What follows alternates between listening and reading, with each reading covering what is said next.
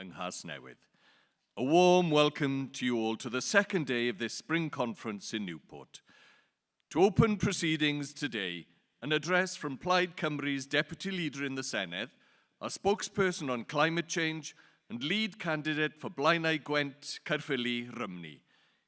I agor y Cynhadledd bore yma, rhowch groeso mawr os gwelwch yn dda I lefarydd y blaid a'r newid hinsawdd a'n dirprwy arweinydd yn y Senedd, Delyth Jewel.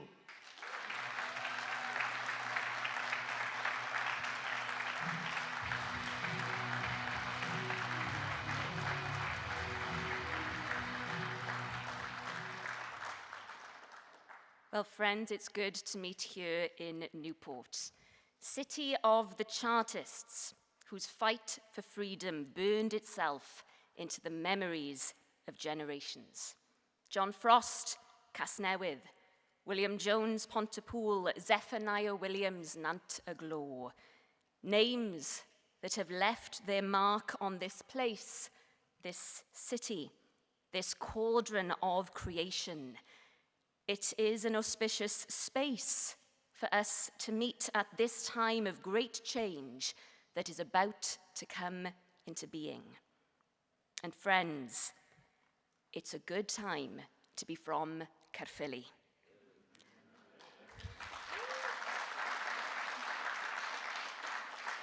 A place now synonymous with celebration, a triumph of togetherness over division, and Lindsay's legendary red jacket that sent Farage and his friends packing.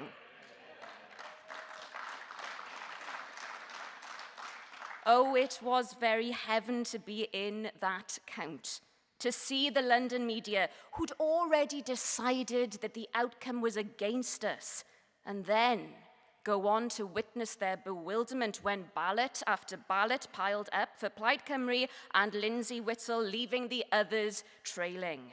They'd walked up a hill and come down a mountain all right when they had hastily to rewrite their columns in the clamour of Caerphilly Leisure Centre, to consider anew just what had been at stake here, just what a victory we had achieved. It had been a long time coming. A wing beat started in the 60s that ended in that thrilling landslide. Lindsay and the team, we did it for Phil Williams and all those veterans of that first by-election who've left us along the way. And in our own way, in stopping the rise of reform, we did it for heaven too.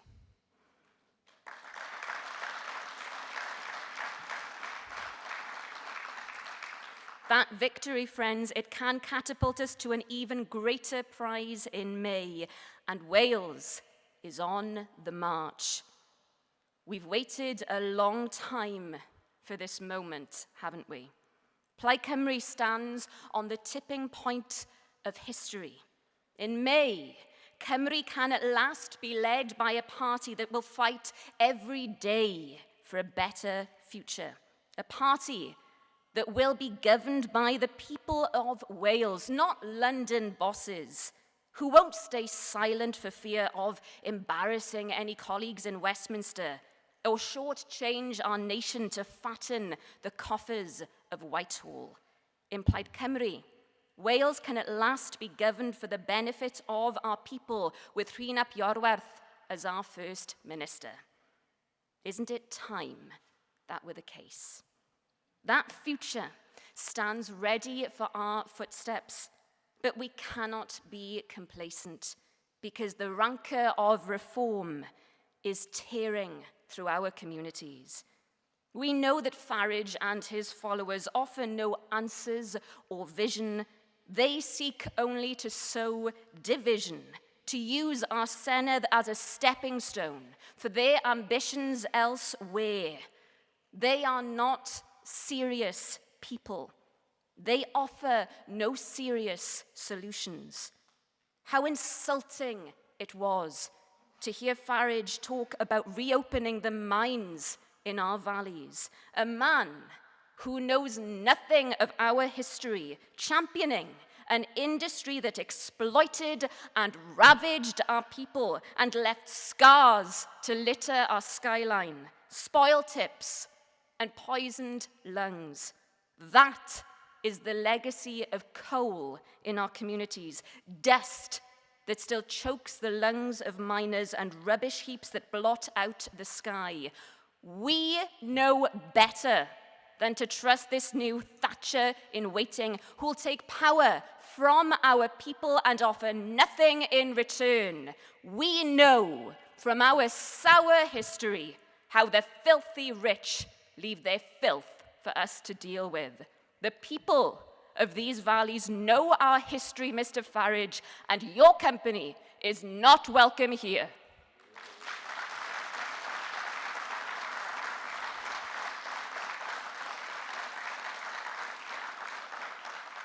Do, mi rydyn ni'n bobl sydd wedi'n ffurfio gan ein hanes. Hanes anhawster a herio, o chneidio a chwildro. Pobl gadarn ydym ar gongl fain cyfandir. Ydym, ar ydyn ni'n gwybod ein hanes. Hanes o adfywio dro ar ôl tro fel arfer yn nanedd anfanteision. Mae'n cefndir wedi'n cnoi a'n cleisio, ond safon yma o hyd ein atgofion yn adleisio trwy'r ganrifoedd. Beth yw hanes wedi'r cyfan, ond cof cenedl? Gadawyd creithiau ar ein cymoedd heb gwestiwn, ardal oedd yn bair poeth diwydiant, glo a heiarn a charreg sydd wedi grymuso'n gorffennol, ond cipiwyd ein cyfoeth oddi wrthym. Dylse borgaid a bedwas fod yn lefydd cefnog cyfoethog erbyn heddiw, ond bradychwyd ein brodyr o'r blaen a gadawyd gwastraff yn lle gobaith. Ond nid yw'n amser i'n cymoedd cael bydd o'n cyfoeth naturiol. Mewn llywodraeth, bydd Plaid Cymru yn gweithio i sicrhau bod mwy o elw o brosiectau ynni gwyrdd yn aros yn ein cymunedau, bod sgiliau a swyddi gwyrdd yn cael eu creu yn lleol, bod y bobl sydd wedi llygru'n tir yn gorfod talu am eu llygredd, bod y pwerau dros adnoddau naturiol o stad y goron i stad ein afonydd yn aros yma yng Nghymru. Gyda Plaid Cymru mewn llywodraeth, bydd chwyldro gwyrdd newydd ar droed yn ein gwlad, gan yrru popeth tuag at gyrraedd zero net erbyn 2040, targed uchelgeisiol, radical a chyreiddadwy fydd yn ymbyweru ein cymunedau. Mae'n hen bryd i ni ddechrau'r benod newydd hon. Canes os ydyw'n hanes diweddar wedi dangos unrhyw beth i ni, prawf diffyg diddordeb San Steffan yng Nghymru ydy hynny. Pwy y bysau wedi dyfalu y bydde byw dan lafur yn waith na byw dan y toriaid? O'r biliynau maen nhw'n gwrthod talu am ein trenau yw cyndynrwydd wrth beidio roi'n i'r pwera dros Plismona. Mae diystyrioldeb damniol San Steffan tuag atom yn blaen i bawb gael gweld. And it has exposed the lie at the heart of the Labour Party. A party that has only ever seen Wales as convenient vote fodder, a place for their backstories, either launch pad or landing place for parachutes, politicians who live their lives in London and regard Wales and our Senedd as beneath them. The First Minister of Wales speaks, the Labour First Minister speaks, and nothing happens. It has exposed too the folly of thinking decisions made in another land could ever benefit us. It is a story told time and again through our history, a lesson we should have learned from Tryweryn that showed the world that in the putrid corridors of Westminster, the Welsh could be drowned by a democratic vote. Thus, history repeats itself, first as tragedy, then as farce. The absurdity of thinking Starmer and Stevens could ever govern for Wales's benefit, this too has been exposed for the mad mockery it always was. Labour have had their time at the helm, and they have failed us. It's time another party took their place. It's time Plaid Cymru led Wales at long last.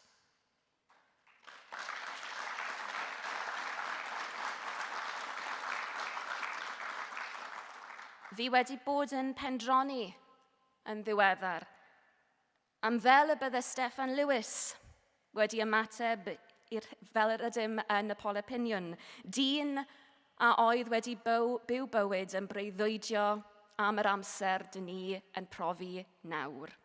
O, am gael ti yma gyda ni, Steff. Rydyn ni'n gwybod dy fod yn troedio gyda ni o hyd, o blegyd, pan gymerwr ni y cam nesaf hwn, nid yn ddigwmni y byddem yn troedio.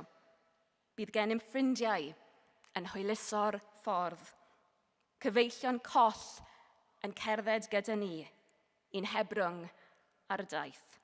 Nid troedio lonydd San Steffan yr ydym, ond troedio ffordd Steffan, ffordd un harwain tua'r wawr.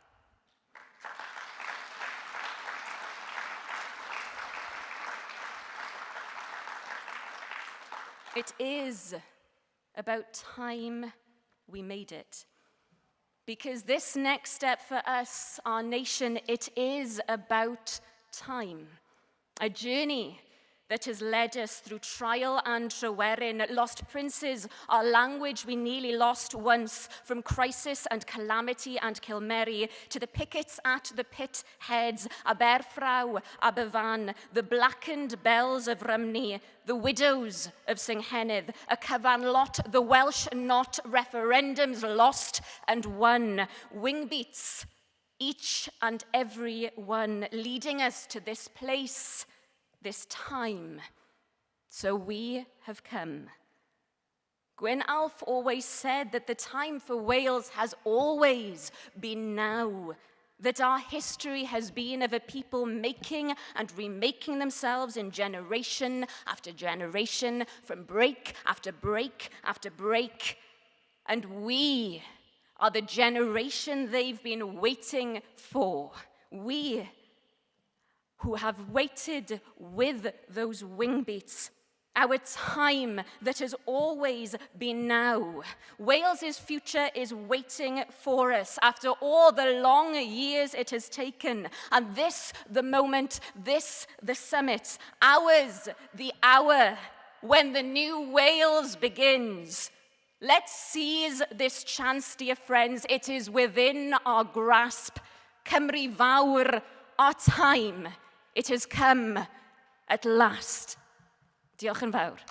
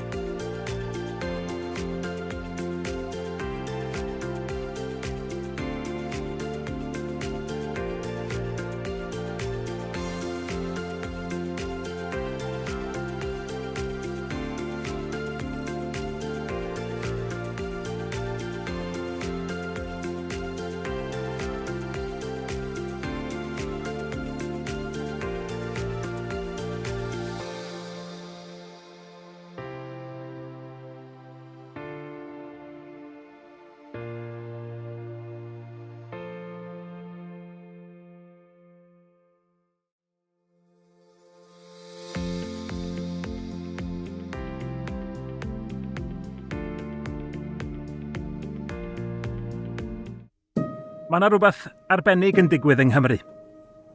Ym mhob rhan o'n gwlad ni, mae mwy a mwy o bobl yn troi at Plaid Cymru. Yr unig blaid sy'n sefyll go iawn dros yn cenedl ni. Mi o'n i'n pleidleisio dros Plaid Lafur am 26 o flynyddoedd, ond wrth sbio nôl, dwi'n teimlo dwi wir wedi cael yng ngadael i lawr. Mi nes i edrych i fewn i manifesto Plaid a mi oedd hwnnw yn stiwtio fi lot gwell. Dwi'n poeni'n fawr iawn am reform. Dwi'n meddwl bod nhw'n beryglus iawn, ddim yn cynnig atebion, rhannu cymunedau a maen nhw'n chwarae un grŵp o bobl yn erbyn y llall. Dwi'n meddwl Plaid Cymru sydd yn gallu herio nhw. Da ni ar bwynt peryg iawn, dwi'n meddwl, yn ein gwleidyddiaeth ni. Dwi'n meddwl bod o'n gyfle hollol unigryw i ni fel Cymru. Blwyddyn nesa, mae gennym ni blaid sydd yn sicrhau bod ni'n cael yn clywed. Dyn ni gyd yn ei deimlo fo yn dydan. Mae'n anodd gweld meddyg, mynd yn anoddach talu'r biliau. Cymru'n cael ei anwybyddu dro ar ôl tro. Mae Plaid Lafur Keir Starmer wedi hen droi cefn ar Gymru, a rwan mae'r asgell dde eithafol yn curo ar y drws. Ond mae Plaid Cymru yn cynnig yr arweinyddiaeth newydd mae Cymru wir ei angen rwan. Gwella y gwasanaeth iechyd, eich helpu chi efo costa byw, bod yn gefn i fusnesau Cymru a swyddi lleol, a sicrhau bod buddiannau Cymru a'ch cymuned chi wastad yn cael ei rhoi yn gyntaf. Mae'r arolygon barn yn gwbl glir rwan ynglyn â'r dewis yn yr etholiad nesaf. Dyma'r ddwy ffordd. Y blaid wedi cefnogi gan y biliynyddion, Reform UK, nhw di'r ceidwadwyr, nhw di'r toriaid rwan. Sgennyn nhw ddim cynllun ar gyfer Cymru, maen nhw eisiau preifateidio'r NHS, a maen nhw'n pleidleisio yn erbyn gwarchod hawliau gweithwyr. Mi na nhw fynd â Cymru am yn ôl. Neu mi allwch chi ddewis Plaid Cymru. Yr unig blaid sy'n ar arweinyddiaeth, y weledigaeth, yr egni, yr uchelgais i sefyll dros Gymru go iawn. A sicrhau bod Cymru yn gweld y newid mae wir i angen. Ond dyna i chi'r dewis positif. Blwyddyn nesaf, yn yr etholiad, mi fydda i'n pleidleisio dros Plaid Cymru. Dwi'n mynd i bleidleisio dros Plaid Cymru. Mi fydda i'n pleidleisio dros Blaid Cymru. Felly'r flwyddyn nesaf, rhowch eich ffydd ym Mhlaid Cymru i sefyll dros Gymru ac i adeiladu gwell dyfodol i'n gwlad.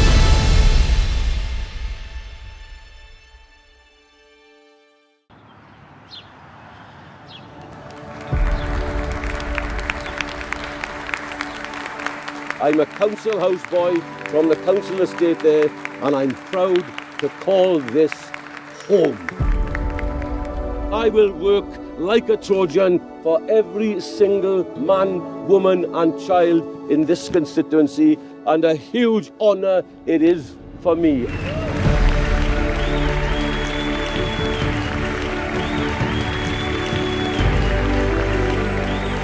Mi glywon ni neges glir iawn yng Nghaerffili gan bobl oedd wedi cael digon ar gael eu cymryd yn ganiataol. Oedd yn gwrthod cael ei rhannu ac oedd eisiau rhywbeth gwell, sef plaid sydd ar eu hochor nhw i cymuned a Chymru. Wedi'n clywed yr union neges honno'n glir rwan ym mhob cwr o'r wlad. Mae yna llywodraeth mewn San Steffan a llywodraeth mewn Caerdydd o dan y Plaid Lafur sydd ddim yn dangos ni bod nhw'n gweithio gyda'i gilydd o gwbl. Wel, dwi wedi cael llon bol o llafur. Dwi'n rili pryderu a Reform yn cael i mewn i'r Senedd. Dwi'n credu mae llawer o pobl ifanc yn. Bydd Plaid Cymru yn dod â ni at ein gilydd fel cymuned ac yn cofio ein fod ni'n bobl. Nid dyma'r gorau gall bethau fod i Gymru, mi allwn ni adeiladu dyfodol gwell. A dyna ydi pleidlais dros Plaid Cymru, rhoi'r pwyslais bob amser ar Gymru a'ch cymuned chi. Tegwch, gwneud gwahaniaeth i fywydau pobl. Cynnig gofal plant i gefnogi teuluoedd, economi fwy llewyrchus, cefnogi busnes a swyddi lleol. Gwellach gwasanaeth iechyd chi a sefyll yn erbyn yr rheini sy'n am ein rhannu ni. Mi ddyngosodd Caerffili beth sy'n bosib pan mae pobl yn dewis gobaith. O dychmygwch be allwn ni wneud tasan ni'n dewis hynny efo'n gilydd ar draws Cymru. Flwyddyn yma, Yn yr etholiad, Rydw i'n pleidleisio dros Plaid Cymru. Mae'r dewis yn yr etholiad nesaf yn un clir. Dyn ni ddim aros fel ydyn ni fel gwlad ac mi fydda eraill a mynd â ni am yn ôl. Neu mi allwn ni ddewis dyfodol newydd efo Plaid Cymru. Mae newid gwell yn bosib. Mae llywodraeth sy'n ar ochr Cymru yn bosib. Felly rhowch eich ffydd chi mewn arweinyddiaeth newydd. Ac ar fai y seithfed eleni, bleidleisiwch dros Plaid Cymru.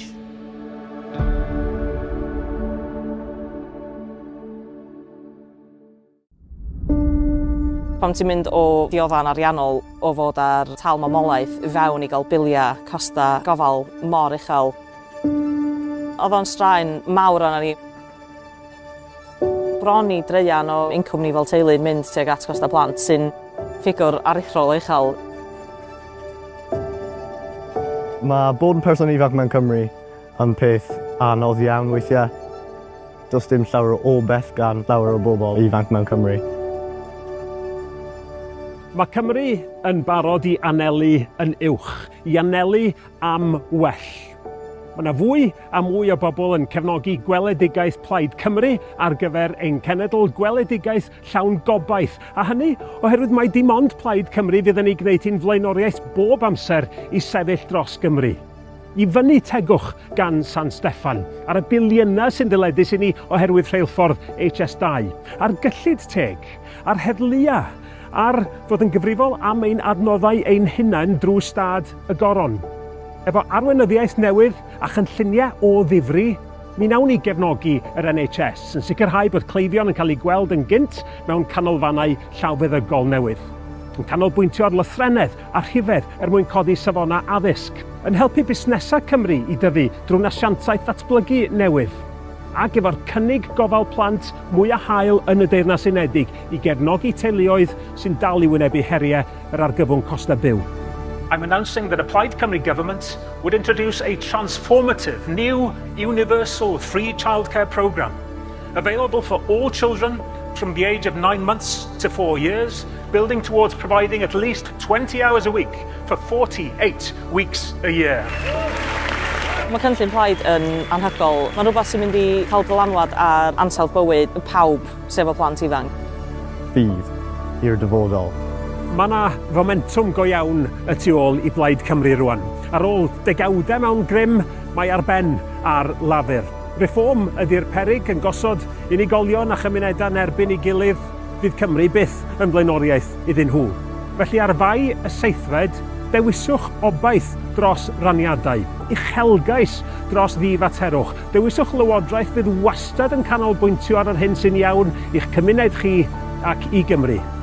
A phleidleisiwch dros Plaid Cymru.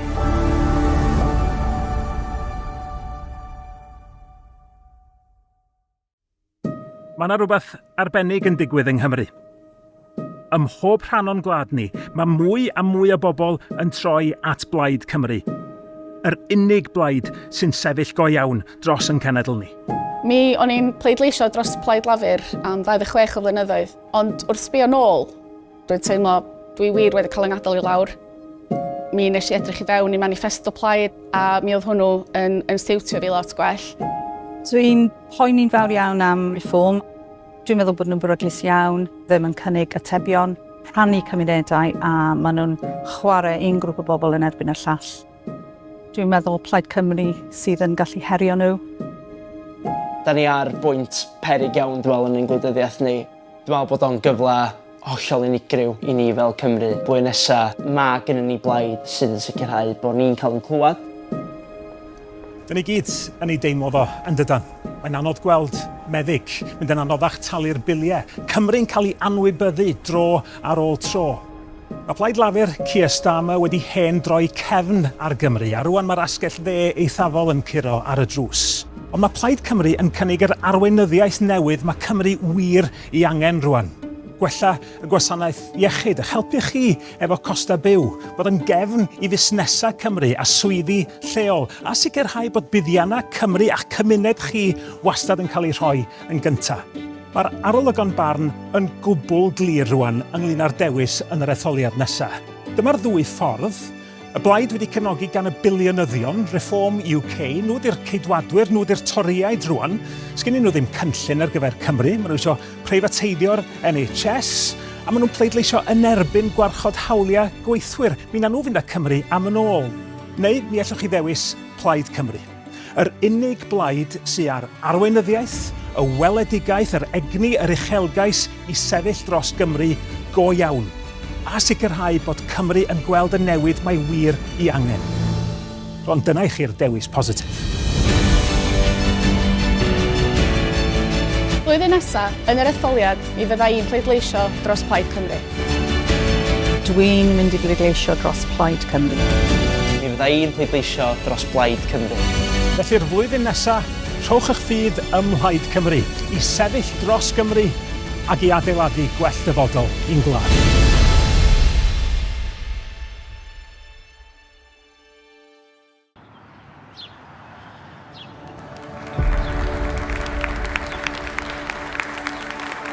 I'm a council houseboy from the council estate there, and I'm proud to call this home. I will work like a Trojan for every single man, woman and child in this constituency, and a huge honour it is for me.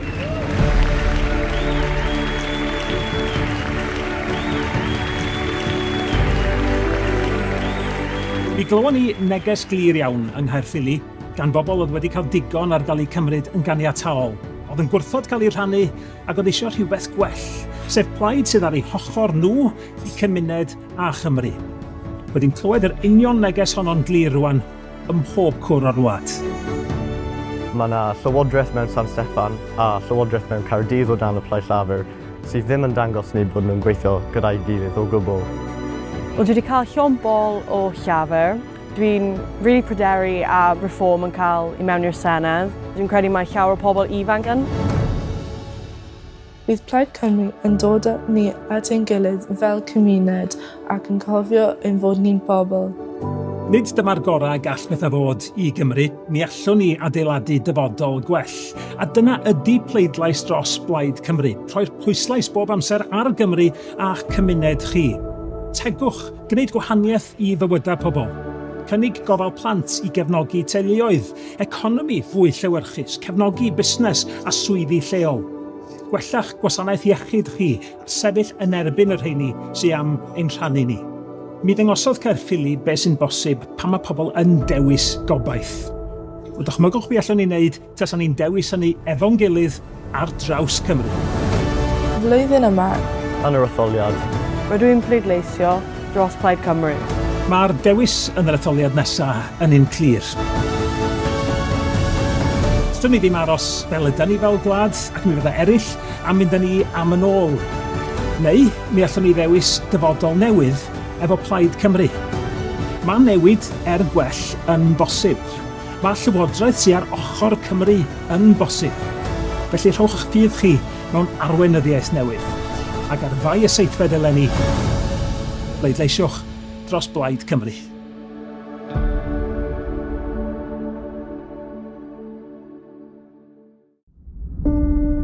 Pam ti'n mynd o ddioddan ariannol o fod ar tal mamolaeth fewn i gael biliau costa gofal mor uchel. Oedd o'n straen mawr arna ni. Bron i dreian o incwm ni fel teulu mynd tuag at costa plant sy'n ffigwr aruthrol uchel. mae bod yn person ifanc mewn Cymru yn peth anodd iawn weithiau. Does dim llawer o beth gan llawer o bobl ifanc mewn Cymru. Mae Cymru yn barod i anelu yn uwch, i anelu am well. Mae yna fwy a mwy o bobl yn cefnogi gweledigaeth Plaid Cymru ar gyfer ein cenedl gweledigaeth llawn gobaith. A hynny oherwydd mae dim ond Plaid Cymru fydd yn ei gwneud i'n flaenoriaeth bob amser i sefyll dros Gymru. I fyny tegwch gan San Steffan, ar y biliynau sy'n dyledus i ni oherwydd rheilffordd HS2, ar gyllid teg, ar heddlua, ar fod yn gyfrifol am ein adnoddau ein hunain drwy stad y goron. Efo arweinyddiaeth newydd a chynlluniau o ddifri, mi wnawn ni gefnogi yr NHS yn sicrhau bod cleifion yn cael eu gweld yn gynt mewn canolfannau llawfeddygol newydd. Yn canolbwyntio ar lythrennedd a rhifedd mwyn codi safona addysg, yn helpu busnesau Cymru i dyfu drwy asiantaeth ddatblygu newydd, ac efo'r cynnig gofal plant mwy a hael yn y Deyrnas Unedig i gefnogi teuluoedd sy'n dal i wynebu heriau yr argyfwng costa byw. I'm announcing that a Plaid Cymru government would introduce a transformative, new, universal free childcare programme available for all children from the age of 9 months to 4 years, building towards providing at least 20 hours a week for 48 weeks a year. Mae cynllun Plaid yn anhygoel. Mae'n rhywbeth sy'n mynd i cael dylanwad ar ansawdd bywyd pawb sef o plant ifanc. Fydd i'r dyfodol. Mae yna fomentum go iawn y tu ôl i Plaid Cymru rwan. Ar ôl degawdau mewn grym, mae ar ben ar lafur. Reform ydy'r peryg yn gosod unigolion a chymunedau'n erbyn ei gilydd, fydd Cymru byth yn blaenoriaeth iddyn nhw. Felly ar fai y seithfed, dewiswch obaith dros raniadau, uchelgais dros ddifaterwch. Dewiswch lywodraeth fydd wastad yn canolbwyntio ar yr hyn sy'n iawn i'ch cymuned chi ac i Gymru. A phleidleisiwch dros Plaid Cymru.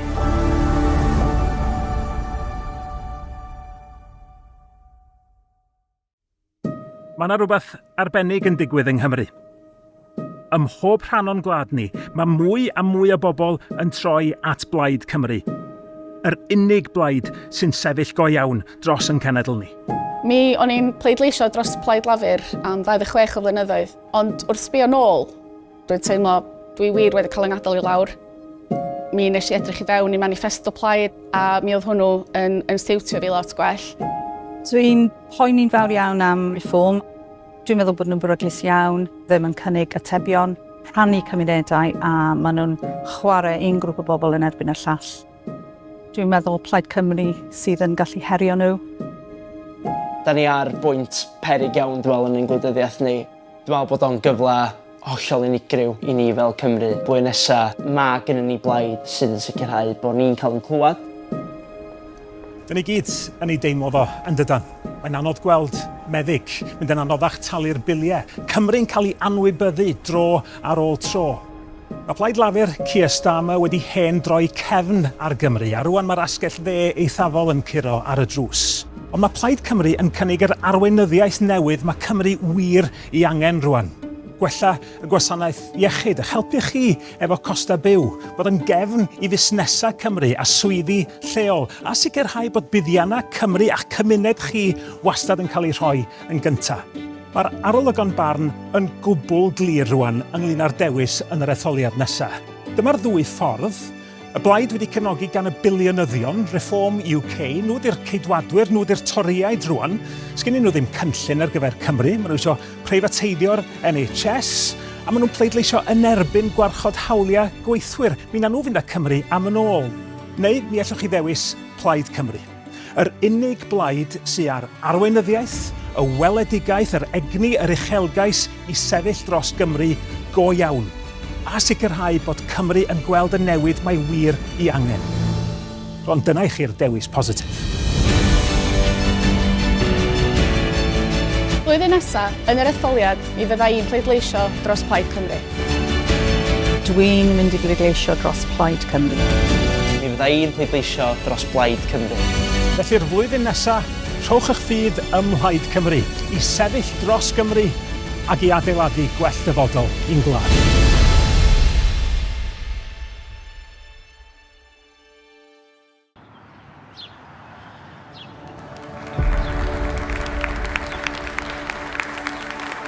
I'm a council houseboy from the council estate there, and I'm proud to call this home. I will work like a Trojan for every single man, woman and child in this constituency, and a huge honour it is for me.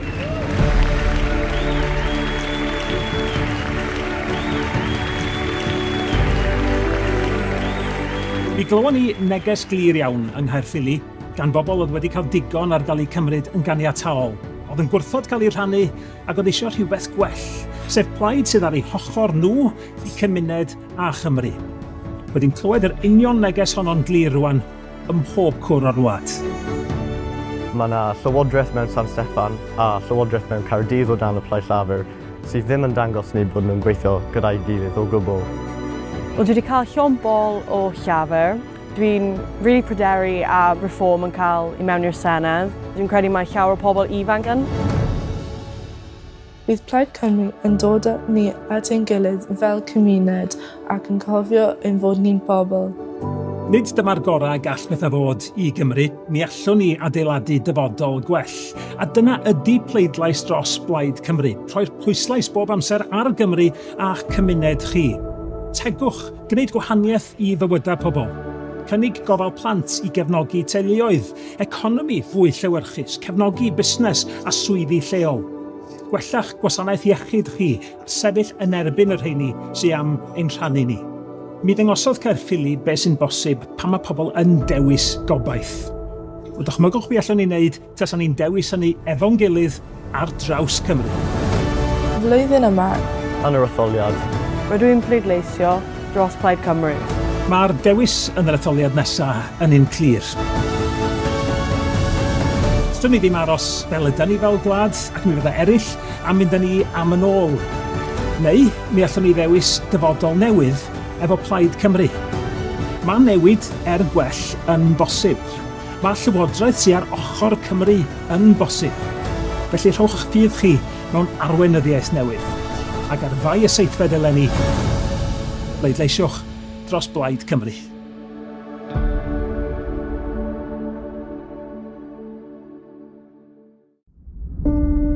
Pam ti'n mynd o ddioddan ariannol o fod ar tal mamolaeth fewn i gael biliau costa gofal mor uchel.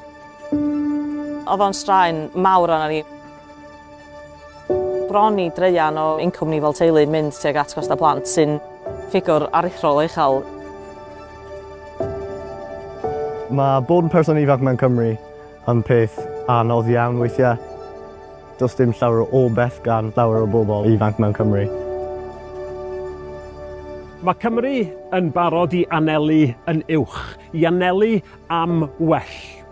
Mae yna fwy a mwy o bobl yn cefnogi gweledigaeth Plaid Cymru ar gyfer ein cenedl gweledigaeth llawn gobaith. A hynny oherwydd mai dim ond Plaid Cymru fydd yn ei gwneud hi'n flaenoriaeth bob amser i sefyll dros Gymru. I fyny tegwch gan San Steffan, ar y biliynau sy'n dyledus i ni oherwydd rheilffordd HS2, ar gyllid teg, ar heddlua, ar fod yn gyfrifol am ein adnoddau ein hunain drwy stad y goron. Efo arweinyddiaeth newydd a chynlluniau o ddifri, mi wnawn ni gefnogi yr NHS yn sicrhau bod cleifion yn cael eu gweld yn gynt mewn canolfannau llawfeddygol newydd. Yn canolbwyntio ar lythrennedd a rhifedd mwyn codi safona addysg, yn helpu busnesau Cymru i dyfu drwy'n asiantaeth ddatblygu newydd, ac efo'r cynnig gofal plant mwy a hael yn y Deyrnas Unedig i gefnogi teuluoedd sy'n dal i wynebu heriau yr argyfwng costa byw.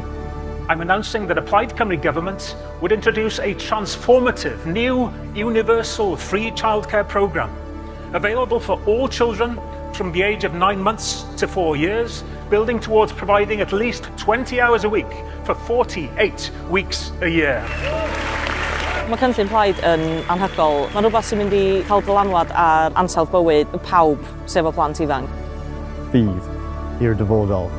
Mae yna fomentum go iawn y tu ôl i Plaid Cymru rwan. Ar ôl degawdau mewn grym, mae ar ben ar lafur. Reform ydy'r peryg yn gosod unigolion a chymunedau yn erbyn ei gilydd, fydd Cymru byth yn blaenoriaeth iddyn nhw. Felly ar fai y seithfed, dewiswch obaith dros raniadau, uchelgais dros ddifaterwch. Dewiswch lywodraeth fydd wastad yn canolbwyntio ar yr hyn sy'n iawn i'ch cymuned chi ac i Gymru. A phleidleisiwch dros Plaid Cymru.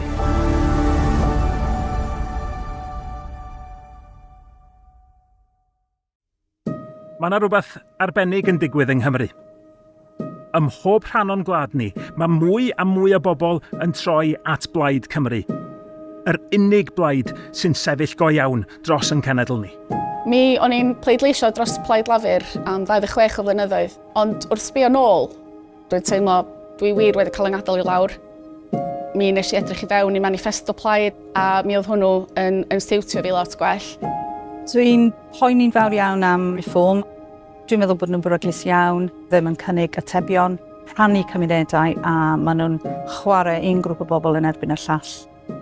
Dwi'n meddwl Plaid Cymru sydd yn gallu herio nhw. Da ni ar bwynt peryg iawn, dwi'n meddwl, yn ein gwleidyddiaeth ni. Dwi'n meddwl bod o'n gyfle hollol unigryw i ni fel Cymru. Blwyddyn nesaf, mae gennym ni blaid sydd yn sicrhau bod ni'n cael yn clywed. Dyn ni gyd yn ei deimlo fo yn dydan. Mae'n anodd gweld meddyg, mynd yn anoddach talu'r biliau. Cymru'n cael ei anwybyddu dro ar ôl tro. Mae Plaid Lafur Keir Starmer wedi hen droi cefn ar Gymru, a rwan mae'r asgell dde eithafol yn curo ar y drws. Ond mae Plaid Cymru yn cynnig yr arweinyddiaeth newydd mae Cymru wir ei angen rwan. Gwella y gwasanaeth iechyd, a helpu chi efo costa byw, bod yn gefn i fusnesau Cymru a swyddi lleol, a sicrhau bod buddiannau Cymru a'ch cymuned chi wastad yn cael ei rhoi yn gyntaf.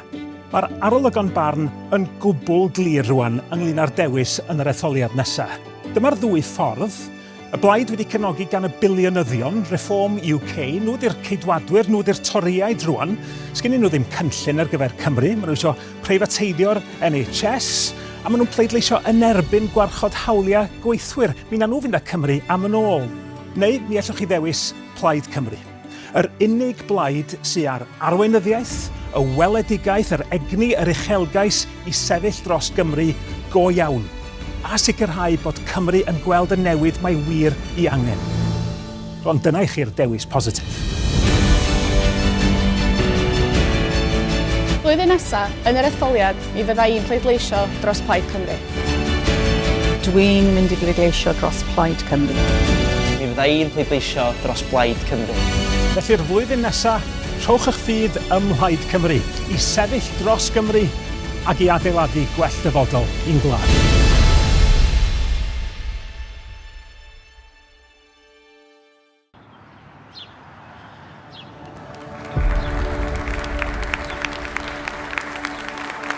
I'm a council houseboy from the council estate there, and I'm proud to call this home. I will work like a Trojan for every single man, woman and child in this constituency, and a huge honour it is for me.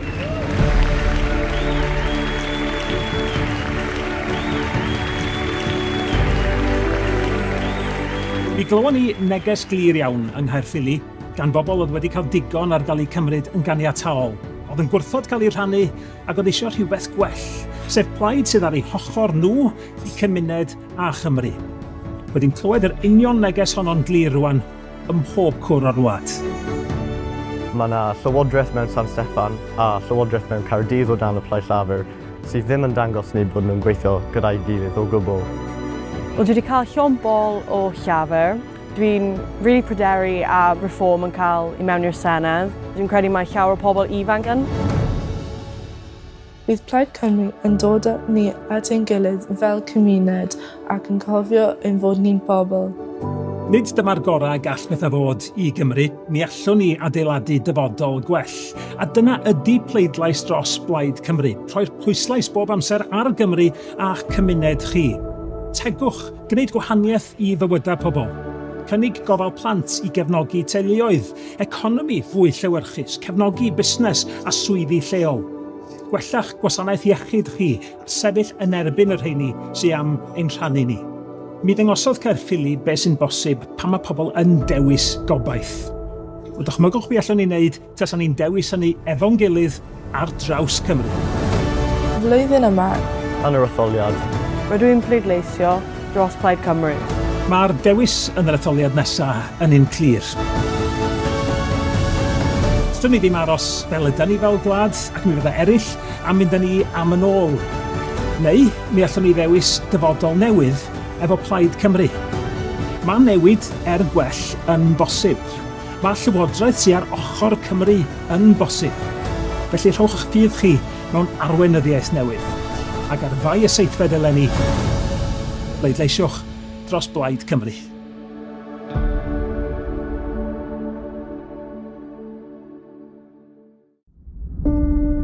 Pam ti'n mynd o ddioddan ariannol o fod ar tal mamolaeth fewn i gael biliau costa gofal mor uchel.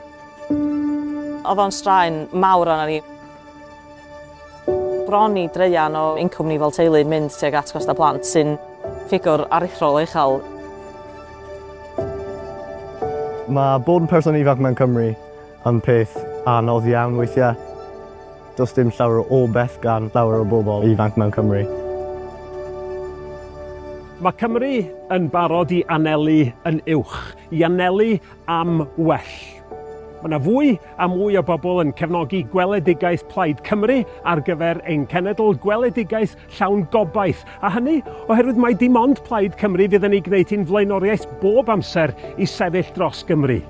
I fyny tegwch gan San Steffan, ar y biliynau sy'n dyledus i ni oherwydd rheilffordd HS2, ar gyllid teg, ar heddlua, ar fod yn gyfrifol am ein adnoddau ein hunain drwy stad y goron.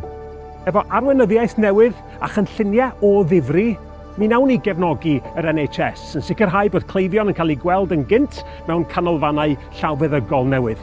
Yn canolbwyntio ar lythrennedd a rhifedd mwyn codi safona addysg, yn helpu busnesau Cymru i dyfu drwy asiantaeth ddatblygu newydd, ac efo'r cynnig gofal plant mwy a hael yn y Deyrnas Unedig i gefnogi teuluoedd sy'n dal i wynebu heriau yr argyfwng costa byw.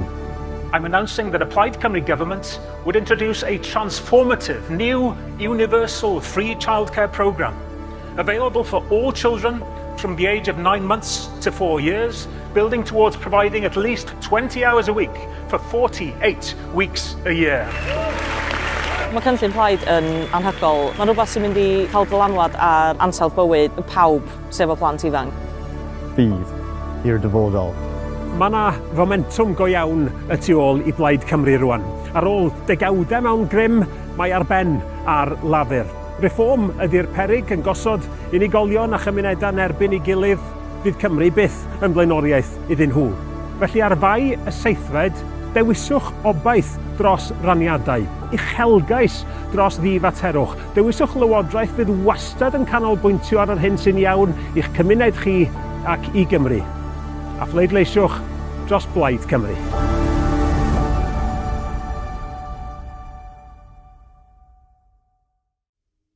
Mae yna rhywbeth arbennig yn digwydd yng Nghymru. Ym mhob rhan o'n gwlad ni, mae mwy a mwy o bobl yn troi at Plaid Cymru. Yr unig blaid sy'n sefyll go iawn dros yn cenedl ni. Mi o'n i'n pleidleisio dros Plaid Lafur am 26 o flynyddoedd, ond wrth sbio nôl, dwi'n teimlo dwi wir wedi cael yng ngadael i lawr. Mi nes i edrych i fewn i manifesto Plaid a mi oedd hwnnw yn stiwtio fi lot gwell. Dwi'n poeni'n fawr iawn am reform.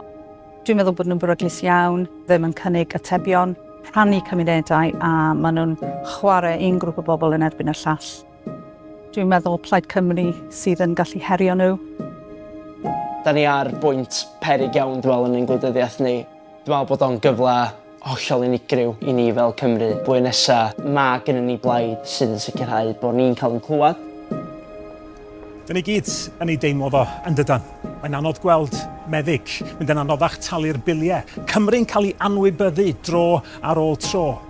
Mae Plaid Lafur Keir Starmer wedi hen droi cefn ar Gymru, a rwan mae'r asgell dde eithafol yn curo ar y drws. Ond mae Plaid Cymru yn cynnig yr arweinyddiaeth newydd mae Cymru wir i angen rwan. Gwella y gwasanaeth iechyd, a helpu chi efo costa byw, bod yn gefn i fusnesau Cymru a swyddi lleol, a sicrhau bod buddiannau Cymru a'ch cymuned chi wastad yn cael ei rhoi yn gyntaf. Mae'r arolygon barn yn gwbl glir rwan ynglyn â'r dewis yn yr etholiad nesaf. Dyma'r ddwy ffordd. Y blaid wedi cefnogi gan y biliynyddion, Reform UK, nhw di'r ceidwadwyr, nhw di'r toriaid rwan. Sgennyn nhw ddim cynllun ar gyfer Cymru, maen nhw eisiau preifateiddio'r NHS, a maen nhw'n pleidleisio yn erbyn gwarchod hawliau gweithwyr. Mi na nhw fynd â Cymru am yn ôl. Neu mi allwch chi ddewis Plaid Cymru. Yr unig blaid sy'n ar arweinyddiaeth, y weledigaeth, yr egni, yr uchelgais i sefyll dros Gymru go iawn. A sicrhau bod Cymru yn gweld y newid mae wir i angen. Ond dyna i chi'r dewis positif. Blwyddyn nesaf, yn yr etholiad, mi fydda i'n pleidleisio dros Plaid Cymru. Dwi'n mynd i bleidleisio dros Plaid Cymru. Mi fydda i'n pleidleisio dros Plaid Cymru. Felly'r flwyddyn nesaf, rhowch eich ffydd ym Mhlaid Cymru i sefyll dros Gymru ac i adeiladu gwell dyfodol i'n gwlad.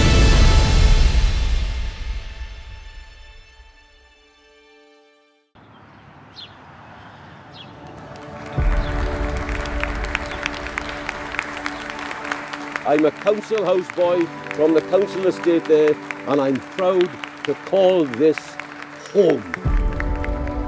I will work like a Trojan for every single man, woman and child in this constituency, and a huge honour it is for me.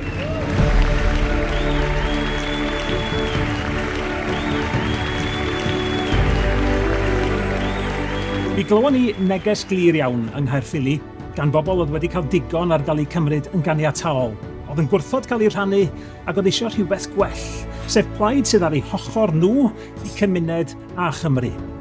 Wedi'n clywed yr union neges honno'n glir rwan ym mhob cwr o'r wlad. Mae yna llywodraeth mewn San Steffan a llywodraeth mewn Caerdydd o dan y Plaid Cymru sydd ddim yn dangos ni bod nhw'n gweithio gyda'i gilydd o gwbl. Wel, dwi wedi cael llon bol o llafur. Dwi'n really pryderu a reform yn cael i mewn i'r Senedd. Dwi'n credu mae llawer o pobl ifanc yn. Bydd Plaid Cymru yn dod â ni at ein gilydd fel cymuned ac yn cofio ein fod ni'n bobl. Nid dyma'r gorau gall pethau fod i Gymru, mi allwn ni adeiladu dyfodol gwell.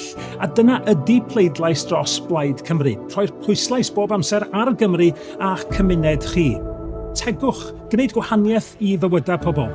Cynnig gofal plant i gefnogi teuluoedd, economi fwy llewyrchus, cefnogi busnes a swyddi lleol.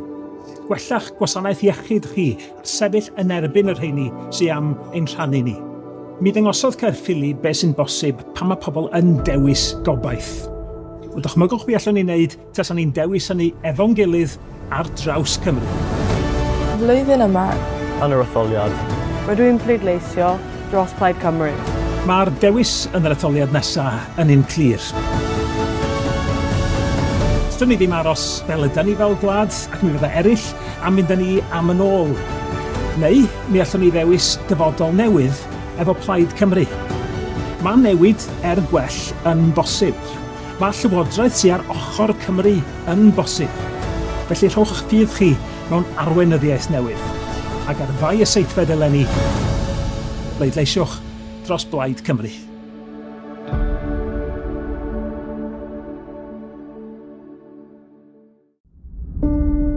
Pam ti'n mynd o ddioddan ariannol o fod ar tal mamolaeth fewn i gael biliau costa gofal mor uchel.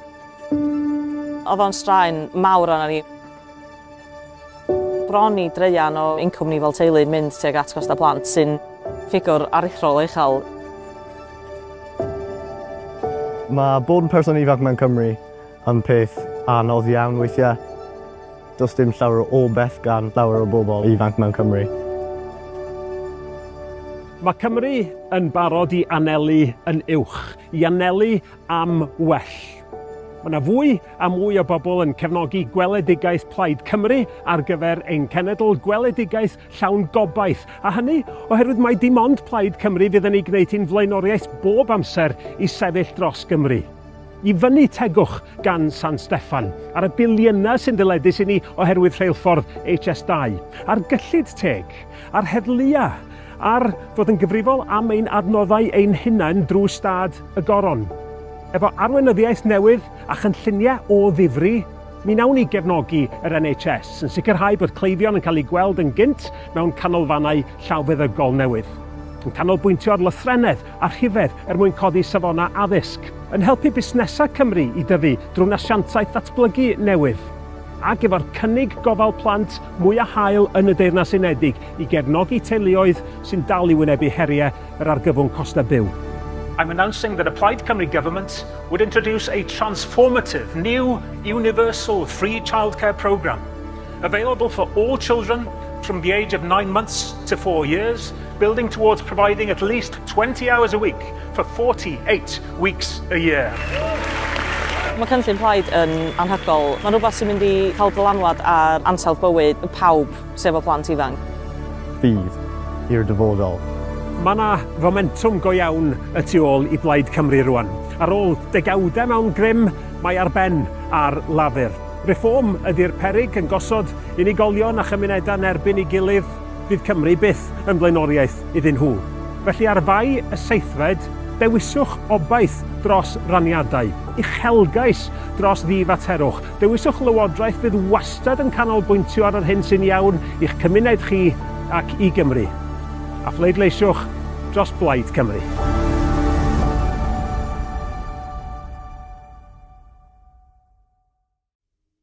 Mae yna rhywbeth arbennig yn digwydd yng Nghymru. Ym mhob rhan o'n gwlad ni, mae mwy a mwy o bobl yn troi at Plaid Cymru. Yr unig blaid sy'n sefyll go iawn dros yn cenedl ni. Mi o'n i'n pleidleisio dros Plaid Lafur am 26 o flynyddoedd, ond wrth sbio nôl, dwi'n teimlo dwi wir wedi cael yng ngadael i lawr. Mi nes i edrych i fewn i manifesto Plaid a mi oedd hwnnw yn stiwtio fi lot gwell. Dwi'n poeni'n fawr iawn am reform. Dwi'n meddwl bod nhw'n beryglus iawn, ddim yn cynnig atebion, rhannu cymunedau a maen nhw'n chwarae un grŵp o bobl yn erbyn y llall. Dwi'n meddwl Plaid Cymru sydd yn gallu herio nhw. Da ni ar bwynt peryg iawn dwi'n meddwl yn ein gwleidyddiaeth ni. Dwi'n meddwl bod o'n gyfle hollol unigryw i ni fel Cymru. Blwyddyn nesa, mae gennym ni blaid sydd yn sicrhau bod ni'n cael yn clywed. Dyn ni gyd yn ei deimlo fo yn dydan. Mae'n anodd gweld meddyg, mynd yn anoddach talu'r biliau. Cymru'n cael ei anwybyddu dro ar ôl tro. Mae Plaid Lafur Keir Starmer wedi hen droi cefn ar Gymru, a rwan mae'r asgell dde eithafol yn curo ar y drws. Ond mae Plaid Cymru yn cynnig yr arweinyddiaeth newydd mae Cymru wir ei angen rwan. Gwella y gwasanaeth iechyd, eich helpu chi efo costa byw, bod yn gefn i fusnesau Cymru a swyddi lleol, a sicrhau bod buddiannau Cymru a'ch cymuned chi wastad yn cael ei rhoi yn gyntaf. Mae'r arolygon barn yn gwbl glir rwan ynglyn â'r dewis yn yr etholiad nesaf. Dyma'r ddwy ffordd. Y blaid wedi cefnogi gan y biliynyddion, Reform UK, nhw di'r ceidwadwyr, nhw di'r toriaid rwan.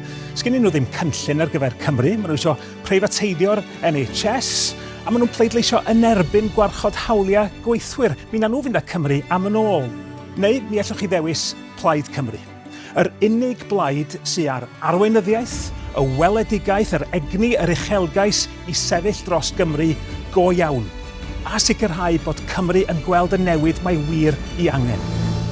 Ond dyna i chi'r dewis positif. Blwyddyn nesaf, yn yr etholiad, mi fydda i'n pleidleisio dros Plaid Cymru. Dwi'n mynd i bleidleisio dros Plaid Cymru. Mi fydda i'n pleidleisio dros Plaid Cymru. Felly'r flwyddyn nesaf, rhowch eich ffydd ym Mhlaid Cymru i sefyll dros Gymru ac i adeiladu gwell dyfodol i'n gwlad.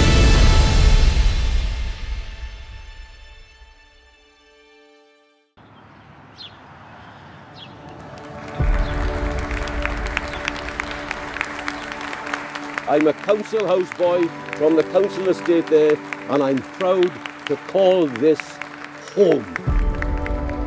I will work like a Trojan for every single man, woman and child in this constituency, and a huge honour it is for me.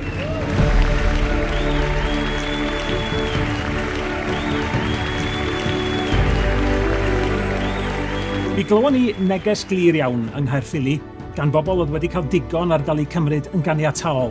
Oedd yn gwrthod cael ei rhannu ac oedd eisiau rhywbeth gwell, sef plaid sydd ar eu hochor nhw i cymuned a Chymru. Wedi'n clywed yr union neges honno'n glir rwan ym mhob cwr o'r wlad.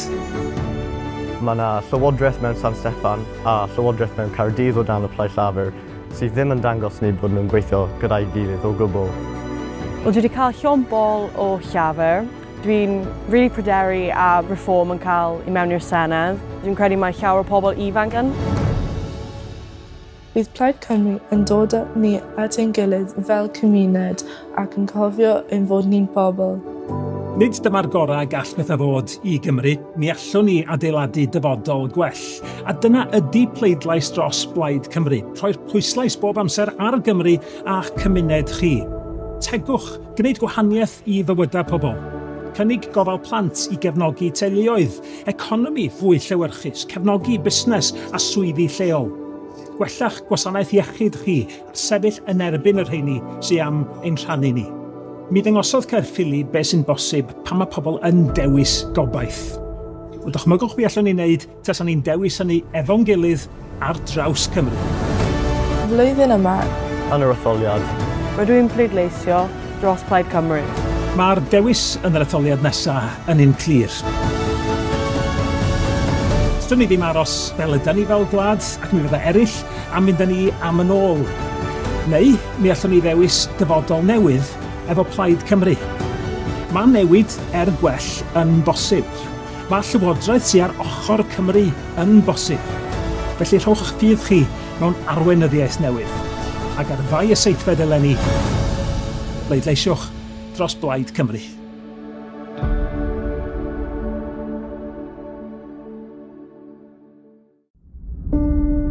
Pan ti'n mynd o ddioddan ariannol o fod ar tal mamolaeth fewn i gael biliau, costa, gofal mor uchel.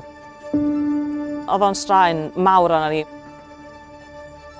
Bron i dreian o incwm ni fel teulu yn mynd tuag at costa plant sy'n ffigwr aruthrol uchel. Mae bod yn person ifanc mewn Cymru yn peth anodd iawn weithiau. Does dim llawer o beth gan llawer o bobl ifanc mewn Cymru. Mae Cymru yn barod i anelu yn uwch, i anelu am well. Mae yna fwy a mwy o bobl yn cefnogi gweledigaeth Plaid Cymru ar gyfer ein cenedl gweledigaeth llawn gobaith. A hynny oherwydd mai dim ond Plaid Cymru fydd yn ei gwneud hi'n flaenoriaeth bob amser i sefyll dros Gymru. I fyny tegwch gan San Steffan, ar y biliynau sy'n dyledus i ni oherwydd rheilffordd HS2, ar gyllid teg, ar heddlua, ar fod yn gyfrifol am ein adnoddau ein hunain drwy stad y goron. Efo arweinyddiaeth newydd a chynlluniau o ddifri, mi wnawn ni gefnogi yr NHS yn sicrhau bod cleifion yn cael eu gweld yn gynt mewn canolfannau llawfeddygol newydd. Yn canolbwyntio ar lythrennedd a rhifedd mwyn codi safona addysg, yn helpu busnesau Cymru i dyfu drwy asiantaeth ddatblygu newydd, ac efo'r cynnig gofal plant mwy a hael yn y Deyrnas Unedig i gefnogi teuluoedd sy'n dal i wynebu heriau yr argyfwng costa byw. I'm announcing that a Plaid Cymru government would introduce a transformative new universal free childcare programme available for all children from the age of 9 months to 4 years, building towards providing at least 20 hours a week for 48 weeks a year. Mae cynllun Plaid yn anhygoel. Mae'n rhywbeth sy'n mynd i cael dylanwad ar ansawdd bywyd pawb sef o plant ifanc. Ffydd i'r dyfodol. Mae yna fomentum go iawn y tu ôl i Plaid Cymru rwan. Ar ôl degawdau mewn grym, mae ar ben ar lafur. Reform ydy'r peryg yn gosod unigolion a chymunedau'n erbyn i gilydd, bydd Cymru byth yn blaenoriaeth iddyn nhw. Felly ar fai y seithfed, dewiswch obaith dros raniadau, uchelgais dros ddifaterwch. Dewiswch lywodraeth fydd wastad yn canolbwyntio ar yr hyn sy'n iawn i'ch cymuned chi ac i Gymru. A phleidleisiwch dros Plaid Cymru.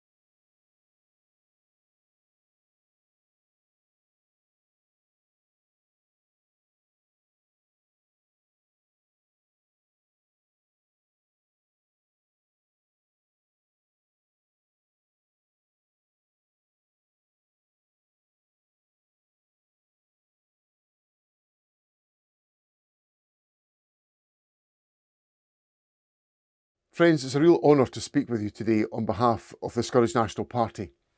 As you know, our party shares something deeply important, a belief that democracy works best when power sits as close as possible to the people it serves. That belief has shaped our movements and drives our shared determination to build fairer, more hopeful nations. Plaid Cymru and the Scottish National Party are, of course, different parties, shaped by different histories and cultures. But we're united by a simple, powerful idea that decisions about Wales should be made in Wales and decisions about Scotland should be made in Scotland. Because we know that when power is closer to home, it leads to better decisions and better outcomes for our people. We also know what we're up against. A Westminster system that is completely out of touch and blind to the real challenges our communities face. It's a system that concentrates power, hoards resources, and asks our communities to make do with less.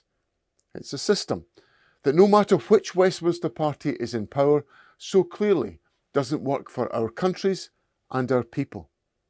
But the thing is, we know it doesn't have to be this way. We know that our countries can do so much better. When powers are placed in our hands, there is a different path. One that invests in public services, protects the most vulnerable, values our languages and cultures, recognises our talent and potential, and looks forward with confidence to the opportunities ahead. In Scotland, devolution has meant free university tuition, free prescriptions and free personal care, providing a baby box, introducing the Scottish Child Payment, scrapping peak rail fares and freezing rail prices. It's allowed us to support those who need it most, widen opportunities and make choices that reflect our values.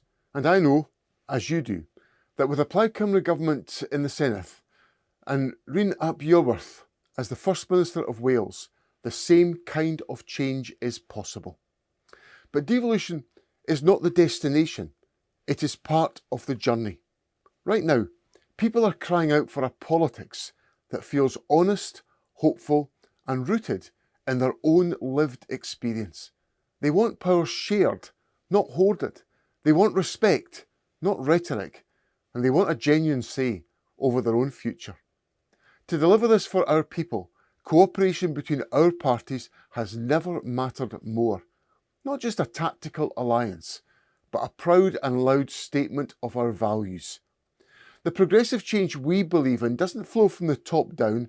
It grows from our communities, our nations and our people upwards. Friends, when Wales and Scotland stand together, we are stronger. It is by working together that we can best make the case for our nations to have the power to make our own decisions. Two independent countries that work together with others based on partnership, consent and democracy, where power is shared, not imposed. That's the vision of my party, and I know it is yours too. So let's keep working together in friendship and with confidence that the future of our nations should be determined by the people who choose to live in them. Thank you and enjoy the rest of your conference.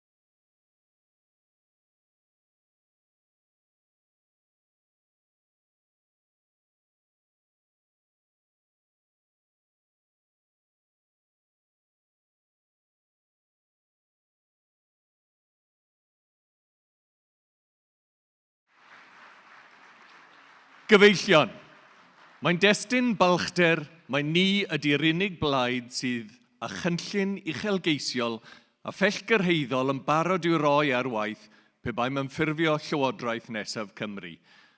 Following his barnstorming speech yesterday, Rhyn ap Iorwerth has this morning launched Plaid Cymru's first 100 days plan, should we now form the next government.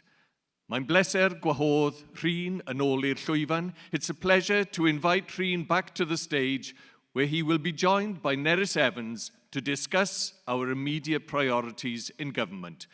Rhowch groeso cynnes i'r ddau.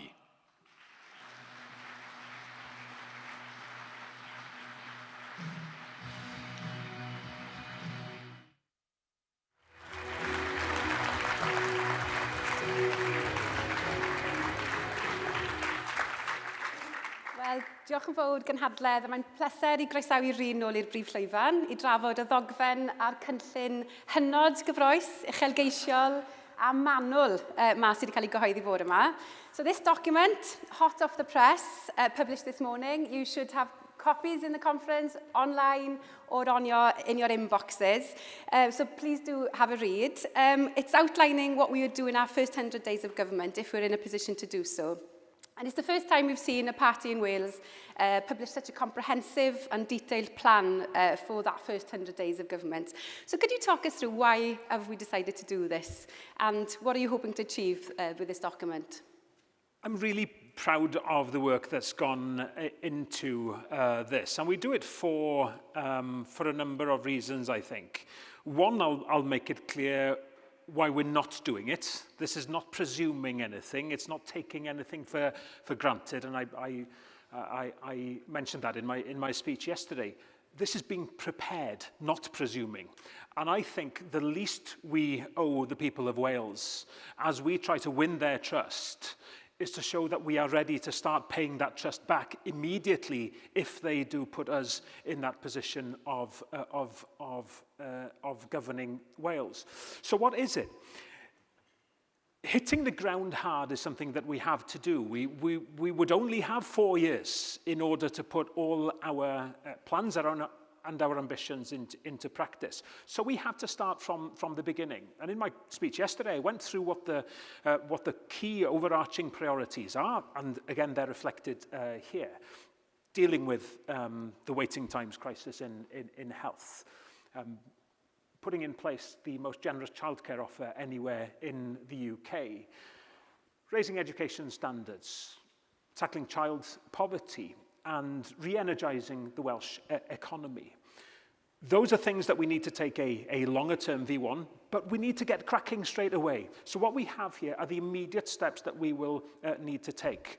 And spelling them out in this way, alongside then our plan for how we govern, and how in all those policy areas we believe we can move forward more effectively, quicker, being nimble, changing direction when we need to. It is all in here, the tone of what a Plaid Cymru government would look like. And I hope it represents a level of seriousness in preparation for government that we've never had before in the story of devolution. And can you talk us through the process of getting to this document? How have we gone about it? This is a big part of the policy development story leading up to this election, which of course will culminate in the publication of the manifesto itself in coming weeks. And I reflect back on the incredible work that has gone into that. You know, the book that we have published on our economic plan, the depth of work that's gone into housing policy, the work that's gone into making sure that we have a plan ready to go on health. It is remarkable, and it's among the elected members of the party. It's the brilliant support staff we have within the party. It's ordinary party members, and of course it's stakeholders, it's unions, it is third sector organisations, it's businesses, and so on. So all of that has come together over a period of 18 months, a couple of years, to what I'm really proud of as a policy programme. And I was reflecting yesterday on an interview I heard with Nigel Farage when he was challenged, when will you be publishing policies for Wales? And he said that David Jones has popped over to his house a couple of times, and they'd had a discussion, and they were getting ready to publish the policies. And literally, that was it. We started thinking about it. This was a few weeks ago. Wales deserves a higher level of seriousness than that, and we've never had this level of seriousness before. So delving a bit deeper into the document, the first section is on better government. We've heard on stage, we've heard in the fringe discussions, there's a clear frustration of how government is run in Wales, not just in terms of the politics of it, but how it's run as well. So the parties looked closely at this, of course. So how will a Plaid Cymru government be better at governing, and what can the people of Wales expect from a Plaid Cymru government? And this is the bit, I guess, that some might say, oh, this is the boring bit, isn't it? Surely this is the anorex bit, how you run government. I mentioned in my speech yesterday having a stronger cabinet office and a centre for that government driving things forward. Well, this is really, really important, because it's by getting those things right that you're then able to make sure that you are able to deliver on tackling the cost of living crisis through having a childcare programme put in place, and are able to drive down those waiting times. This is the bread and butter of how we make government work well. And I've talked in recent days in some interviews about making the most of the really excellent civil servants that we have in Wales, but having a real line in the sand, right? We've had one way of doing it, led by Labour for 27 years. And I think the perpetuity of that in itself breeds a lack of energy and innovative thinking. Well, it's fresh, it's a new leadership, and it's using technology in a better way. The use of digital, not just in rollout of policy, but in how we dashboards to people what their expectations can be from government, and how they measure how we're performing against what we say we will do. It's taking an approach of being willing to change direction as a government, and putting the structures in place in government that allows us to be nimble and flexible. If we find that by testing things they're not quite delivering as we want, then we change direction a little bit. I mentioned then also some of the structures of government that I'll put in place. I will appoint a minister whose responsibility it will be to work across government, not just a delivery minister. They have one of those currently that doesn't seem to be delivering much. It's changing the way we think about what government is trying to do, measuring if what's happening over there is making a difference over here, and if not, how we bring people together to make things work better. That sort of joined up thinking built into the structures of a Plaid Cymru government. So that better government thing is not an anorex-only chapter. So read it, everybody. It is about building a better future for Wales. Although the anorex would love it as well. They'll love it. Yeah.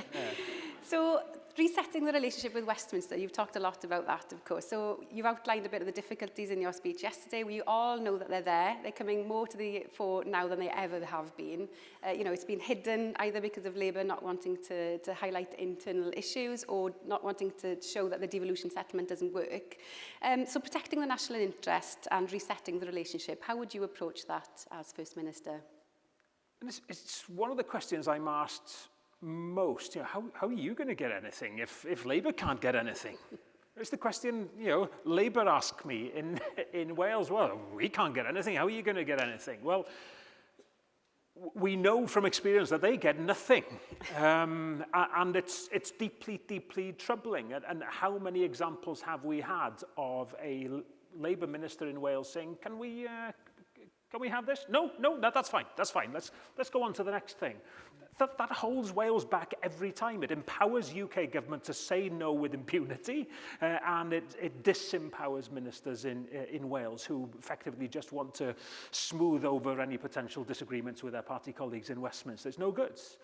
I want to have a constructive relationship with a UK Prime Minister, whoever that is, be it Keir Starmer or his successors, but it will be based on transparency and honesty. And some academics we were talking to recently were saying that having two parties working together in that sort of intergovernmental relations sphere as they are now is actually more difficult than having two different parties, because they're looking to resolve and keep the politics out of it too much.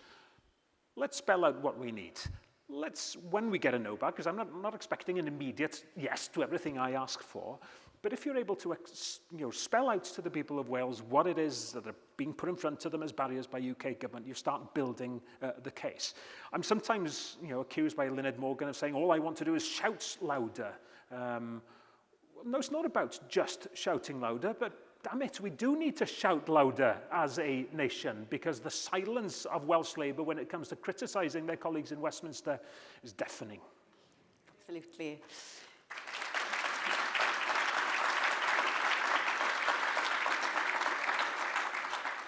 So, ni gyd yn gwybod o profiadau personol a edrych ar cymunedau ni a'r stepen drws bod costau byw yn rhywbeth sy'n effeithio pawb.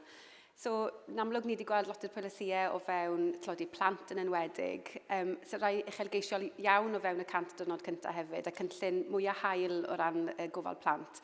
Wyt ti'n hyderus bod modd dechrau'r gwaith yma o fewn y 100 diwrnod cyntaf? Ydw, mi efenwyd i fi bore yma. Beth sy'n radical yn hwnna? Dwi'n meddwl bod yn eitha radical i gael y cynllun gofal plant mwyaf uchelgeisiol yn y Deyrnas Unedig. Ac os da ni'n onest, da ni'n deud bod yna rei pethau mae'n siŵr fydda ni'n methu wneud oherwydd bod ni'n ystyried bod hwn mor bwysig.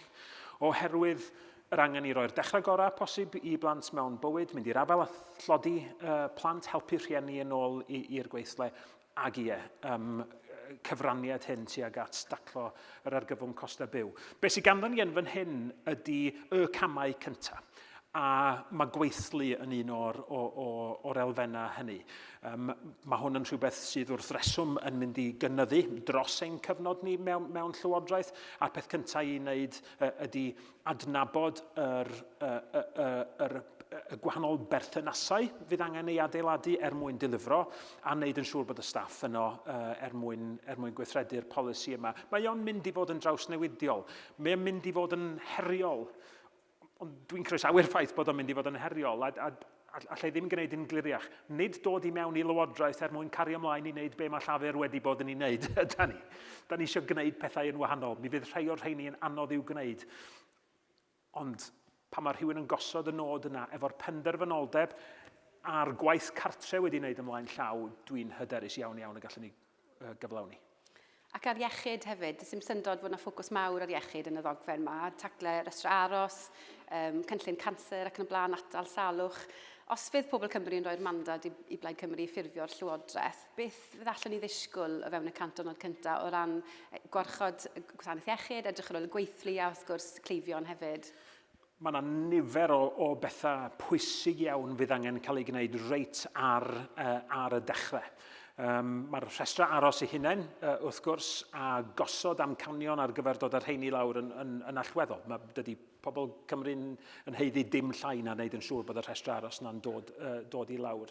Ond mwyn gwneud hynny, da ni angen dechrau yn syth ar y gwaith o sefydlu'r hubs surgical yma a draws Cymru fydd yn gwneud yn siŵr bod y capacity yn cynyddu o fewn y gwasanaeth iechyd i ddelio efo'r backlog yna sydd yn gymaint o broblem. Nid problem ystadegol ydy backlog rhestra aros, ond problem ymarferol o bobl yn byw mewn poen. Staff yn teimlo bod nhw dan bwysau anghynaliadwy oherwydd i bod nhw yn methu gwneud be maen nhw eisiau wneud, sef cynnal gofal yn y modd maen nhw wedi cael ei hyfforddi i wneud. Pobl yn byw yn poeni am eu teuluoedd ac yn y blaen. Felly, da ni'n gorfod mynd i'r afel ar hynny. Hefyd, da ni angen yn dechrau yn syth, a da ni'n deud yn y ddogfen yma sut ydym ni'n bwriadu dechrau'r gwaith o gyfeirio arian tuag at ofal sylfaenol. Meddygon teulu, deintyddion, fferyllfeidd ag ati, a gwneud hynny dros gyfnod yr etholiad, ond yn cymryd y camau cychwynnol yn syth. Yn dangos eto yn y ddogfen yma, mae hwn yn un o'r pethau cyntaf fyddwn ni'n ei wneud. Mae yna nifer o enghreifftiau o'r math yna sydd yn dechrau'r gwaith o draws newid yr gwasanaeth salwch yma yn wasanaeth mwy cynaliadwy mewn iechyd a gofal, yn cynnwys wrth gwrs yr gwaith ataliol fydd yn gwbl hanfodol i'r cynaliadwyedd yna'n yr hir dymor. Great. I think we can all agree that there's a certain buzz in the air in the conference, and that is... That's the cheerleaders outside, no, it's not. They're on next. But there's an energy and a positivity, not just in conference, but in our constituencies as well, which is fantastic to see, of course. May 26 is a massive opportunity for Plaid, as we all know, biggest in our history. You are leading us to that, Rhyn, and there's a real chance that you will be our next First Minister. So I have to ask, how are you feeling about it all? I mean, I think for each and every one of us at the moment, there's a realization that in building on the work of people who have come before us, over decades in the history of the party, I have David Wigley in my eye line, right in front of me here, but there are many here who've contributed for such a long time in getting us to this point now, that there's a feeling of immense humility and honour of being part of a team that can just take that next step to leading our nation. And what that means for Wales is, I think, going to change our history forever if we can do this. You're having a First Minister and Cabinet who believe in our nation, who believe in our nation's potential, who reject the idea that we should somehow settle for arbitrary barriers to our levels of ambition for our nation. That goes with the election of a Plaid Cymru government. Oh, I was just building up to the crescendo there. I'll raise. No, we're back. I said something good. You'll have to check on the records afterwards if you would. No, this transforms Wales, and it transforms what I believe is our confidence as a nation. But it hasn't been delivered. We haven't done this yet. We know we can, and we know if we don't do it, we have a serious problem as a nation, because in this two-horse race, the harm that would be done by that other, galloping threat is one that worries me immensely. It is only Plaid Cymru that can do this. It is only us here working with our fellow citizens, the length and breadth of Wales, who can make sure we choose the right path. And so how do I feel? Yeah, I'm up for it, Nerys. And we're ready for it. Brilliant. So this is the last conference before the election. What is your message to members, candidates, activists across Wales and to our conference? And it is that, keep this energy going. People who are here as members feel energized because you're part of it. Observers here can't help but sensing that there's something in the air. One of the things that gives me a lot of hope is the range of political neutrals, with good reason for them to stay neutral, be it in unions or pressure groups, third sector, even people who've been in government before, the extent to which they wish us well in this endeavour. That is something that gives me a lot of hope. But for all of you who are members and who are potential activists, it's make sure you cannot look back on May the 8th and ask yourself, could I have done more? Do everything that you can every day between now and then to make sure that we encourage Wales to do what we know is the right choice. Diolch, Rhyn. So hoffwn ni ar ran yr aelodau ymgeiswyr, diolch I ti, Rhyn, a'r tîm tu ôl y llenni am cynhyrchu'r dogfen yma a'r gwaith sydd wedi mynd mewn iddo fe. A nid jyst am hwnna, ond am arwen I aelodau. Ni wedi clywed yn glir yn ei ges, yndyn ni, mas I weithio. Mae yna faint wythnosau sy'n ei rôl, llai na 70 diwrnod nes yr etholiad. Felly, it's our job now to make sure that we're in a position to implement this document and to elect the First Minister of Wales, the first Plaid Cymru First Minister of Wales in May. So diolch yn fawr I ti, Rhyn. Diolch I ti, Nerys. Diolch yn fawr iawn. Diolch yn fawr iawn, pawb.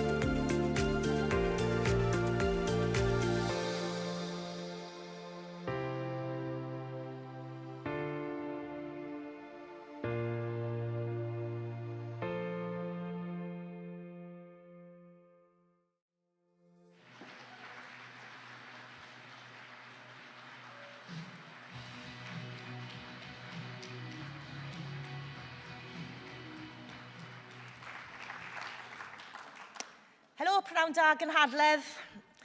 Rwy'n falch iawn o fod yma yng Nghasnewydd. Because as many of you will know, I'm originally a Gwent girl. And as a child, I would look up in wonder at the mural near John Frost Square in Newport, well, town centre it was when I was growing up, Newport city centre, that told the story of the Chartists and the Newport Rising. And every time I passed it, I would ask my parents to tell me again about that battle for justice fought on the streets of Newport, about ordinary people that demanded a voice in how their lives were governed. The mural may have been destroyed, but the spirit behind it was not. Because the demand at the heart of the Chartist movement, that democracy must mean something in the daily lives of ordinary people, resonates loudly today. And we are demanding that voice again. Today, conference Plaid Cymru is that voice. Plaid Cymru yw llais pobl Cymru.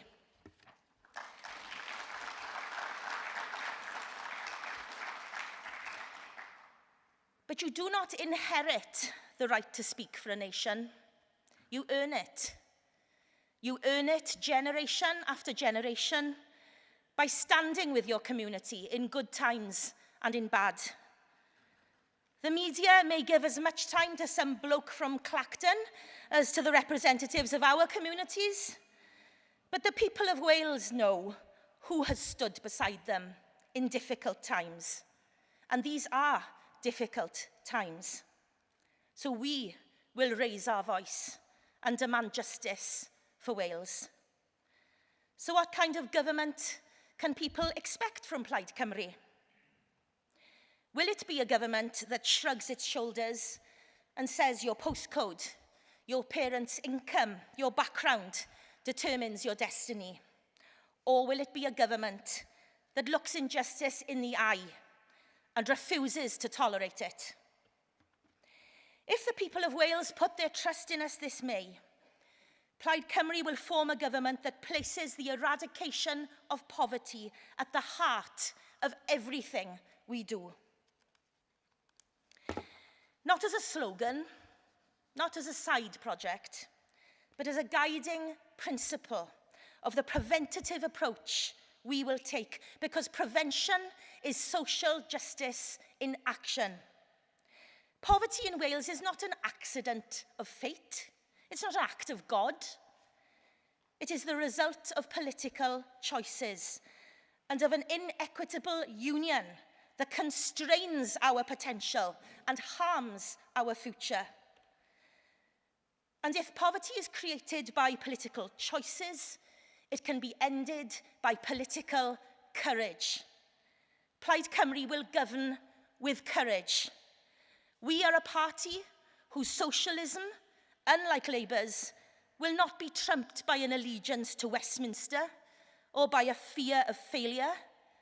A party whose ambition for our nation, unlike Reform's, will not be guided by social division and a belief in a right-wing hierarchy of who is deserving.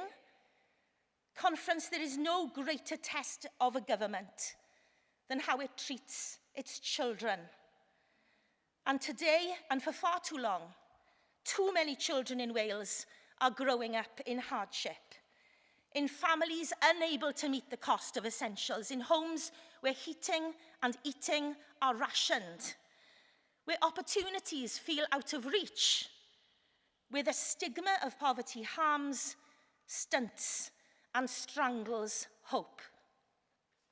Poverty narrowing horizons before lives have even begun. That is not inevitable. It is intolerable. In this city, where those who lived in poverty demanded a voice to be able to change their future, we say today that allowing 1 in 3 of our children to grow up in poverty is not a situation Plaid Cymru will tolerate. Labour's cautious incrementalism has not been enough. Strategies without teeth have not been enough. Too often, We have seen non-statutory guidance instead of enforceable rights. Short-lived pilot schemes instead of transformation. And when budgets get tight, the focus has inevitably and shamefully slipped. In opposition, we've already shown what we can do. Because of Plaid Cymru's delivery of universal free school meals, no child in primary school now struggles to learn on an empty stomach. But we must go further. And we will begin by extending free school meals to every secondary school pupil whose household receives universal credit.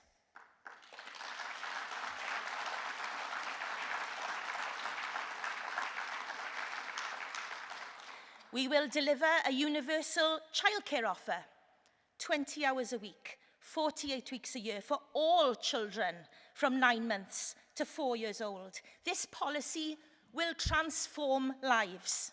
It will support parents, particularly mothers, back into work or allow them to increase their income by increasing their hours. It'll put money back into families' pockets, and it will give every child the start they deserve. This is not an easy. As a former, more enlightened resident of the White House once said, we choose to do these things not because they are easy, but because they are hard. And because it is absolutely necessary. When we invest in childcare, household incomes rise, the economy grows stronger, and women are less likely to suffer economic inequality. And crucially, our children are given the early support they need, which will help narrow the achievement, economic, health, and well-being gap, which goes hand in hand with poverty. A gadewch I mi ddweud rhywbeth a mae'n rhaid ei ddweud yn glir. Nid yw menwod yn ymylol i'r weledigaeth hon. Maent yn ganolog iddi. Mae menwod wrth wraidd ffyniant a dyfodol ein cenedl, yn ein gweithleoedd, yn ein cymunedau, yn ein cartrefi, yn ein senedd. Yn rhy aml, maen nhw'n ysgwyddo baich dwbl, ennill bywoliaeth a gofalu, arwain a meithrin, cynnal y lwydydd tra'n cynnal gobaith hefyd. Mae cenedl flaengar yn cael ei hadeiladu, ble mae lleisiau ei dinasyddion yn cael eu clywed, yn y lleoliadau gofal plant ac ystafelloedd dosbarth, yn y canolfannau cymunedol a siambrau cyngor, yn y gweithleoedd a'r cartrefi. Pan fyddwn yn cefnogi rhieni a gofalwyr, pan fyddwn yn gwerthfawrogi gofal fel gwaith hanfodol, pan fyddwn nhw'n dileu'r cosbau economaidd sy'n gysylltiedig â magu'r genhedlaeth nesaf. Nid cynnal elusen i ni, ond yn hytrach cryfhau ein democratiaeth ac adeiladu sylfaeni Cymru sy'n edrych ymlaen, lle mae lleisiau menwod yn gyfartal, yn glywadwy ac yn rymus. Ac edrychwch ar y dewisiadau eraill sydd o'n cwmpas ni. Rydyn ni'n gweld arweinwyr gwleidyddol sy'n siarad am werthoedd traddodiadol, tra'n cynnal systemau sy'n dyfynhau anghydroddoldeb. Gwelwn brif weinidog llafur sy'n barod i gyfaddawdu ar draes yn erbyn menwod a merched ifanc mwyn lleddfu'r grymus, ac yn amddiffyn atal dŵr i blant a mamau Gaza. O dan lywodraeth Plaid Cymru, bydd Cymru yn genedl sy'n gwrando ar ei phlant, sy'n clywed lleisiau pobl ifanc, sy'n deall pwysigrwydd buddsoddi yn y genhedlaeth nesaf. We've also made clear our commitment to reach for every lever to lift children out of poverty and demand control over those we don't. Our cynnal payment will pilot targeted direct payments to lift children most in need above the poverty line, a practical intervention grounded in evidence. This is not just radical politics, it is rational politics. Because every child lifted out of poverty is not a cost, but a valuable contribution to Wales's future prosperity, a wise and necessary investment in our nation's future. And because the right to dignity and fairness should not depend on who happens to be in power, we will work to embed those rights in Welsh law through a Welsh Human Rights Bill. So when budgets are tight, instead of saying, we can't afford that support, we will ask, how do we fulfill our obligation?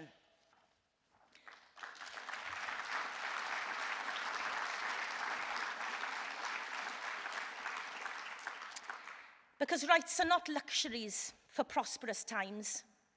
They are the safeguards that define who we are and what we want our nation to be. We are already a nation that legislates for future generations, but that cannot remain a symbolic commitment. It must mean that every budget line, every infrastructure decision, every social policy is tested against one question. Does this expand the life chances of the next generation, or does it narrow them? This is what nation building looks like. It means intervention. It means putting prevention at the heart of all our policies.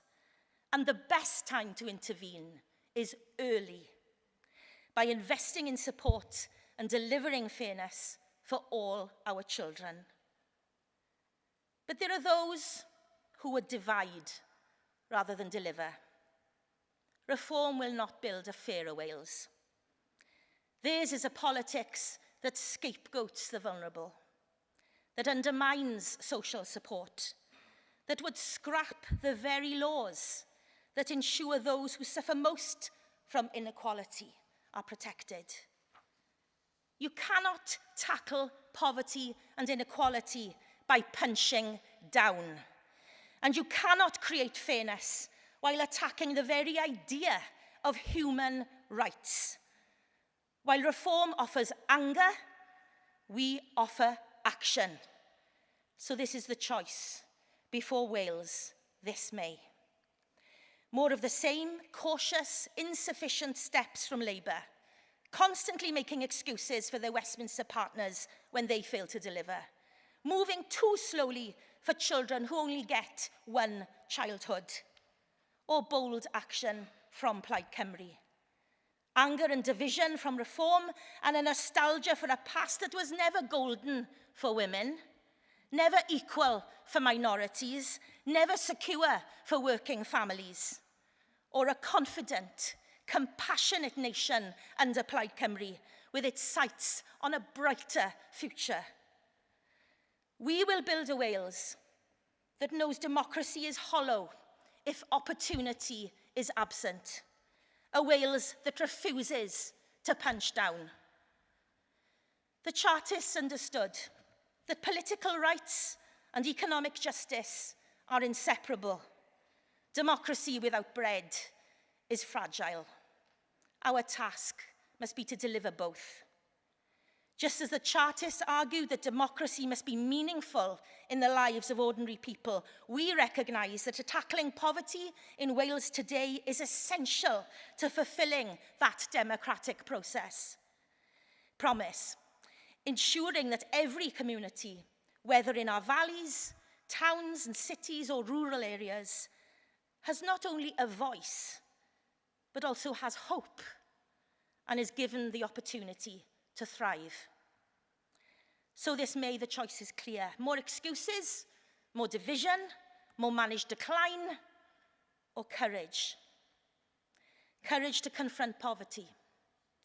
Courage to invest in women and families. Courage to put children first. Courage to build a nation worthy of its next generation. Conference, let us be that courageous nation. Let us be the voice our communities demanded on the streets of Newport and demands again today. Let us show that Wales can lead, not in anger, not in resentment, but in justice. Y blaid yw llais Cymru. Gadewch I ni fod yn lais I chi. Mae'n amser i ni dorchu llewis. Mae'n amser i ni gynnig arweinyddiaeth newydd i Gymru. Ymlaen.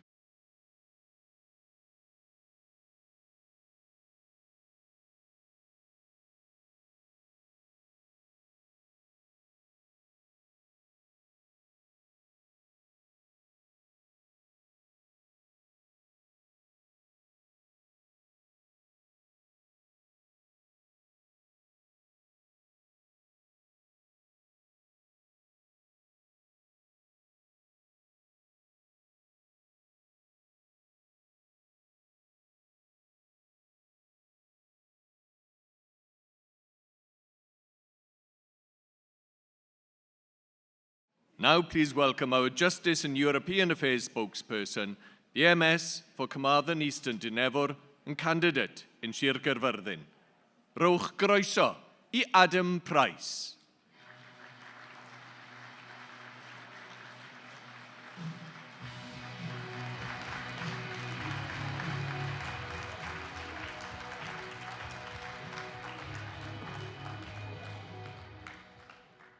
Diolch yn fawr. Conference, I want you to imagine a mother. She's from somewhere in Wales. It could be Swansea, it could be Wrexham. She's committed a non-violent offence. More than likely it's her first. She is sentenced to a few weeks in prison. There's no women's prison in Wales, not one. So she's put in a van and driven to a prison in England, Eastwood Park in Gloucestershire, or Style in Cheshire, 100 miles from her children. A Senedd committee visited those prisons. They found sentences as short as a week. They found women who on release were given little support and were told to make their own way back to Wales. One woman described the experience as being thrown to the sharks. And the children? A charity that works with those children described what they go through as a form of bereavement. Not for a mother who has died, for a mother who's been taken somewhere the child cannot reach. In the eyes of the justice system, Wales is not a country, it's an administrative inconvenience. Here is the problem, what has become known as the jagged edge. Wales is responsible for most of what prevents crime, schools, housing, health, mental health, addiction services, the things that hold a life together. But Wales is not responsible for the system that responds when things fall apart. Policing, courts, prisons, probation. Those levers are all held in London. So we're asked to build community safety with only half the toolbox, and then we suffer the consequences when things go wrong. Think about what that means in practice. We can fund a mental health service, but not the probation officer who should be referring people to it. We can design the school that keeps a child on track, but not the court that decides what happens when that child falls off it. We can write a housing policy that stabilizes a family, but the prison that tears the family apart answers to someone else entirely. And the results speak for themselves. Wales has one of the highest imprisonment rates in Western Europe, higher than England, higher than Scotland, higher than Spain or Belgium. We lock more of our people up per head than almost any other comparable nation, and we don't even run the system that does it. Mothers have described that separation from their children as torture. Not my word, theirs.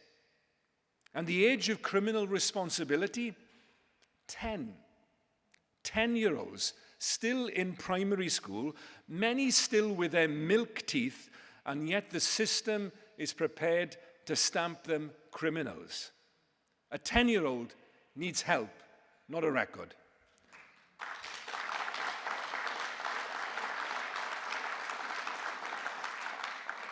Now, meanwhile, Westminster has finally admitted its own model has failed. Police and crime commissioners, they announced last November, will be scrapped. A failed experiment, the Home Secretary called it. Their solution for England, hand policing to regional mayors. But Wales doesn't have regional mayors. So the answer was, we'll take Wales's unique circumstances into consideration. Now, I've been in politics long enough to know what that sentence means. It means they haven't got a clue. Well, I have a suggestion. How about you hand policing to us, to the nation whose people are being policed?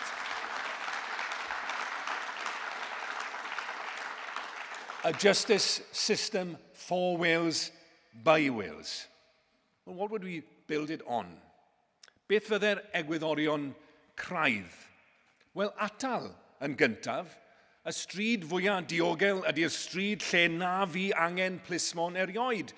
Nid gwendid yw atal, dyma'r ffordd mwyaf sicr a chraffaf o warchod cymuned. Ond allwn ni ddim a hanner y system yng Nghaerdydd a hanner arall yn Llundain. Urddas wedyn, i bawb, i'r dioddefwr, i'r tist, i'r gymuned sydd am gerdded i strydoedd heb ofn, ac urddas hefyd i'r sawl sydd wedi troseddu. Y system sy'n adfer bywydau lle bo hynny'n bosib, honno sy'n diogelu pawb, heb urddas, does dim diogelwch, dim ond ofn a dial mewn dillad parch. Ac yn olaf atebolrwydd, fan hyn, yng Nghymru, lle mae'n cyfri. Os yma mae'r penderfyniadau'n disgyn, yma y dylai'r bobl i dal nhw i gyfri.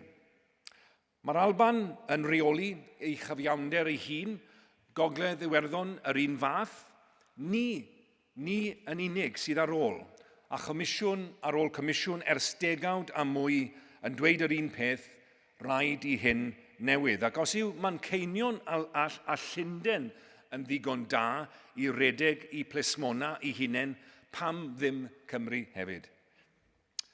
But what will this actually look like? Well, let me show you, not with a white paper, with a life. Call him Jack. His is a pattern every youth worker in Wales would recognise. 12 years old, excluded from school, bright but chaotic, carrying more anger than any child should have to carry, and at home the kind of instability that would break most adults. One day, he lashes out. Something minor becomes a turning point, and the system, because it's built to process, not understand, does what it always does. It escalates, it criminalizes, it hardens him. And the justice system teaches Jack the one lesson it teaches too well. This is who you are now. No, a Welsh justice system would meet Jack earlier and differently. Not with excuses, with intervention. Youth justice designed around rehabilitation in his community, not a conveyor belt to custody 100 miles from anyone who knows his name. Mental health and neurodiversity support built into probation, because pretending those things don't exist doesn't make them disappear. Restorative justice that makes Jack face the harm he's caused, repair it, and learn a different way to live. The result?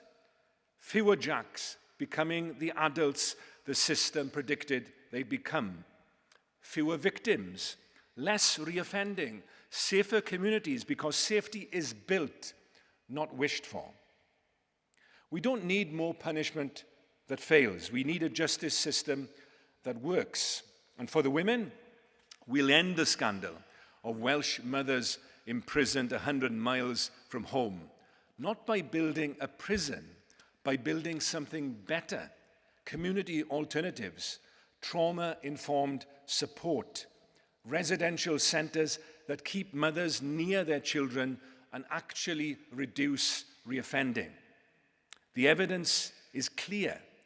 The only thing missing is the power to act. The truth is, you cannot arrest your way to a healthy society. Policing matters, courts matter, consequences matter.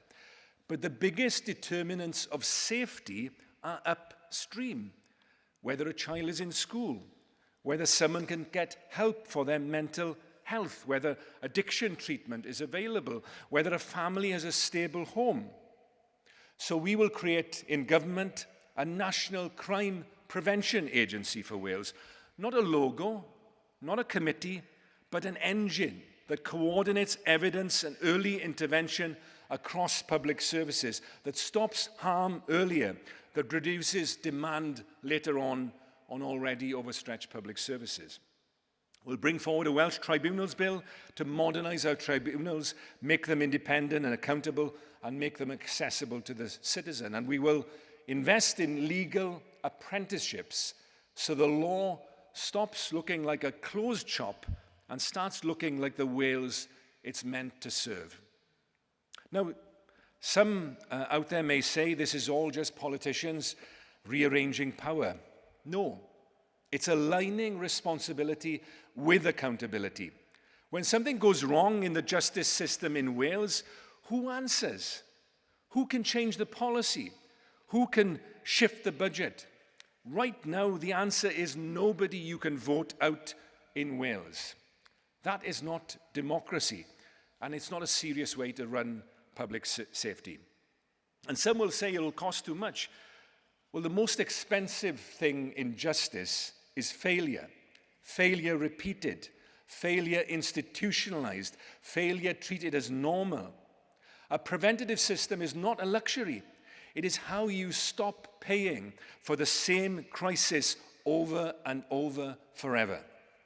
4 commissions have now said this needs to change. The Silk Commission, the Thomas Commission, the Constitutional Commission, and even, yes, Labour's own Gordon Brown Commission, all pointing at minimum to devolving youth justice and probation and ending the jagged edge that is failing Wales. And yet, Lord Timpson came to the Senedd last July and said, I'm not ruling anything in. Not ruling anything in? While prisons are almost 99% full, while the prisons he is responsible for cannot even keep the prisoners or prison officers safe and secure. And they say it's us who should not be allowed to run the justice system. We have been patient. We have produced the evidence. We have built the consensus. We've done everything that was asked. And the answer from London is always the same, not yet. Well, Wales will not wait. We will not wait for permission to build a justice system that heals instead of harms. We will not wait while our children are branded by a system that was never designed for them. We will not wait while mothers are sent 100 miles from their kids because nobody thought Wales mattered enough to plan for. Wales will not wait. We will not wait while Westminster scraps one failed model and replaces it with another over our heads. We will not wait while 4 commissions say the same thing and nothing changes. We will not wait because we have been waiting for a quarter of a century, and patience is not the same thing as powerlessness. Wales will not wait. And when they ask, but is Wales ready?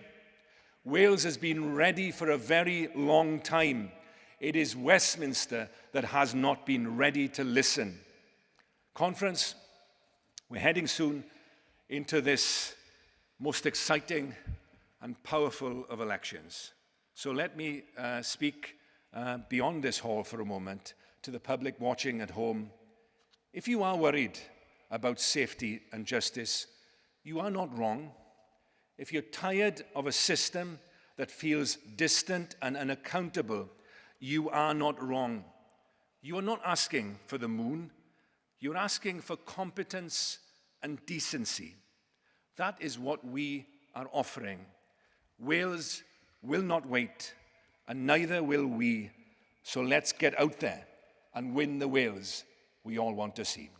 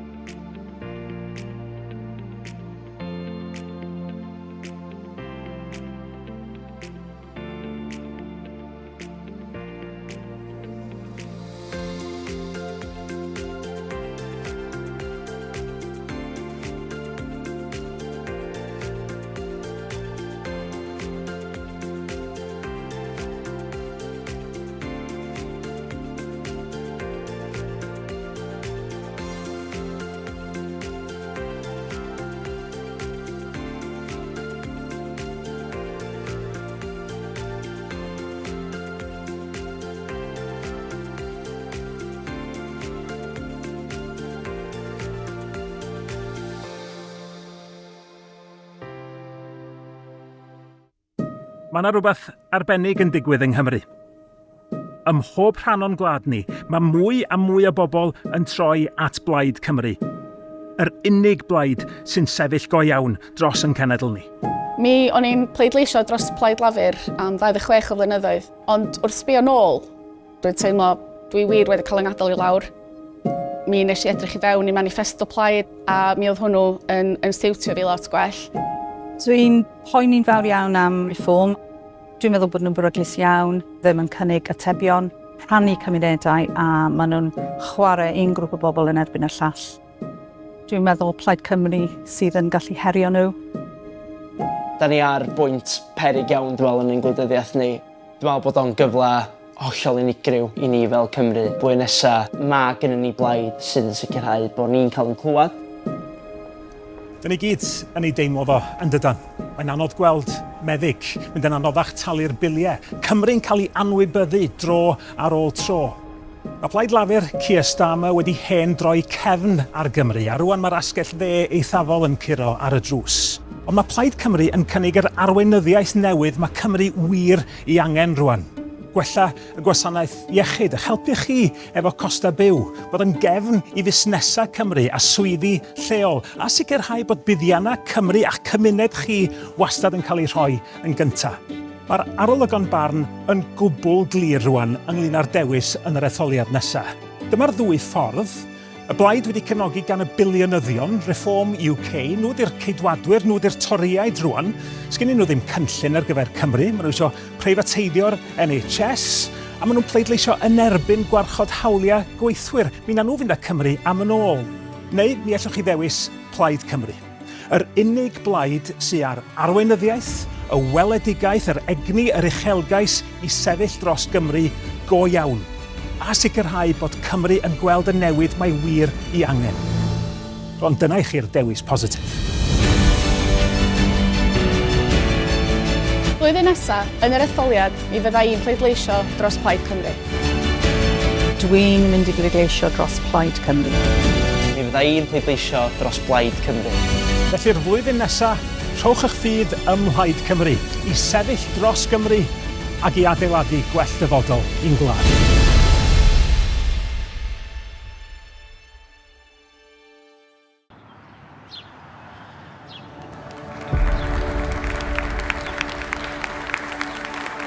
I'm a council houseboy from the council estate there, and I'm proud to call this home. I will work like a Trojan for every single man, woman and child in this constituency, and a huge honour it is for me.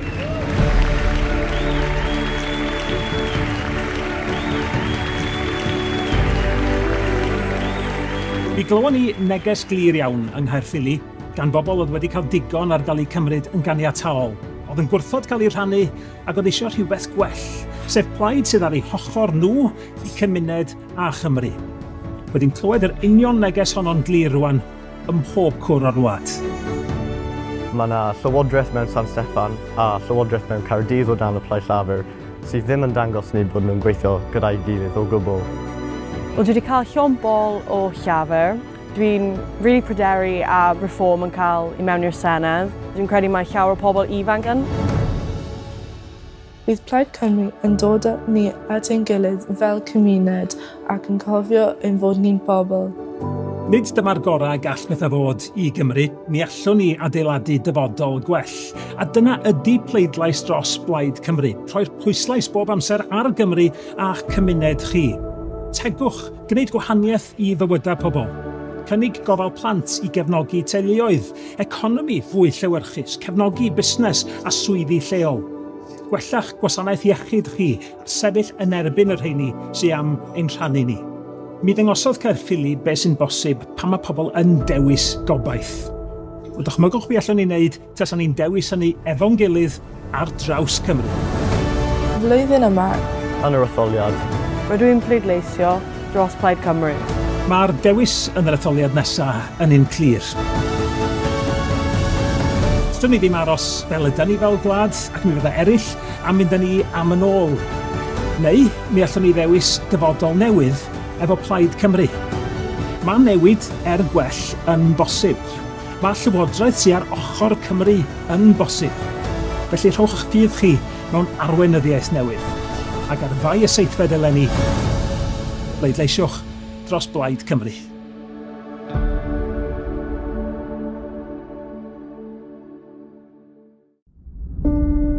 Pam ti'n mynd o ddioddan ariannol o fod ar tal mamolaeth fewn i gael biliau costa gofal mor uchel.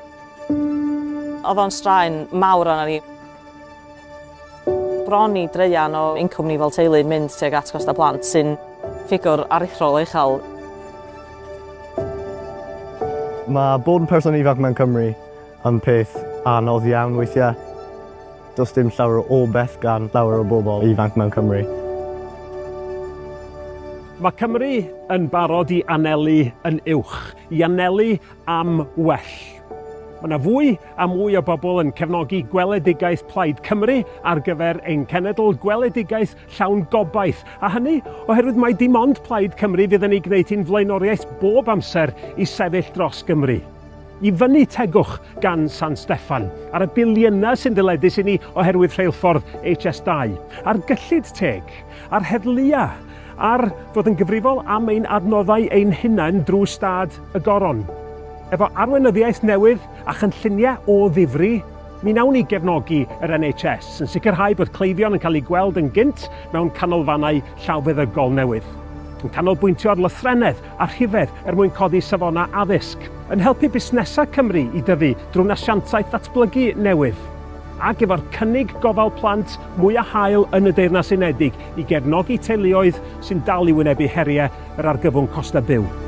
I'm announcing that a Plaid Cymru government would introduce a transformative new universal free childcare programme available for all children from the age of 9 months to 4 years, building towards providing at least 20 hours a week for 48 weeks a year. Mae cynllun Plaid yn anhygoel. Mae'n rhywbeth sy'n mynd i cael dylanwad ar ansawdd bywyd pawb sef o plant ifanc. Fydd i'r dyfodol. Mae yna fomentum go iawn y tu ôl i Plaid Cymru rwan. Ar ôl degawdau mewn grym, mae ar ben ar lafur. Reform ydy'r peryg yn gosod unigolion a chymunedau yn erbyn ei gilydd, fydd Cymru byth yn blaenoriaeth iddyn nhw. Felly ar fai y seithfed, dewiswch obaith dros raniadau, uchelgais dros ddifaterwch. Dewiswch lywodraeth fydd wastad yn canolbwyntio ar yr hyn sy'n iawn i'ch cymuned chi ac i Gymru. A phleidleisiwch dros Plaid Cymru.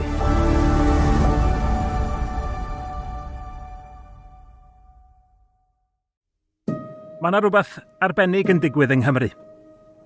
Ym mhob rhan o'n gwlad ni, mae mwy a mwy o bobl yn troi at Plaid Cymru. Yr unig blaid sy'n sefyll go iawn dros yn cenedl ni. O'n i'n pleidleisio dros Plaid Lafur am 26 o flynyddoedd, ond wrth sbio nôl, dwi'n teimlo dwi wir wedi cael yng ngadael i lawr. Mi nes i edrych i fewn i manifesto Plaid a mi oedd hwnnw yn stiwtio fi lot gwell. Dwi'n poeni'n fawr iawn am reform. Dwi'n meddwl bod nhw'n beryglus iawn, ddim yn cynnig atebion, rhannu cymunedau a maen nhw'n chwarae un grŵp o bobl yn erbyn y llall. Dwi'n meddwl Plaid Cymru sydd yn gallu herio nhw. Da ni ar bwynt peryg iawn dwi'n meddwl yn ein gwleidyddiaeth ni. Dwi'n meddwl bod o'n gyfle hollol unigryw i ni fel Cymru. Blwyddyn nesaf, mae gennym ni blaid sydd yn sicrhau bod ni'n cael yn clywed. Dyn ni gyd yn ei deimlo fo yn dydan. Mae'n anodd gweld meddyg, mynd yn anoddach talu'r biliau. Cymru'n cael ei anwybyddu dro ar ôl tro. Mae Plaid Lafur Keir Starmer wedi hen droi cefn ar Gymru, a rwan mae'r asgell dde eithafol yn curo ar y drws. Ond mae Plaid Cymru yn cynnig yr arweinyddiaeth newydd mae Cymru wir i angen rwan.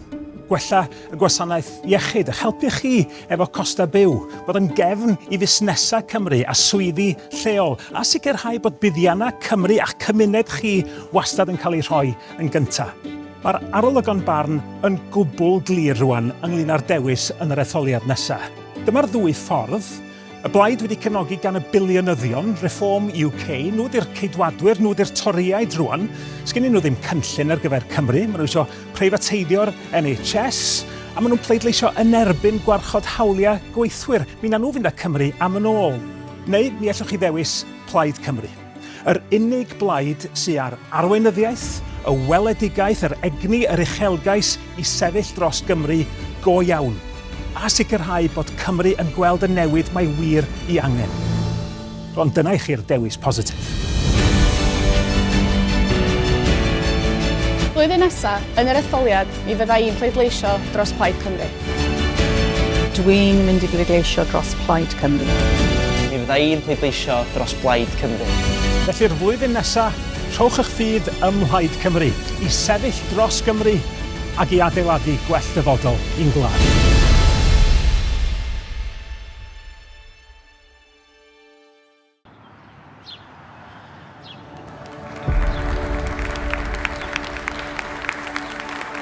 I'm a council houseboy from the council estate there, and I'm proud to call this home. I will work like a Trojan for every single man, woman and child in this constituency, and a huge honour it is for me.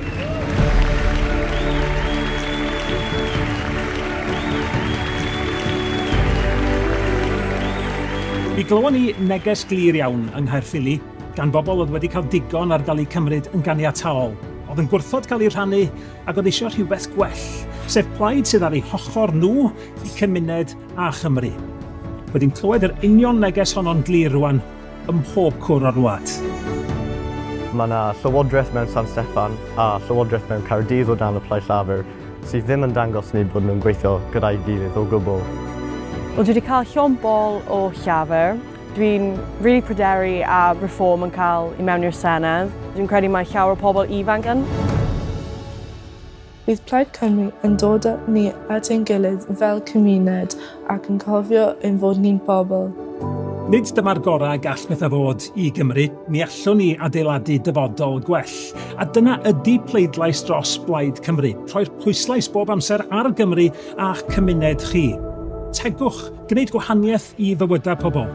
Cynnig gofal plant i gefnogi teuluoedd, economi fwy llewyrchus, cefnogi busnes a swyddi lleol. Gwellach gwasanaeth iechyd chi a sefyll yn erbyn yr rheini sy'n am ein rhannu ni. Mi ddangosodd Caerffili beth sy'n bosib pan mae pobl yn dewis gobaith. O dychmygwch be allwn ni wneud tasan ni'n dewis hynny efo'n gilydd ar draws Cymru. Flwyddyn yma, Yn yr etholiad, Rydw i'n pleidleisio dros Plaid Cymru. Mae'r dewis yn yr etholiad nesaf yn un clir. Dyn ni ddim aros fel ydyn ni fel gwlad ac mi fydda eraill am mynd â ni am yn ôl. Neu mi allwn ni ddewis dyfodol newydd efo Plaid Cymru. Mae newid gwell yn bosib. Mae llywodraeth sy'n ar ochr Cymru yn bosib. Felly rhowch eich ffydd chi mewn arweinyddiaeth newydd. Ac ar fai y seithfed eleni, bleidleisiwch dros Plaid Cymru.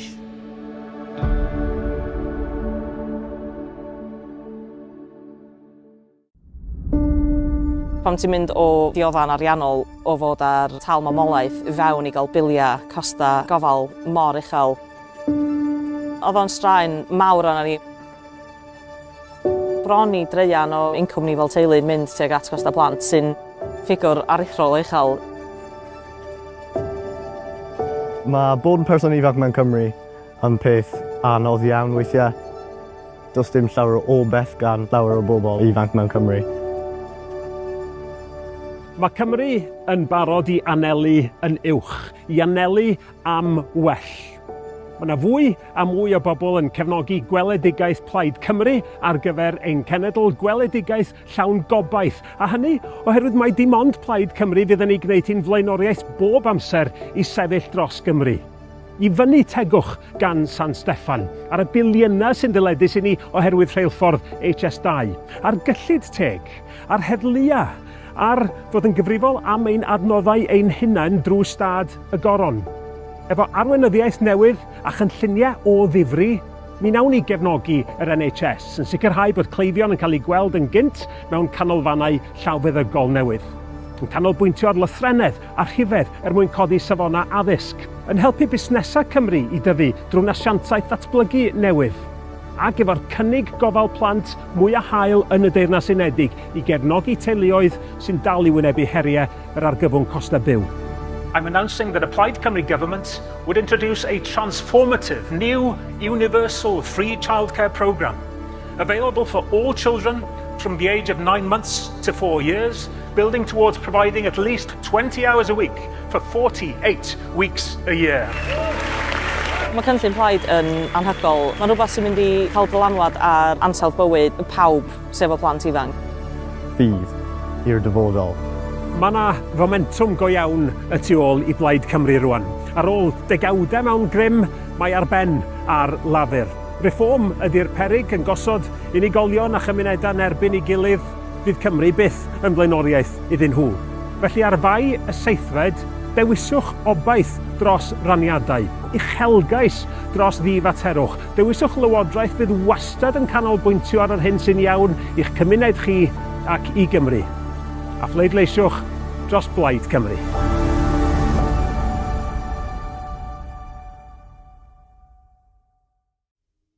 Mae yna rhywbeth arbennig yn digwydd yng Nghymru. Ym mhob rhan o'n gwlad ni, mae mwy a mwy o bobl yn troi at Plaid Cymru. Yr unig blaid sy'n sefyll go iawn dros yn cenedl ni.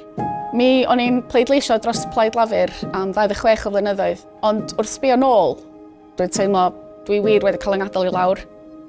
Mi nes i edrych i fewn i manifesto Plaid a mi oedd hwnnw yn stiwtio fi lot gwell. Dwi'n poeni'n fawr iawn am reform.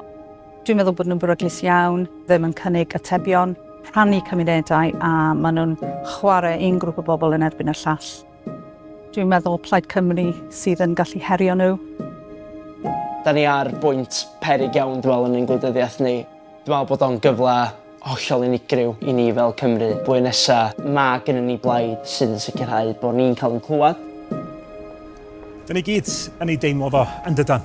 Mae'n anodd gweld meddyg, mynd yn anoddach talu'r biliau. Cymru'n cael ei anwybyddu dro ar ôl tro. Mae Plaid Lafur Keir Starmer wedi hen droi cefn ar Gymru, a rwan mae'r asgell dde eithafol yn curo ar y drws. Ond mae Plaid Cymru yn cynnig yr arweinyddiaeth newydd mae Cymru wir ei angen rwan. Gwella y gwasanaeth iechyd, eich helpu chi efo costa byw, bod yn gefn i fusnesau Cymru a swyddi lleol, a sicrhau bod buddiannau Cymru a'ch cymuned chi wastad yn cael ei rhoi yn gyntaf. Mae'r arolygon barn yn gwbl glir rwan ynglyn â'r dewis yn yr etholiad nesaf. Dyma'r ddwy ffordd. Y blaid wedi cefnogi gan y biliynyddion, Reform UK, nhw di'r ceidwadwyr, nhw di'r toriaid rwan. Sgennyn nhw ddim cynllun ar gyfer Cymru, maen nhw eisiau preifateiddio'r NHS, a maen nhw'n pleidleisio yn erbyn gwarchod hawliau gweithwyr. Mi na nhw fynd â Cymru am yn ôl.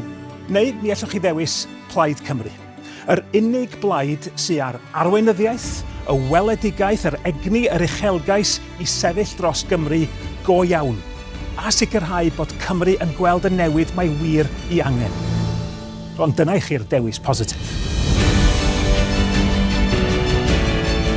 Blwyddyn nesaf, yn yr etholiad, mi fydda i'n pleidleisio dros Plaid Cymru. Dwi'n mynd i bleidleisio dros Plaid Cymru. Mi fydda i'n pleidleisio dros Plaid Cymru. Felly'r flwyddyn nesaf, rhowch eich ffydd ym Mhlaid Cymru i sefyll dros Gymru ac i adeiladu gwell dyfodol i'n gwlad.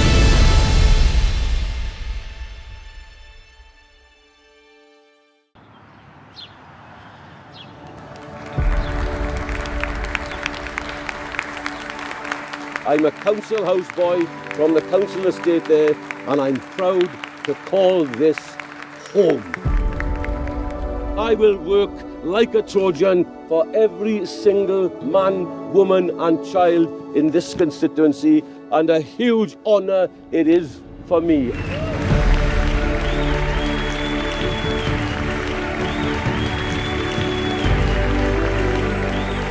Mi glywon ni neges glir iawn yng Nghaerffili gan bobl oedd wedi cael digon ar gael eu cymryd yn ganiataol. Oedd yn gwrthod cael ei rhannu ac oedd eisiau rhywbeth gwell, sef plaid sydd ar eu hochor nhw i cymuned a Chymru. Wedi'n clywed yr union neges honno'n glir rwan ym mhob cwr o'r wlad. Mae yna llywodraeth mewn San Steffan a llywodraeth mewn Caerdydd o dan y Plaid Lafur sydd ddim yn dangos ni bod nhw'n gweithio gyda'i gilydd o gwbl. Wel, dwi wedi cael llon bol o llafur. Dwi'n really pryderu a Reform yn cael i mewn i'r Senedd. Dwi'n credu mae llawer o pobl ifanc yn. Bydd Plaid Cymru yn dod â ni at ein gilydd fel cymuned ac yn cofio ein fod ni'n bobl. Nid dyma'r gorau gall bethau fod i Gymru, mi allwn ni adeiladu dyfodol gwell. A dyna ydy pleidlais dros Plaid Cymru. Rhoi'r pwyslais bob amser ar Gymru a'ch cymuned chi. Tegwch, gwneud gwahaniaeth i fywydau pobl. Cynnig gofal plant i gefnogi teuluoedd, economi fwy llewyrchus, cefnogi busnes a swyddi lleol. Gwellach gwasanaeth iechyd chi a'r sefyll yn erbyn yr rheini sy'n am ein rhannu ni. Mi ddyngosodd Caerffili beth sy'n bosib pan mae pobl yn dewis gobaith. O dychmygwch be allwn ni wneud tasan ni'n dewis hynny efo'n gilydd ar draws Cymru. Flwyddyn yma, Yn yr etholiad, rydw i'n pleidleisio dros Plaid Cymru. Mae'r dewis yn yr etholiad nesaf yn un clir. Dyn ni ddim aros fel ydyn ni fel gwlad ac mi fydda eraill am mynd â ni am yn ôl. Neu mi allwn ni ddewis dyfodol newydd efo Plaid Cymru. Mae newid gwell yn bosib. Mae llywodraeth sy'n ar ochr Cymru yn bosib. Felly rhowch eich ffydd chi mewn arweinyddiaeth newydd. Ac ar fai y seithfed eleni, pleidleisiwch dros Plaid Cymru.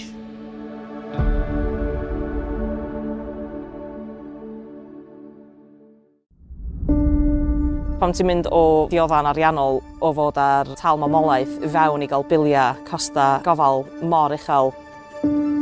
Oedd o'n straen mawr arna ni. Bron i dreian o incwm ni fel teulu yn mynd tuag at costa plant sy'n ffigwr aruthrol uchel. Mae bod yn person ifanc mewn Cymru yn peth anodd iawn weithiau. Does dim llawer o beth gan llawer o bobl ifanc mewn Cymru. Mae Cymru yn barod i anelu yn uwch, i anelu am well.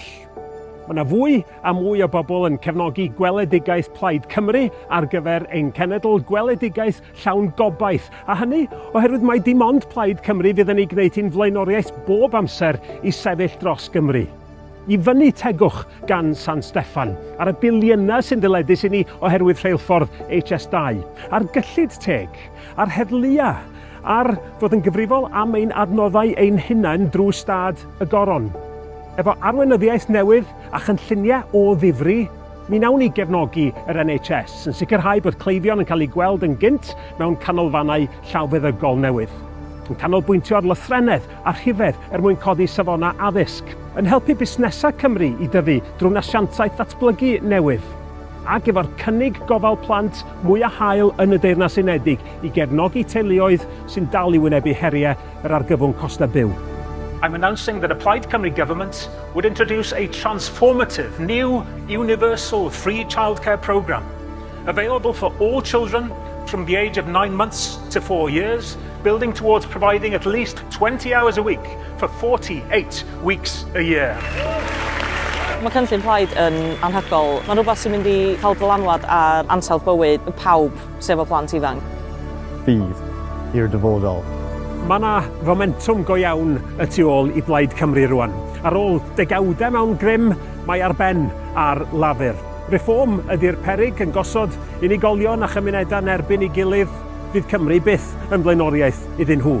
Felly ar fai y seithfed, dewiswch obaith dros raniadau, uchelgais dros ddifaterwch. Dewiswch lywodraeth fydd wastad yn canolbwyntio ar yr hyn sy'n iawn i'ch cymuned chi ac i Gymru. A phleidleisiwch dros Plaid Cymru.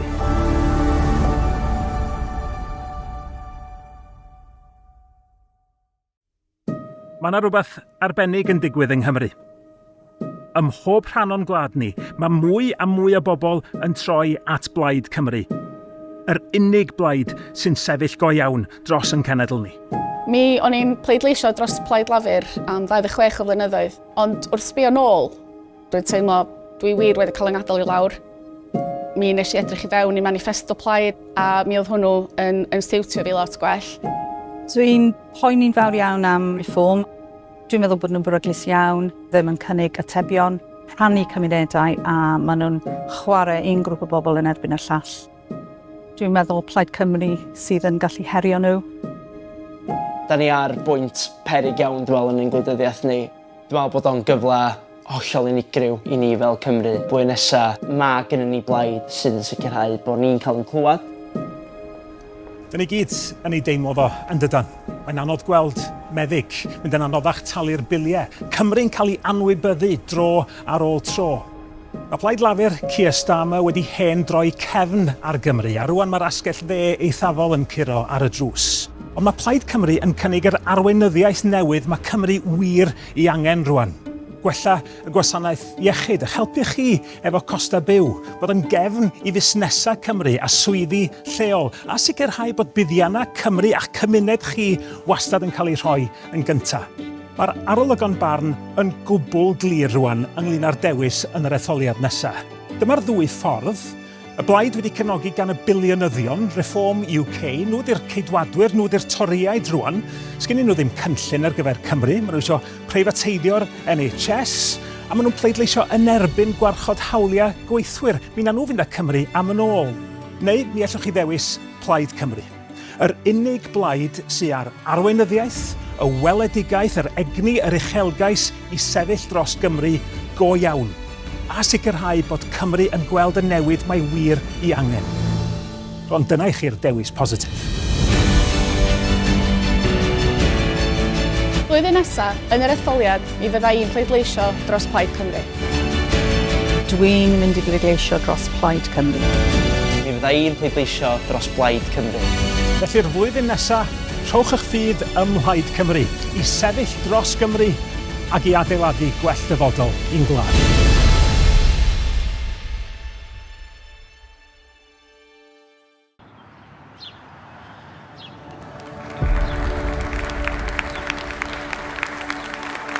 I'm a council houseboy from the council estate there, and I'm proud to call this home.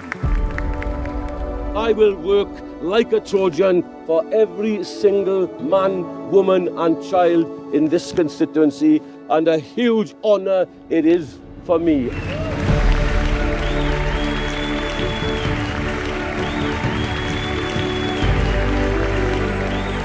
Mi glywon ni neges glir iawn yng Nghaerffili gan bobl oedd wedi cael digon ar gael eu cymryd yn ganiataol.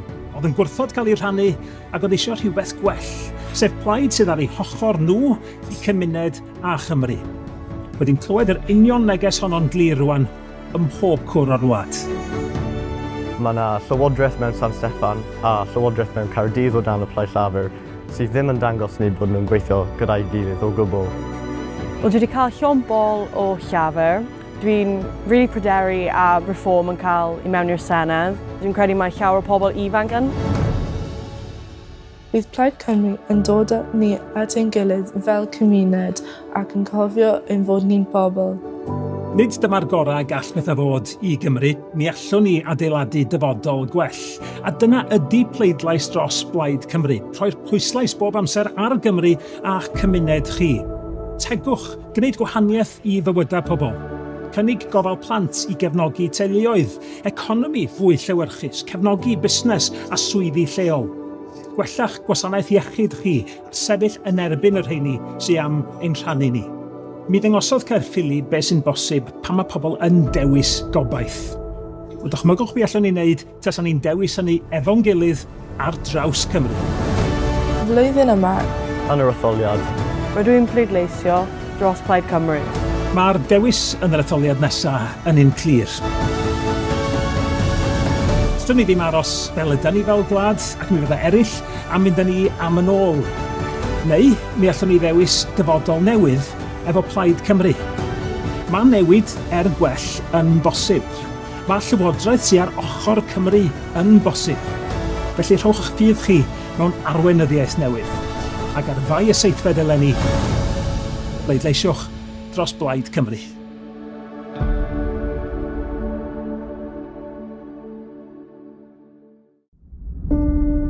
Pam ti'n mynd o ddioddan ariannol o fod ar tal mamolaeth fewn i gael biliau costa gofal mor uchel. Oedd o'n straen mawr arna ni. Bron i dreian o incwm ni fel teulu mynd tuag at costa plant sy'n ffigwr aruthrol uchel. Mae bod yn person ifanc mewn Cymru yn peth anodd iawn weithiau. Does dim llawer o beth gan llawer o bobl ifanc mewn Cymru. Mae Cymru yn barod i anelu yn uwch, i anelu am well. Mae yna fwy a mwy o bobl yn cefnogi gweledigaeth Plaid Cymru ar gyfer ein cenedl gweledigaeth llawn gobaith. A hynny oherwydd mai dim ond Plaid Cymru fydd yn ei gwneud hi'n flaenoriaeth bob amser i sefyll dros Gymru. I fyny tegwch gan San Steffan, ar y biliynau sy'n dyledus i ni oherwydd rheilffordd HS2, ar gyllid teg, ar heddlua, ar fod yn gyfrifol am ein adnoddau ein hunain drwy stad y goron. Efo arweinyddiaeth newydd a chynlluniau o ddifri, mi nawn ni gefnogi yr NHS yn sicrhau bod cleifion yn cael eu gweld yn gynt mewn canolfannau llawfeddygol newydd. Yn canolbwyntio ar lythrennedd a rhifedd mwyn codi safona addysg, yn helpu busnesau Cymru i dyfu drwy asiantaeth ddatblygu newydd, ac efo'r cynnig gofal plant mwy a hael yn y Deyrnas Unedig i gefnogi teuluoedd sy'n dal i wynebu heriau yr argyfwng costa byw. I'm announcing that a Plaid Cymru government would introduce a transformative new universal free childcare programme available for all children from the age of 9 months to 4 years, building towards providing at least 20 hours a week for 48 weeks a year. Mae cynllun Plaid yn anhygoel. Mae'n rhywbeth sy'n mynd i cael dylanwad ar ansawdd bywyd pawb sef o plant ifanc. Fydd i'r dyfodol. Mae yna fomentum go iawn y tu ôl i Plaid Cymru rwan. Ar ôl degawdau mewn grym, mae ar ben ar lafur. Reform ydy'r peryg yn gosod unigolion a chymunedau'n erbyn ei gilydd, fydd Cymru byth yn blaenoriaeth iddyn nhw. Felly ar fai y seithfed, dewiswch obaith dros raniadau, uchelgais dros ddifaterwch. Dewiswch lywodraeth fydd wastad yn canolbwyntio ar yr hyn sy'n iawn i'ch cymuned chi ac i Gymru. A phleidleisiwch dros Plaid Cymru.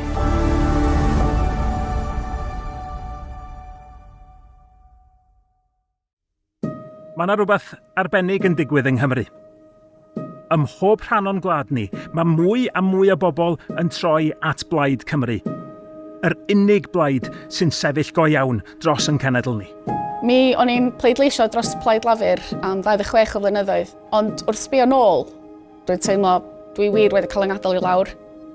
Mi nes i edrych i fewn i manifesto Plaid a mi oedd hwnnw yn stiwtio fi lot gwell. Dwi'n poeni'n fawr iawn am reform. Dwi'n meddwl bod nhw'n beryglus iawn, ddim yn cynnig atebion, rhannu cymunedau a maen nhw'n chwarae un grŵp o bobl yn erbyn y llall. Dwi'n meddwl Plaid Cymru sydd yn gallu herio nhw. Da ni ar bwynt peryg iawn dwi'n yn ein gwleidyddiaeth ni. Dwi'n meddwl bod o'n gyfle hollol unigryw i ni fel Cymru. Blwyddyn nesa, mae gennym ni blaid sydd yn sicrhau bod ni'n cael yn clywed. Dyn ni gyd yn ei deimlo fo yn dydan. Mae'n anodd gweld meddyg, mynd yn anoddach talu'r biliau. Cymru'n cael ei anwybyddu dro ar ôl tro. Mae Plaid Lafur Keir Starmer wedi hen droi cefn ar Gymru, a rwan mae'r asgell dde eithafol yn curo ar y drws. Ond mae Plaid Cymru yn cynnig yr arweinyddiaeth newydd mae Cymru wir i angen rwan. Gwella y gwasanaeth iechyd, a helpu chi efo costa byw, bod yn gefn i fusnesau Cymru a swyddi lleol, a sicrhau bod buddiannau Cymru a'ch cymuned chi wastad yn cael ei rhoi yn gyntaf. Mae'r arolygon barn yn gwbl glir rwan ynglyn â'r dewis yn yr etholiad nesaf. Dyma'r ddwy ffordd. Y blaid wedi cefnogi gan y biliynyddion, Reform UK, nhw di'r ceidwadwyr, nhw di'r toriaid rwan. Sgennyn nhw ddim cynllun ar gyfer Cymru, maen nhw eisiau preifateiddio'r NHS, a maen nhw'n pleidleisio yn erbyn gwarchod hawliau gweithwyr. Mi na nhw fynd â Cymru am yn ôl. Neu mi allwch chi ddewis Plaid Cymru. Yr unig blaid sy'n ar arweinyddiaeth, y weledigaeth, yr egni, yr uchelgais i sefyll dros Gymru go iawn. A sicrhau bod Cymru yn gweld y newid mae wir i angen. Ond dyna i chi'r dewis positif. Blwyddyn nesaf, yn yr etholiad, mi fydda i'n pleidleisio dros Plaid Cymru. Dwi'n mynd i bleidleisio dros Plaid Cymru. Mi fydda i'n pleidleisio dros Plaid Cymru. Felly'r flwyddyn nesaf, rhowch eich ffydd ym Mhlaid Cymru i sefyll dros Gymru ac i adeiladu gwell dyfodol i'n gwlad.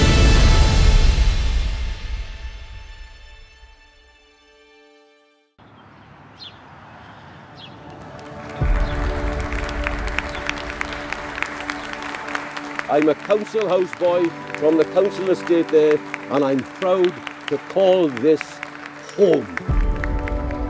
I will work like a Trojan for every single man, woman and child in this constituency, and a huge honour it is for me.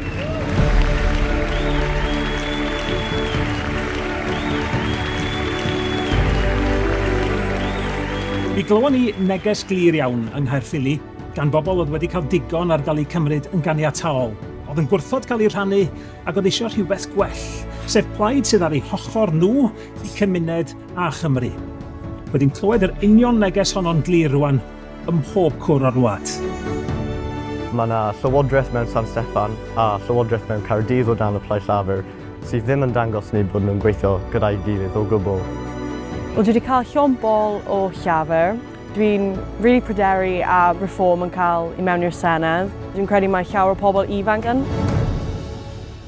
Bydd Plaid Cymru yn dod â ni at ein gilydd fel cymuned ac yn cofio ein fod ni'n bobl. Nid dyma'r gorau gall pethau fod i Gymru, mi allwn ni adeiladu dyfodol gwell. A dyna ydy pleidlais dros Plaid Cymru, rhoi'r pwyslais bob amser ar Gymru a'ch cymuned chi. Tegwch, gwneud gwahaniaeth i fywydau pobl. Cynnig gofal plant i gefnogi teuluoedd, economi fwy llewyrchus, cefnogi busnes a swyddi lleol.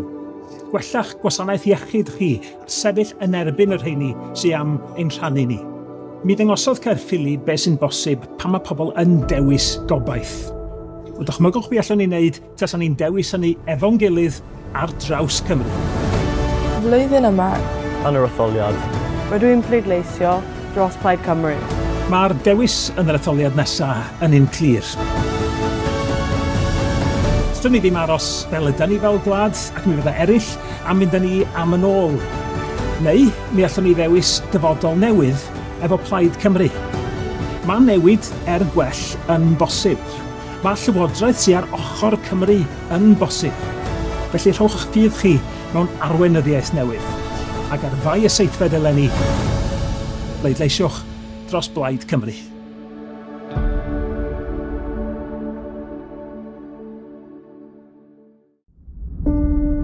Pam ti'n mynd o ddioddan ariannol o fod ar tal mamolaeth fewn i gael biliau costa gofal mor uchel. Oedd o'n straen mawr arna ni. Bron i dreian o incwm ni fel teulu'n mynd tuag at costa plant sy'n ffigwr aruthrol uchel. Mae bod yn person ifanc mewn Cymru yn peth anodd iawn weithiau. Does dim llawer o beth gan llawer o bobl ifanc mewn Cymru. Mae Cymru yn barod i anelu yn uwch, i anelu am well. Mae yna fwy a mwy o bobl yn cefnogi gweledigaeth Plaid Cymru ar gyfer ein cenedl gweledigaeth llawn gobaith. A hynny oherwydd mae dim ond Plaid Cymru fydd yn ei gwneud hi'n flaenoriaeth bob amser i sefyll dros Gymru. I fyny tegwch gan San Steffan, ar y biliynau sy'n dyledus i ni oherwydd rheilffordd HS2, ar gyllid teg, ar heddlua, ar fod yn gyfrifol am ein adnoddau ein hunain drwy stad y Goron. Efo arweinyddiaeth newydd a chynlluniau o ddifri, mi wnawn ni gefnogi yr NHS yn sicrhau bod cleifion yn cael eu gweld yn gynt mewn canolfannau llawfeddygol newydd. Yn canolbwyntio ar lythrennedd a rhifedd mwyn codi safona addysg, yn helpu busnesau Cymru i dyfu drwy asiantaeth ddatblygu newydd, ac efo'r cynnig gofal plant mwy a hael yn y Deyrnas Unedig i gefnogi teuluoedd sy'n dal i wynebu heriau yr argyfwng costa byw. I'm announcing that a Plaid Cymru government would introduce a transformative, new, universal free childcare programme, available for all children from the age of 9 months to 4 years, building towards providing at least 20 hours a week for 48 weeks a year. Mae cynllun Plaid yn anhygoel. Mae'n rhywbeth sy'n mynd i cael dylanwad ar ansawdd bywyd pawb sef o plant ifanc. Ffydd i'r dyfodol. Mae yna fomentum go iawn y tu ôl i Plaid Cymru rwan. Ar ôl degawdau mewn grym, mae ar ben ar lafur. Reform ydy'r peryg yn gosod unigolion a chymunedau'n erbyn ei gilydd, fydd Cymru byth yn blaenoriaeth iddyn nhw. Felly ar fai y seithfed, Dewiswch obaith dros raniadau, uchelgais dros ddifaterwch. Dewiswch lywodraeth fydd wastad yn canolbwyntio ar yr hyn sy'n iawn i'ch cymuned chi ac i Gymru. A pleidleisiwch dros Plaid Cymru.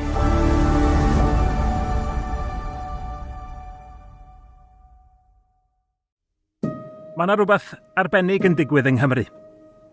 Ym mhob rhan o'n gwlad ni, mae mwy a mwy o bobl yn troi at Plaid Cymru. Yr unig blaid sy'n sefyll go iawn dros yn cenedl ni. Mi o'n i'n pleidleisio dros Plaid Lafur am 26 o flynyddoedd, ond wrth sbio nôl, dwi'n teimlo dwi wir wedi cael yng ngadael i lawr. Mi nes i edrych i fewn i manifesto Plaid a mi oedd hwnnw yn stiwtio fi lot gwell. Dwi'n poeni'n fawr iawn am reform. Dwi'n meddwl bod nhw'n beryglus iawn, ddim yn cynnig atebion, rhannu cymunedau a maen nhw'n chwarae un grŵp o bobl yn erbyn y llall. Dwi'n meddwl Plaid Cymru sydd yn gallu herio nhw. Da ni ar bwynt peryg iawn dwi'n meddwl yn ein gwleidyddiaeth ni. Dwi'n meddwl bod o'n gyfle hollol unigryw i ni fel Cymru. Blwyddyn nesaf, mae gennym ni blaid sydd yn sicrhau bod ni'n cael yn clywed. Dyn ni gyd yn ei deimlo fo yn dydan. Mae'n anodd gweld meddyg, mynd yn anoddach talu'r biliau. Cymru'n cael ei anwybyddu dro ar ôl tro. Mae Plaid Lafur Keir Starmer wedi hen droi cefn ar Gymru, a rwan mae'r asgell dde eithafol yn curo ar y drws. Ond mae Plaid Cymru yn cynnig yr arweinyddiaeth newydd mae Cymru wir ei angen rwan. Gwella y gwasanaeth iechyd, eich helpu chi efo costa byw, bod yn gefn i fusnesau Cymru a swyddi lleol, a sicrhau bod buddiannau Cymru a'ch cymuned chi wastad yn cael ei rhoi yn gyntaf. Mae'r arolygon barn yn gwbl glir rwan ynglyn â'r dewis yn yr etholiad nesaf. Dyma'r ddwy ffordd. Y blaid wedi cefnogi gan y biliynyddion, Reform UK, nhw di'r ceidwadwyr, nhw di'r toriaid rwan. Sgennyn nhw ddim cynllun ar gyfer Cymru, maen nhw eisiau preifateidio'r NHS, a maen nhw'n pleidleisio yn erbyn gwarchod hawliau gweithwyr. Mi na nhw fynd â Cymru am yn ôl. Neu mi allwch chi ddewis Plaid Cymru. Yr unig blaid sy'n ar arweinyddiaeth, y weledigaeth, yr egni, yr uchelgais i sefyll dros Gymru go iawn. A sicrhau bod Cymru yn gweld y newid mae wir ei angen. Ond dyna i chi'r dewis positif. Blwyddyn nesaf, yn yr etholiad, mi fydda i'n pleidleisio dros Plaid Cymru. Dwi'n mynd i bleidleisio dros Plaid Cymru. Mi fydda i'n pleidleisio dros Plaid Cymru. Felly'r flwyddyn nesaf, rhowch eich ffydd ym Mhlaid Cymru i sefyll dros Gymru ac i adeiladu gwell dyfodol i'n gwlad.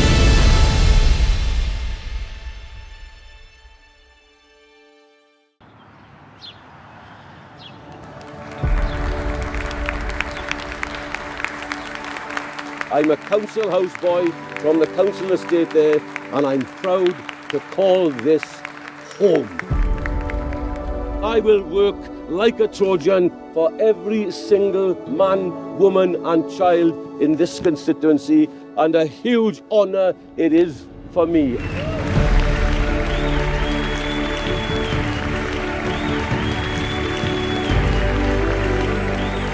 Mi glywon ni neges glir iawn yng Nghaerffili gan bobl oedd wedi cael digon ar gael eu cymryd yn ganiataol. Oedd yn gwrthod cael ei rhannu ac oedd eisiau rhywbeth gwell, sef plaid sydd ar eu hochor nhw i cymuned a Chymru. Wedi'n clywed yr union neges honno'n glir rwan ym mhob cwr o'r wlad.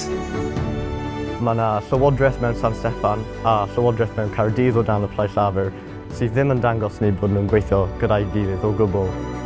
Wel, dwi wedi cael llon bol o llafur. Dwi'n really pryderu a reform yn cael i mewn i'r Senedd. Dwi'n credu mae llawer o pobl ifanc yn. Bydd Plaid Cymru yn dod â ni at ein gilydd fel cymuned ac yn cofio ein fod ni'n bobl. Nid dyma'r gorau gall bethau fod i Gymru, mi allwn ni adeiladu dyfodol gwell. A dyna ydy pleidlais dros Plaid Cymru, rhoi'r pwyslais bob amser ar Gymru a'ch cymuned chi. Tegwch, gwneud gwahaniaeth i fywydau pobl. Cynnig gofal plant i gefnogi teuluoedd, economi fwy llewyrchus, cefnogi busnes a swyddi lleol. Gwellach gwasanaeth iechyd chi a sefyll yn erbyn yr rheini sydd am ein rhannu ni. Mi ddyngosodd Caerffili beth sy'n bosib pan mae pobl yn dewis gobaith. O dychmygwch be allwn ni wneud tas ni'n dewis hynny efo'n gilydd ar draws Cymru. Flwyddyn yma, yn yr etholiad. Rydw i'n pleidleisio dros Plaid Cymru. Mae'r dewis yn yr etholiad nesaf yn un clir. Dyn ni ddim aros fel ydyn ni fel gwlad ac mi fydda eraill am mynd â ni am yn ôl. Neu mi allwn ni ddewis dyfodol newydd efo Plaid Cymru. Mae newid gwell yn bosib. Mae llywodraeth sy'n ar ochr Cymru yn bosib. Felly rhowch ffydd chi mewn arweinyddiaeth newydd. Ac ar fai y seithfed eleni, pleidleisiwch dros Plaid Cymru.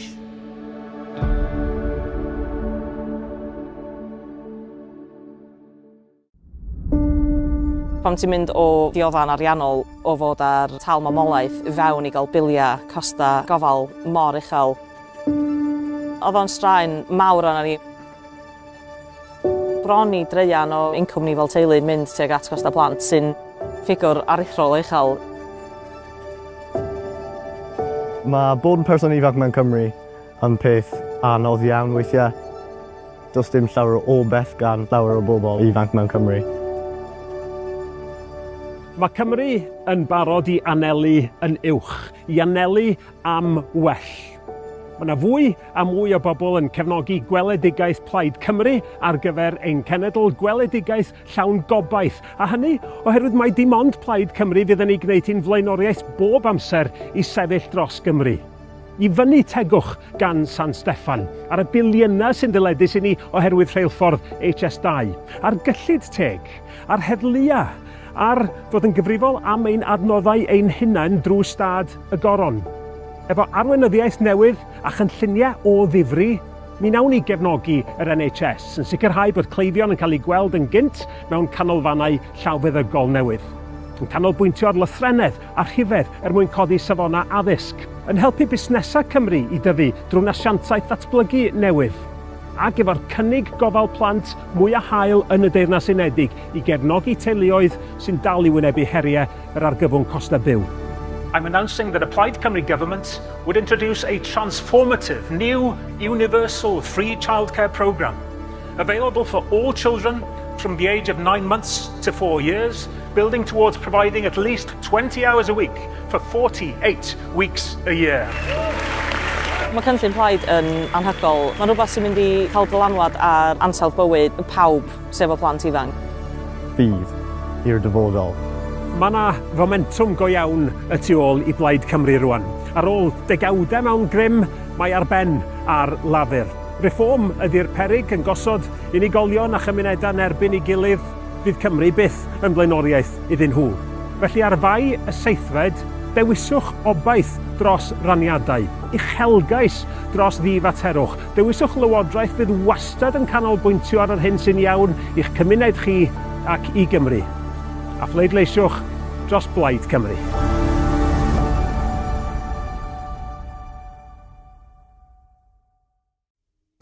Mae yna rhywbeth arbennig yn digwydd yng Nghymru.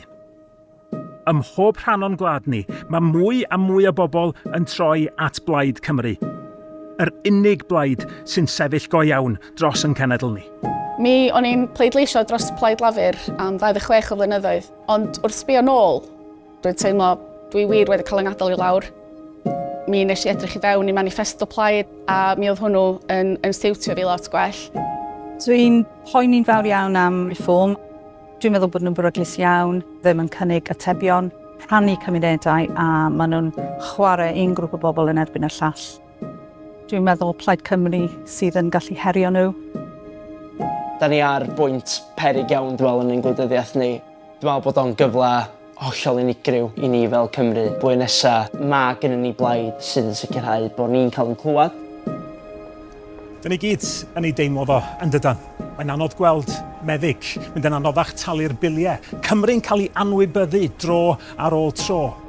Mae Plaid Lafur Keir Starmer wedi hen droi cefn ar Gymru, a rwan mae'r asgell dde eithafol yn curo ar y drws. Ond mae Plaid Cymru yn cynnig yr arweinyddiaeth newydd mae Cymru wir i angen rwan. Gwella y gwasanaeth iechyd, a helpu chi efo costa byw, bod yn gefn i fusnesau Cymru a swyddi lleol, a sicrhau bod buddiannau Cymru a'ch cymuned chi wastad yn cael ei rhoi yn gyntaf. Mae'r arolygon barn yn gwbl glir rwan ynglyn â'r dewis yn yr etholiad nesaf. Dyma'r ddwy ffordd, Y blaid wedi cefnogi gan y biliynyddion, Reform UK, nhw di'r ceidwadwyr, nhw di'r toriaid rwan. Sgyn nhw ddim cynllun ar gyfer Cymru, maen nhw eisiau preifateidio'r NHS, a maen nhw'n pleidleisio yn erbyn gwarchod hawliau gweithwyr. Mi na nhw fynd â Cymru am yn ôl. Neu mi allwch chi ddewis Plaid Cymru.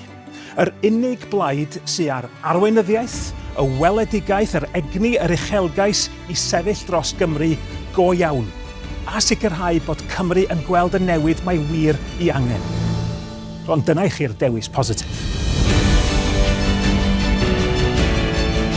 Blwyddyn nesaf, yn yr etholiad, mi fydda i'n pleidleisio dros Plaid Cymru. Dwi'n mynd i bleidleisio dros Plaid Cymru. Mi fydda i'n pleidleisio dros Plaid Cymru.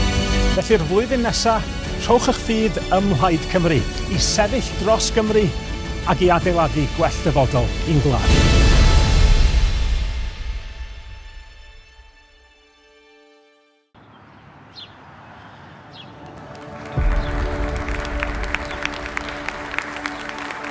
I'm a council houseboy from the council estate there, and I'm proud to call this home. I will work like a Trojan for every single man, woman and child in this constituency, and a huge honour it is for me.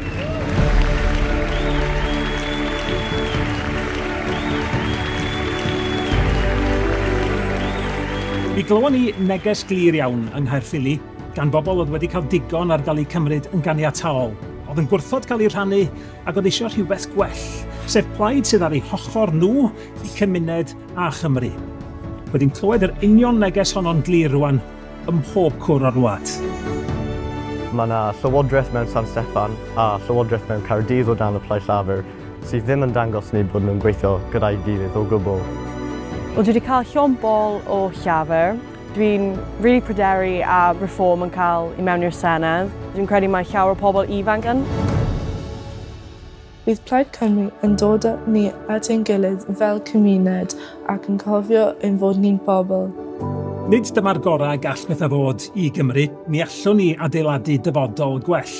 A dyna ydy pleidlais dros Plaid Cymru, rhoi'r pwyslais bob amser ar Gymru a'ch cymuned chi. Tegwch, gwneud gwahaniaeth i fywydau pobl. Cynnig gofal plant i gefnogi teuluoedd, economi fwy llewyrchus, cefnogi busnes a swyddi lleol. Gwellach gwasanaeth iechyd chi a sefyll yn erbyn yr rheini sy'n am ein rhannu ni. Mi ddangosodd Caerffili beth sy'n bosib pan mae pobl yn dewis gobaith. O dychmygwch be allwn ni wneud tasan ni'n dewis hynny efo'n gilydd ar draws Cymru.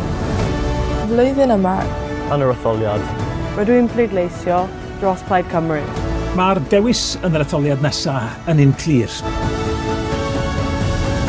Dyn ni ddim aros fel ydyn ni fel gwlad ac mi fydda eraill am mynd â ni am yn ôl. Neu mi allwn ni ddewis dyfodol newydd efo Plaid Cymru. Mae newid gwell yn bosib. Mae llywodraeth sy'n ar ochr Cymru yn bosib. Felly rhowch eich ffydd chi mewn arweinyddiaeth newydd.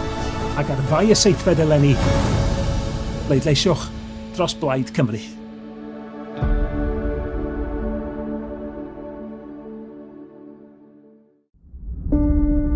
Pan ti'n mynd o ddioddan ariannol o fod ar tal mamolaeth fewn i gael biliau costa gofal mor uchel, oedd o'n straen mawr arna ni. Bron i dreian o incwm ni fel teulu mynd tuag at costa plant sy'n ffigwr aruthrol uchel. Mae bod yn person ifanc mewn Cymru yn peth anodd iawn weithiau. Does dim llawer o beth gan llawer o bobl ifanc mewn Cymru. Mae Cymru yn barod i anelu yn uwch, i anelu am well. Mae yna fwy a mwy o bobl yn cefnogi gweledigaeth Plaid Cymru ar gyfer ein cenedl gweledigaeth llawn gobaith. A hynny oherwydd mae dim ond Plaid Cymru fydd yn ei gwneud hi'n flaenoriaeth bob amser i sefyll dros Gymru. I fyny tegwch gan San Steffan, ar y biliynau sy'n dyledus i ni oherwydd rheilffordd HS2, ar gyllid teg, ar heddlua, ar fod yn gyfrifol am ein adnoddau ein hunain drwy stad y goron. Efo arweinyddiaeth newydd a chynlluniau o ddifri, mi wnawn ni gefnogi yr NHS yn sicrhau bod cleifion yn cael ei gweld yn gynt mewn canolfannau llawfeddygol newydd. yn canolbwyntio ar lythrennedd a rhifedd mwyn codi safona addysg, yn helpu busnesau Cymru i dyfu drwy asiantaeth ddatblygu newydd, ac efo'r cynnig gofal plant mwy a hael yn y Deyrnas Unedig i gefnogi teuluoedd sy'n dal i wynebu heriau yr argyfwng costa byw. I'm announcing that a Plaid Cymru government would introduce a transformative new universal free childcare programme available for all children from the age of 9 months to 4 years, building towards providing at least 20 hours a week for 48 weeks a year. Mae cynllun Plaid yn anhygoel. Mae'n rhywbeth sy'n mynd i cael dylanwad ar ansawdd bywyd pawb sef o plant ifanc. Bydd i'r dyfodol. Mae yna fomentum go iawn y tu ôl i Plaid Cymru rwan. Ar ôl degawdau mewn grym, mae ar ben ar lafur. Reform ydy'r peryg yn gosod unigolion a chymunedau yn erbyn ei gilydd, fydd Cymru byth yn blaenoriaeth iddyn nhw. Felly ar fai y seithfed, dewiswch obaith dros raniadau, uchelgais dros ddifaterwch. Dewiswch lywodraeth fydd wastad yn canolbwyntio ar yr hyn sy'n iawn i'ch cymuned chi ac i Gymru. A phleidleisiwch dros Plaid Cymru.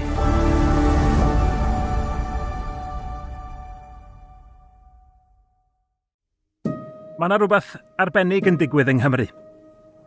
Ym mhob rhan o'n gwlad ni, mae mwy a mwy o bobl yn troi at Plaid Cymru. Yr unig blaid sy'n sefyll go iawn dros yn cenedl ni. Mi o'n i'n pleidleisio dros Plaid Lafur am 26 o flynyddoedd, ond wrth sbio nôl, dwi'n teimlo dwi wir wedi cael yng ngadael i lawr. Mi nes i edrych i fewn i manifesto Plaid a mi oedd hwnnw yn stiwtio fi lot gwell. Dwi'n poeni'n fawr iawn am reform. Dwi'n meddwl bod nhw'n beryglus iawn, ddim yn cynnig atebion, rhannu cymunedau a maen nhw'n chwarae un grŵp o bobl yn erbyn y llall. Dwi'n meddwl Plaid Cymru sydd yn gallu herio nhw. Da ni ar bwynt peryg iawn dwi'n meddwl yn ein gwleidyddiaeth ni. Dwi'n meddwl bod o'n gyfle hollol unigryw i ni fel Cymru. Blwyddyn nesaf, mae gennym ni blaid sydd yn sicrhau bod ni'n cael yn clywed. Dyn ni gyd yn ei deimlo fo yn dydan. Mae'n anodd gweld meddyg, mynd yn anoddach talu'r biliau. Cymru'n cael ei anwybyddu dro ar ôl tro. Mae Plaid Lafur Keir Starmer wedi hen droi cefn ar Gymru, a rwan mae'r asgell dde eithafol yn curo ar y drws. Ond mae Plaid Cymru yn cynnig yr arweinyddiaeth newydd mae Cymru wir ei angen rwan. Gwella y gwasanaeth iechyd, eich helpu chi efo costa byw, bod yn gefn i fusnesau Cymru a swyddi lleol, a sicrhau bod buddiannau Cymru a'ch cymuned chi wastad yn cael ei rhoi yn gyntaf. Mae'r arolygon barn yn gwbl glir rwan ynglyn â'r dewis yn yr etholiad nesaf. Dyma'r ddwy ffordd. Y blaid wedi cefnogi gan y biliynyddion, Reform UK, nhw di'r ceidwadwyr, nhw di'r toriaid rwan. Sgennyn nhw ddim cynllun ar gyfer Cymru, maen nhw eisiau preifateiddio'r NHS, a maen nhw'n pleidleisio yn erbyn gwarchod hawliau gweithwyr. Mi na nhw fynd â Cymru am yn ôl. Neu mi allwch chi ddewis Plaid Cymru. Yr unig blaid sy'n ar arweinyddiaeth, y weledigaeth, yr egni, yr uchelgais i sefyll dros Gymru go iawn. A sicrhau bod Cymru yn gweld y newid mae wir i angen. Ond dyna i chi'r dewis positif. Blwyddyn nesaf, yn yr etholiad, mi fydda i'n pleidleisio dros Plaid Cymru. Dwi'n mynd i bleidleisio dros Plaid Cymru. Mi fydda i'n pleidleisio dros Plaid Cymru. Felly'r flwyddyn nesaf, rhowch eich ffydd ym Mhlaid Cymru, i sefyll dros Gymru ac i adeiladu gwell dyfodol i'n gwlad.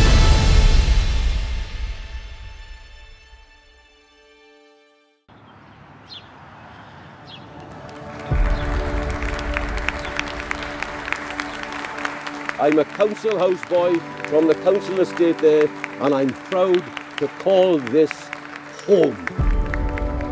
I will work like a Trojan for every single man, woman and child in this constituency, and a huge honour it is for me.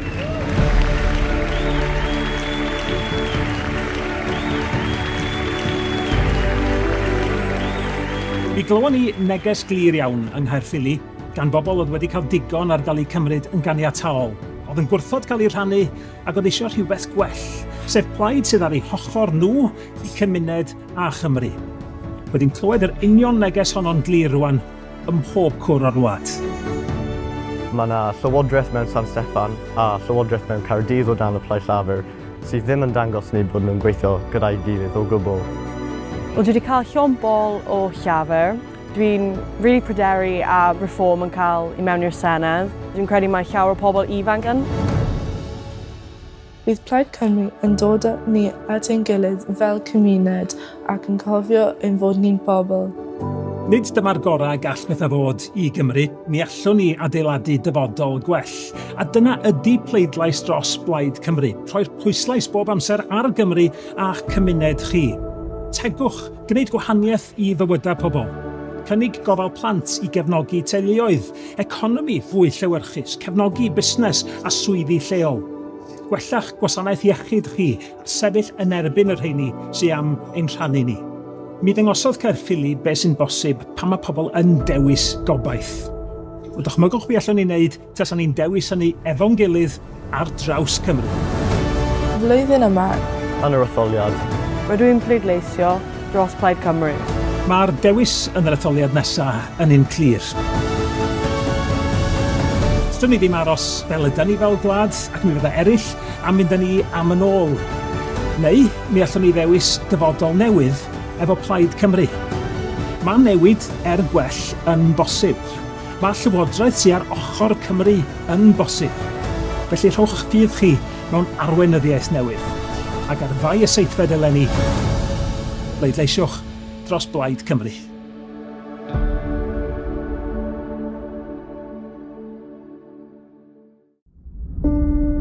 Pan ti'n mynd o ddioddan ariannol o fod ar tal mamolaeth fewn i gael biliau costa gofal mor uchel. Oedd o'n straen mawr arna ni. Bron i dreian o incwm ni fel teulu yn mynd tuag at costa plant sy'n ffigwr aruthrol uchel. Mae bod yn person ifanc mewn Cymru yn peth anodd iawn weithiau. Does dim llawer o beth gan llawer o bobl ifanc mewn Cymru. Mae Cymru yn barod i anelu yn uwch, i anelu am well. Mae yna fwy a mwy o bobl yn cefnogi gweledigaeth Plaid Cymru ar gyfer ein cenedl gweledigaeth llawn gobaith. A hynny oherwydd mae dim ond Plaid Cymru fydd yn ei gwneud hi'n flaenoriaeth bob amser i sefyll dros Gymru. I fyny tegwch gan San Steffan, ar y biliynau sy'n dyledus i ni oherwydd rheilffordd HS2, ar gyllid teg, ar heddlua, ar fod yn gyfrifol am ein adnoddau ein hunain drwy stad y goron. Efo arweinyddiaeth newydd a chynlluniau o ddifri, mi wnawn ni gefnogi yr NHS yn sicrhau bod cleifion yn cael eu gweld yn gynt mewn canolfannau llawfeddygol newydd. Yn canolbwyntio ar lythrennedd a rhifedd mwyn codi safona addysg, yn helpu busnesau Cymru i dyfu drwy asiantaeth ddatblygu newydd, ac efo'r cynnig gofal plant mwy a hael yn y Deyrnas Unedig i gefnogi teuluoedd sy'n dal i wynebu heriau yr argyfwng costa byw. I'm announcing that a Plaid Cymru government would introduce a transformative new universal free childcare programme available for all children from the age of 9 months to 4 years, building towards providing at least 20 hours a week for 48 weeks a year. Mae cynllun Plaid yn anhygoel. Mae'n rhywbeth sy'n mynd i cael dylanwad ar ansawdd bywyd pawb sef o plant ifanc. Fydd i'r dyfodol. Mae yna fomentum go iawn y tu ôl i Plaid Cymru rwan.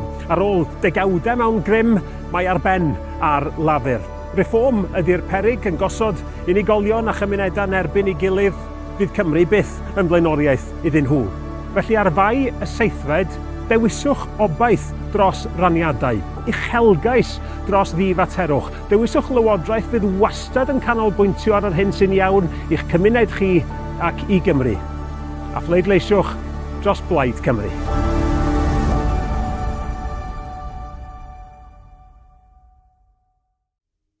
Mae yna rhywbeth arbennig yn digwydd yng Nghymru.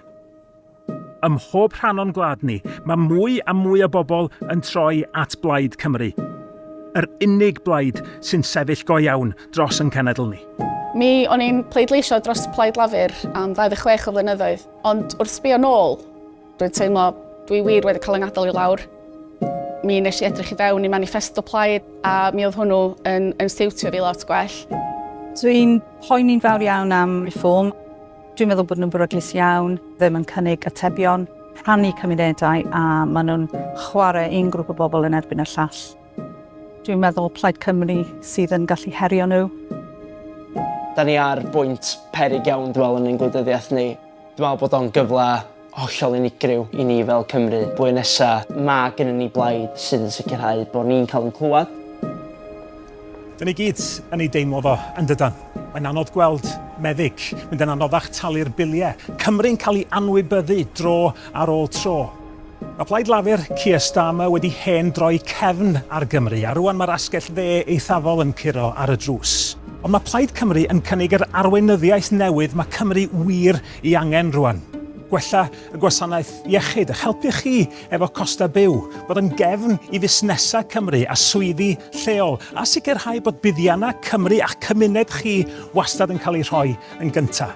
Mae'r arolygon barn yn gwbl glir rwan ynglyn â'r dewis yn yr etholiad nesaf. Dyma'r ddwy ffordd. Y blaid wedi cefnogi gan y biliynyddion, Reform UK, nhw di'r ceidwadwyr, nhw di'r toriaid rwan. Sgennyn nhw ddim cynllun ar gyfer Cymru, maen nhw eisiau preifateiddio'r NHS, a maen nhw'n pleidleisio yn erbyn gwarchod hawliau gweithwyr. Mi na nhw fynd â Cymru am yn ôl. Neu mi allwch chi ddewis Plaid Cymru. Yr unig blaid sy'n ar arweinyddiaeth, y weledigaeth, yr egni, yr uchelgais i sefyll dros Gymru go iawn. A sicrhau bod Cymru yn gweld y newid mae wir ei angen. Ond dyna i chi'r dewis positif. Blwyddyn nesaf, yn yr etholiad, mi fydda i'n pleidleisio dros Plaid Cymru. Dwi'n mynd i bleidleisio dros Plaid Cymru. Mi fydda i'n pleidleisio dros Plaid Cymru. Felly'r flwyddyn nesaf, rhowch eich ffydd ym Mhlaid Cymru, i sefyll dros Gymru ac i adeiladu gwell dyfodol i'n gwlad.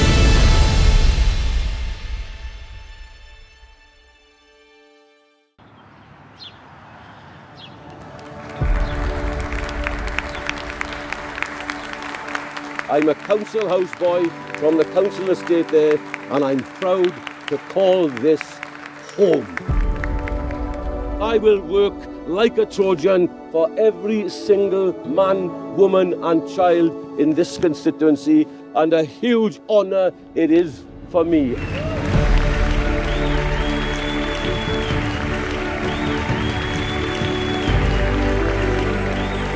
Mi glywon ni neges glir iawn yng Nghaerffili gan bobl oedd wedi cael digon ar gael eu cymryd yn ganiataol. Oedd yn gwrthod cael ei rhannu ac oedd eisiau rhywbeth gwell, sef plaid sydd ar eu hochor nhw i cymuned a Chymru. Wedi'n clywed yr union neges honno'n glir rwan ym mhob cwr o'r wlad. Mae yna llywodraeth mewn San Steffan a llywodraeth mewn Caerdydd o dan y Plaid Lafur sydd ddim yn dangos ni bod nhw'n gweithio gyda'i gilydd o gwbl. Wel, dwi wedi cael llon bol o llafur. Dwi'n really pryderu a Reform yn cael i mewn i'r Senedd. Dwi'n credu mae llawer o pobl ifanc yn.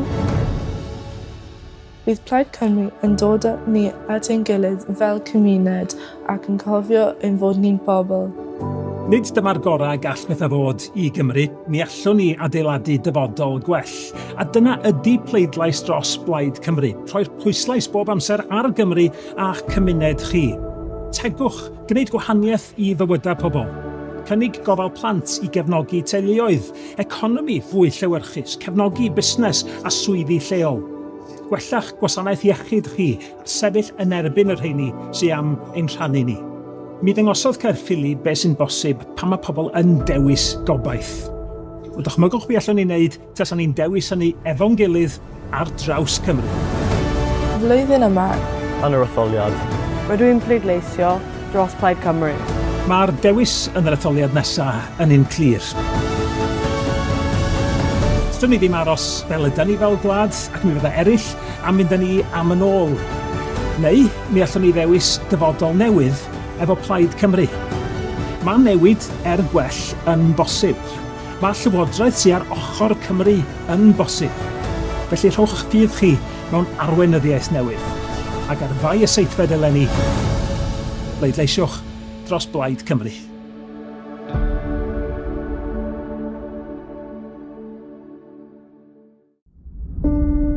Pam ti'n mynd o ddioddan ariannol o fod ar tal mamolaeth fewn i gael biliau costa gofal mor uchel. Oedd o'n straen mawr arna ni. Bron i dreian o incwm ni fel teulu yn mynd tuag at gosta plant sy'n ffigwr aruthrol uchel. Mae bod yn person ifanc mewn Cymru yn peth anodd iawn weithiau. Does dim llawer o beth gan llawer o bobl ifanc mewn Cymru. Mae Cymru yn barod i anelu yn uwch, i anelu am well. Mae yna fwy a mwy o bobl yn cefnogi gweledigaeth Plaid Cymru ar gyfer ein cenedl gweledigaeth llawn gobaith. A hynny oherwydd mai dim ond Plaid Cymru fydd yn ei gwneud hi'n flaenoriaeth bob amser i sefyll dros Gymru. I fyny tegwch gan San Steffan, ar y biliynau sy'n dyledus i ni oherwydd rheilffordd HS2, a'r gyllid teg, a'r heddlua, ar fod yn gyfrifol am ein adnoddau ein hunain drwy stad y Goron. Efo arweinyddiaeth newydd a chynlluniau o ddifri, mi wnawn ni gefnogi yr NHS yn sicrhau bod cleifion yn cael eu gweld yn gynt mewn canolfannau llawfeddygol newydd. Yn canolbwyntio ar lythrennedd a rhifedd mwyn codi safona addysg, yn helpu busnesau Cymru i dyfu drwy asiantaeth ddatblygu newydd, ac efo'r cynnig gofal plant mwyaf hael yn y Deyrnas Unedig i gefnogi teuluoedd sy'n dal i wynebu heriau yr argyfwng costa byw. I'm announcing that a Plaid Cymru government would introduce a transformative new universal free childcare programme available for all children from the age of 9 months to 4 years, building towards providing at least 20 hours a week for 48 weeks a year. Mae cynllun Plaid yn anhygoel. Mae'n rhywbeth sy'n mynd i cael dylanwad ar ansawdd bywyd pawb sef o plant ifanc. Fydd i'r dyfodol. Mae yna fomentum go iawn y tu ôl i Plaid Cymru rwan. Ar ôl degawdau mewn grym, mae ar ben ar lafur. Reform ydy'r peryg yn gosod unigolion a chymunedau yn erbyn ei gilydd, fydd Cymru byth yn blaenoriaeth iddyn nhw. Felly ar fai y seithfed, dewiswch obaith dros raniadau, uchelgais dros ddifaterwch. Dewiswch lywodraeth fydd wastad yn canolbwyntio ar yr hyn sy'n iawn i'ch cymuned chi ac i Gymru. A phleidleisiwch dros Plaid Cymru.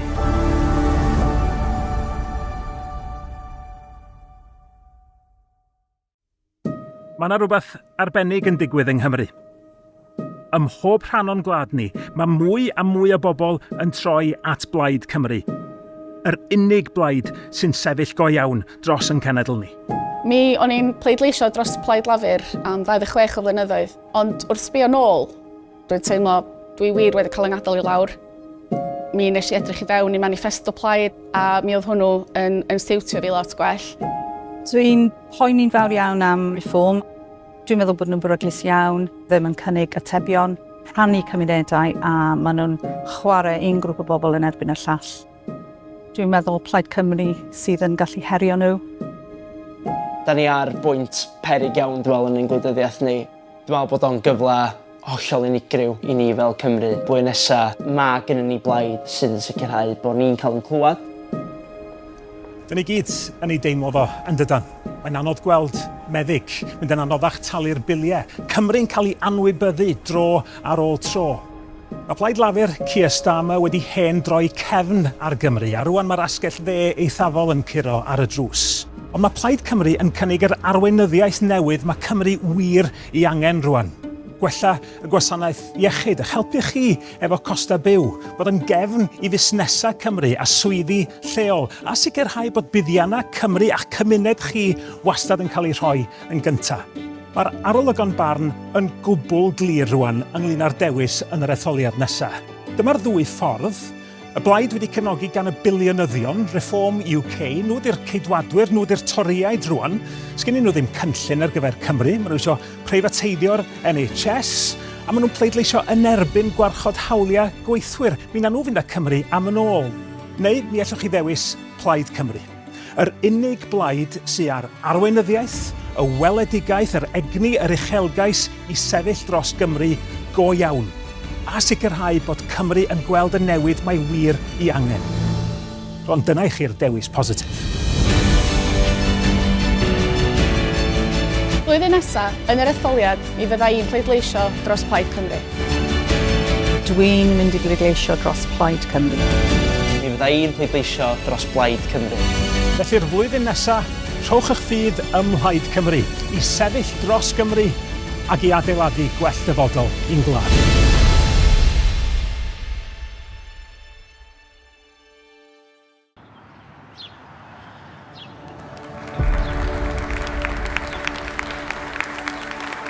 I'm a council houseboy from the council estate there, and I'm proud to call this home.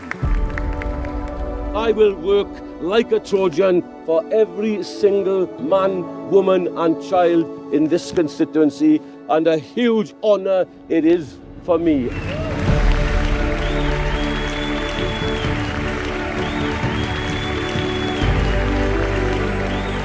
Mi glywon ni neges glir iawn yng Nghaerffili gan bobl oedd wedi cael digon ar gael eu cymryd yn ganiataol, oedd yn gwrthod cael eu rhannu ac oedd eisiau rhywbeth gwell, sef plaid sydd ar eu hochr nhw i cymuned a Chymru. Wedi'n clywed yr union neges honno'n glir rwan ym mhob cwr o'r wlad. Mae yna llywodraeth mewn San Steffan a llywodraeth mewn Caerdydd o dan y Plaid Cymru sydd ddim yn dangos ni bod nhw'n gweithio gyda'i gilydd o gwbl. Wel, dwi wedi cael llon bol o llafur.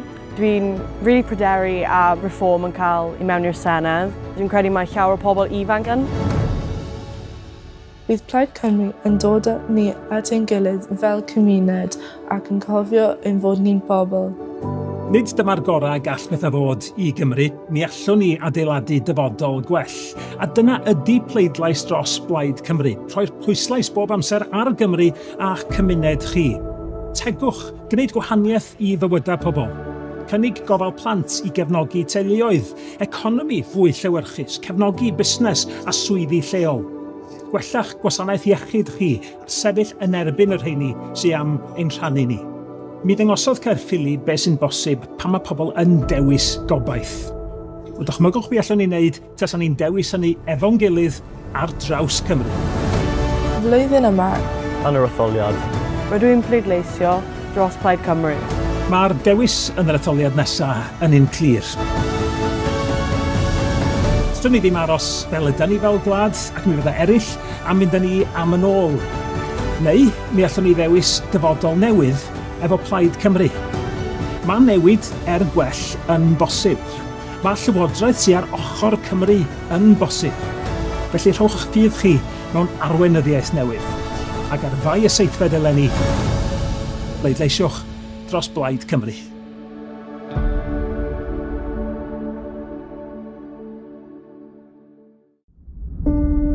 Pam ti'n mynd o ddioddan ariannol o fod ar tal mamolaeth fewn i gael biliau costa gofal mor uchel. Oedd o'n straen mawr arna ni. Bron i dreian o incwm ni fel teulu'n mynd tuag at costa plant sy'n ffigwr aruthrol uchel. Mae bod yn person ifanc mewn Cymru yn peth anodd iawn weithiau. Does dim llawer o beth gan llawer o bobl ifanc mewn Cymru. Mae Cymru yn barod i anelu yn uwch, i anelu am well. Mae yna fwy a mwy o bobl yn cefnogi gweledigaeth Plaid Cymru ar gyfer ein cenedl gweledigaeth llawn gobaith. A hynny oherwydd mai dim ond Plaid Cymru fydd yn ei gwneud hi'n flaenoriaeth bob amser i sefyll dros Gymru. I fyny tegwch gan San Steffan, ar y biliynau sy'n dyledus i ni oherwydd rheilffordd HS2, ar gyllid teg, ar heddlua, ar fod yn gyfrifol am ein adnoddau ein hunain drwy stad y Goron. Efo arweinyddiaeth newydd a chynlluniau o ddifri, mi wnawn ni gefnogi yr NHS yn sicrhau bod cleifion yn cael eu gweld yn gynt mewn canolfannau llawfeddygol newydd. Yn canolbwyntio ar lythrennedd a rhifedd mwyn codi safona addysg, yn helpu busnesau Cymru i dyfu drwy asiantaeth datblygu newydd, ac efo'r cynnig gofal plant mwy a hael yn y Deyrnas Unedig i gefnogi teuluoedd sy'n dal i wynebu heriau yr argyfwng costa byw. I'm announcing that a Plaid Cymru government would introduce a transformative new universal free childcare programme available for all children from the age of 9 months to 4 years, building towards providing at least 20 hours a week for 48 weeks a year. Mae cynllun Plaid yn anhygoel. Mae'n rhywbeth sy'n mynd i cael dylanwad ar ansawdd bywyd pawb sef o plant ifanc. Ffydd i'r dyfodol. Mae yna fomentum go iawn y tu ôl i Plaid Cymru rwan. Ar ôl degawdau mewn grym, mae ar ben ar lafur. Reform ydy'r peryg yn gosod unigolion a chymunedau yn erbyn ei gilydd, fydd Cymru byth yn blaenoriaeth iddyn nhw. Felly ar fai y seithfed, dewiswch obaith dros raniadau, uchelgais dros ddifaterwch. Dewiswch lywodraeth fydd wastad yn canolbwyntio ar yr hyn sy'n iawn i'ch cymuned chi ac i Gymru. A phleidleisiwch dros Plaid Cymru.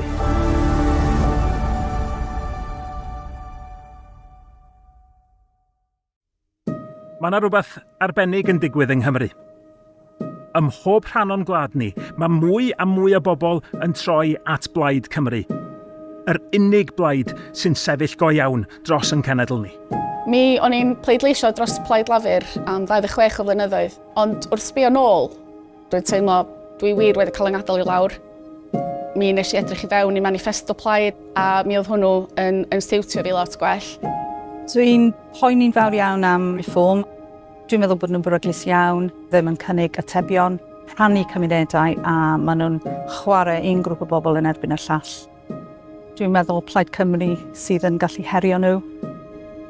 Da ni ar bwynt peryg iawn dwi'n yn ein gwleidyddiaeth ni. Dwi'n meddwl bod o'n gyfle hollol unigryw i ni fel Cymru. Blwyddyn nesa, mae gennym ni blaid sydd yn sicrhau bod ni'n cael yn clywed. Dyn ni gyd yn ei deimlo fo yn dydan. Mae'n anodd gweld meddyg, mynd yn anoddach talu'r biliau. Cymru'n cael ei anwybyddu dro ar ôl tro. Mae Plaid Lafur Keir Starmer wedi hen droi cefn ar Gymru, a rwan mae'r asgell dde eithafol yn curo ar y drws. Ond mae Plaid Cymru yn cynnig yr arweinyddiaeth newydd mae Cymru wir i angen rwan. Gwella y gwasanaeth iechyd, a helpu chi efo costa byw, bod yn gefn i fusnesau Cymru a swyddi lleol, a sicrhau bod buddiannau Cymru a'ch cymuned chi wastad yn cael ei rhoi yn gyntaf. Mae'r arolygon barn yn gwbl glir rwan ynglyn â'r dewis yn yr etholiad nesaf. Dyma'r ddwy ffordd. Y blaid wedi cefnogi gan y biliynyddion, Reform UK, nhw di'r ceidwadwyr, nhw di'r toriaid rwan. Sgennyn nhw ddim cynllun ar gyfer Cymru, maen nhw eisiau preifateiddio'r NHS, a maen nhw'n pleidleisio yn erbyn gwarchod hawliau gweithwyr. Mi na nhw fynd â Cymru am yn ôl. Neu mi allwch chi ddewis Plaid Cymru. Yr unig blaid sy'n ar arweinyddiaeth, y weledigaeth, yr egni, yr uchelgais i sefyll dros Gymru go iawn. A sicrhau bod Cymru yn gweld y newid mae wir i angen. Ond dyna i chi'r dewis positif. Blwyddyn nesaf, yn yr etholiad, mi fydda i'n pleidleisio dros Plaid Cymru. Dwi'n mynd i bleidleisio dros Plaid Cymru. Mi fydda i'n pleidleisio dros Plaid Cymru. Felly'r flwyddyn nesaf, rhowch eich ffydd ym Mhlaid Cymru, i sefyll dros Gymru ac i adeiladu gwell dyfodol i'n gwlad.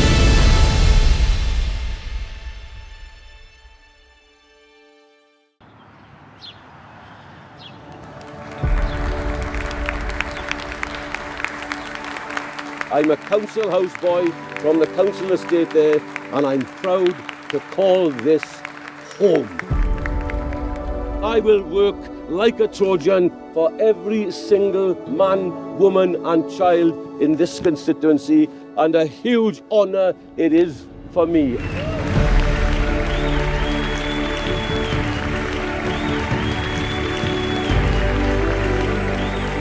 Mi glywon ni neges glir iawn yng Nghaerffili gan bobl oedd wedi cael digon ar gael eu cymryd yn ganiataol.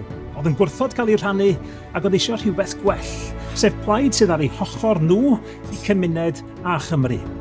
Wedi'n clywed yr union neges honno'n glir rwan ym mhob cwr o'r wlad.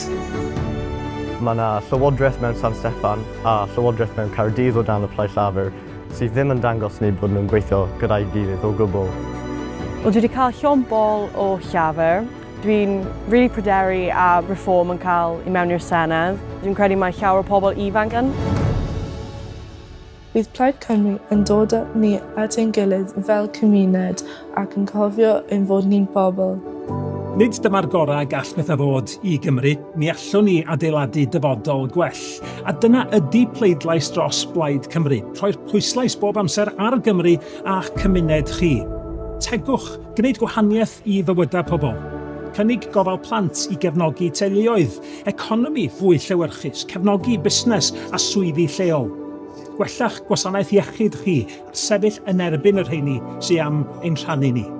Mi ddangosodd Caerffili beth sy'n bosib pan mae pobl yn dewis gobaith. O dychmygwch be allwn ni wneud tasan ni'n dewis hynny efo'n gilydd ar draws Cymru. Flwyddyn yma, Yn yr etholiad, rydw i'n pleidleisio dros Plaid Cymru. Mae'r dewis yn yr etholiad nesaf yn un clir.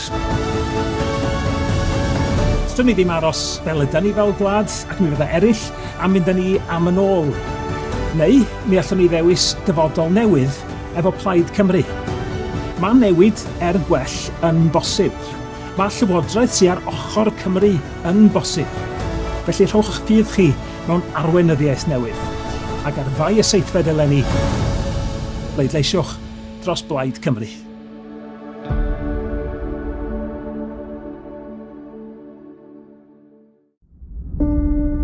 Pam ti'n mynd o ddioddan ariannol o fod ar tal mamolaeth fewn i gael biliau costa gofal mor uchel. Oedd o'n straen mawr arna ni. Bron i dreian o incwm ni fel teulu mynd tuag at costa plant sy'n ffigwr aruthrol uchel. Mae bod yn person ifanc mewn Cymru yn peth anodd iawn weithiau. Does dim llawer o beth gan llawer o bobl ifanc mewn Cymru. Mae Cymru yn barod i anelu yn uwch, i anelu am well. Mae yna fwy a mwy o bobl yn cefnogi gweledigaeth Plaid Cymru ar gyfer ein cenedl gweledigaeth llawn gobaith. A hynny oherwydd mai dim ond Plaid Cymru fydd yn ei gwneud hi'n flaenoriaeth bob amser i sefyll dros Gymru.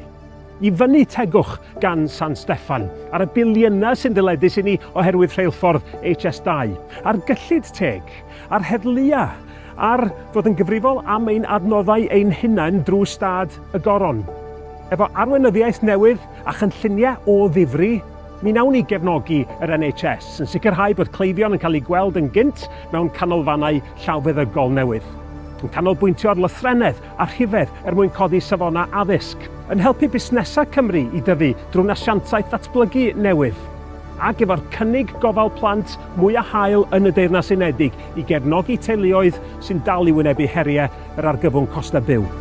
I'm announcing that a Plaid Cymru government would introduce a transformative new universal free childcare programme available for all children from the age of 9 months to 4 years, building towards providing at least 20 hours a week for 48 weeks a year. Mae cynllun Plaid yn anhygoel. Mae'n rhywbeth sy'n mynd i cael dylanwad ar ansawdd bywyd pawb sef o plant ifanc. Fydd i'r dyfodol. Mae yna fomentum go iawn y tu ôl i Blaid Cymru rwan. Ar ôl degawdau mewn grym, mae ar ben ar lafur. Reform ydy'r peryg yn gosod unigolion a chymunedau yn erbyn ei gilydd, fydd Cymru byth yn blaenoriaeth iddyn nhw. Felly ar fai y seithfed, dewiswch obaith dros raniadau, uchelgais dros ddifaterwch. Dewiswch lywodraeth fydd wastad yn canolbwyntio ar yr hyn sy'n iawn i'ch cymuned chi ac i Gymru. A phleidleisiwch dros Blaid Cymru.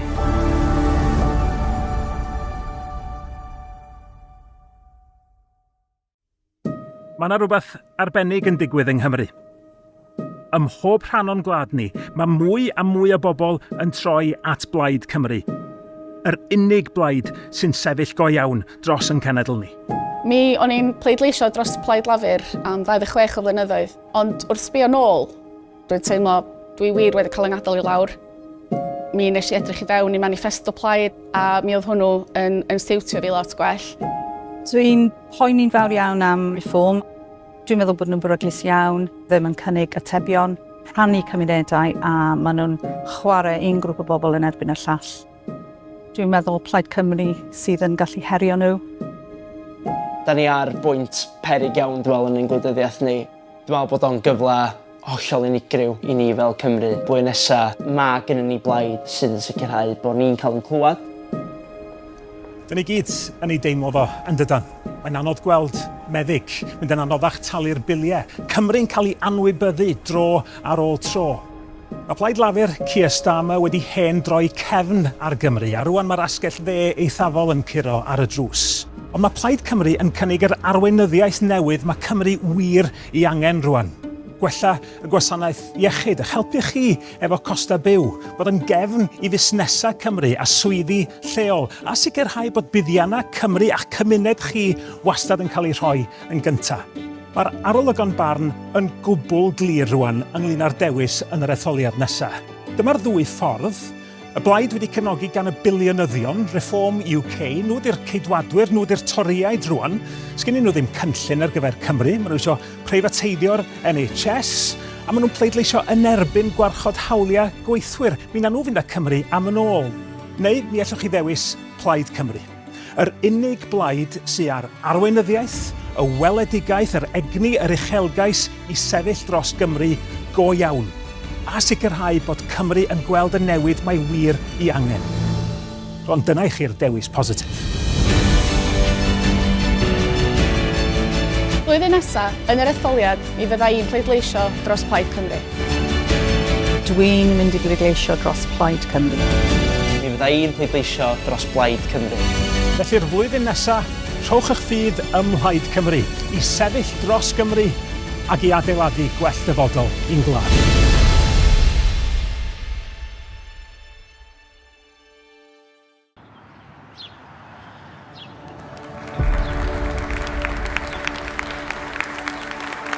I'm a council houseboy from the council estate there, and I'm proud to call this home.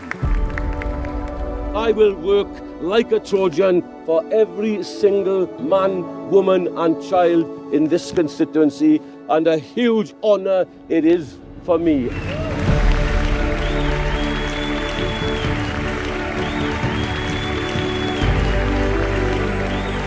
Mi glywon ni neges glir iawn yng Nghaerffili gan bobl oedd wedi cael digon ar gael eu cymryd yn ganiataol.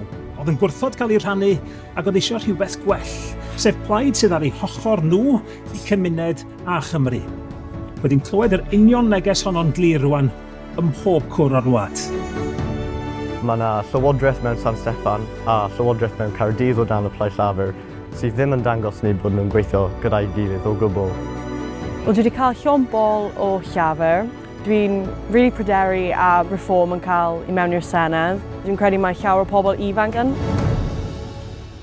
Bydd Plaid Cymru yn dod â ni at ein gilydd fel cymuned ac yn cofio ein fod ni'n bobl. Nid dyma'r gorau gall bethau fod i Gymru, mi allwn ni adeiladu dyfodol gwell. A dyna ydy pleidlais dros Plaid Cymru, rhoi'r pwyslais bob amser ar Gymru a'ch cymuned chi. Tegwch, gwneud gwahaniaeth i fywydau pobl. Cynnig gofal plant i gefnogi teuluoedd, economi fwy llewyrchus, cefnogi busnes a swyddi lleol. Gwellach gwasanaeth iechyd chi a sefyll yn erbyn yr rheini sydd am ein rhannu ni. Mi ddyngosodd Caerffili beth sy'n bosib pan mae pobl yn dewis gobaith. O dychmygwch be allwn ni wneud tasan ni'n dewis hynny efo'n gilydd ar draws Cymru. Flwyddyn yma, Yn yr etholiad, rydw i'n pleidleisio dros Plaid Cymru. Mae'r dewis yn yr etholiad nesaf yn un clir. Dydyn ni ddim aros fel ydyn ni fel gwlad ac mi fydda eraill am mynd â ni am yn ôl. Neu mi allwn ni ddewis dyfodol newydd efo Plaid Cymru. Mae newid gwell yn bosib. Mae llywodraeth sydd ar ochr Cymru yn bosib. Felly rhowch eich ffydd chi mewn arweinyddiaeth newydd. Ac ar fai y seithfed eleni, bleidleisiwch dros Plaid Cymru.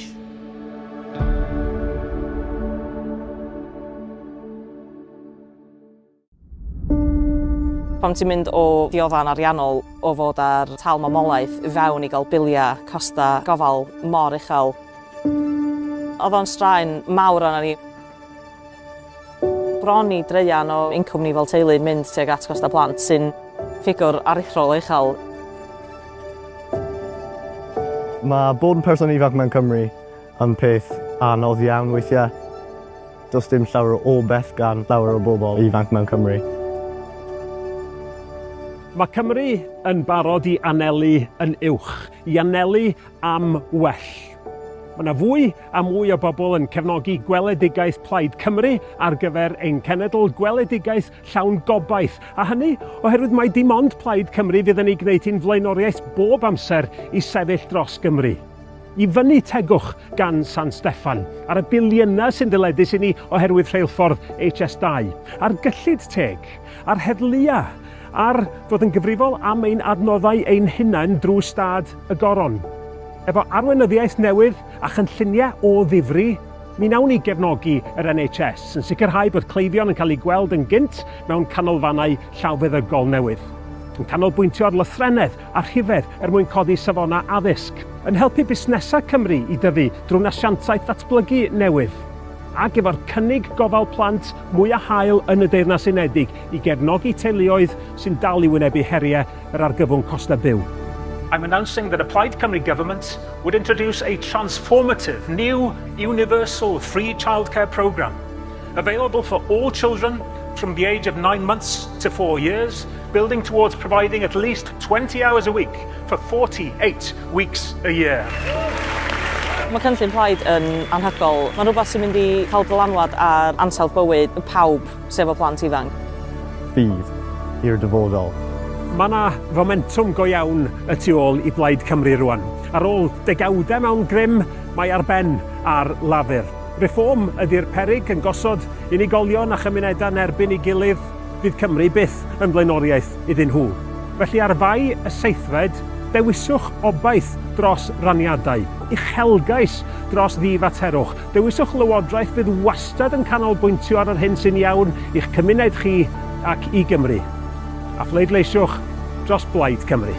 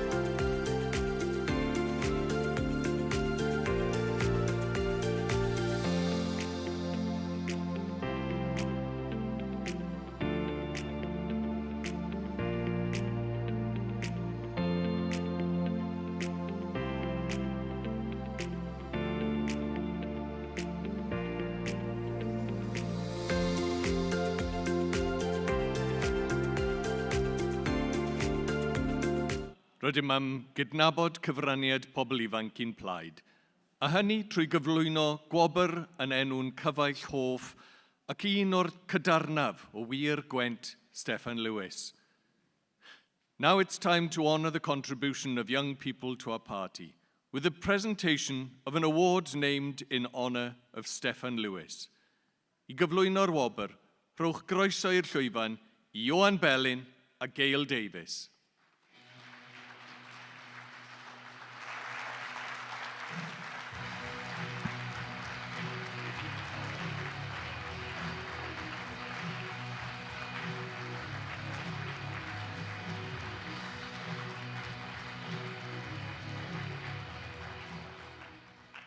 Ffrindiau, cydweithwyr a phawb sydd â chariad tuag at Gymru yn ei calonnau, diolch i chi am roi'r anrhydedd i mi o sefyll o'ch blaen heddiw.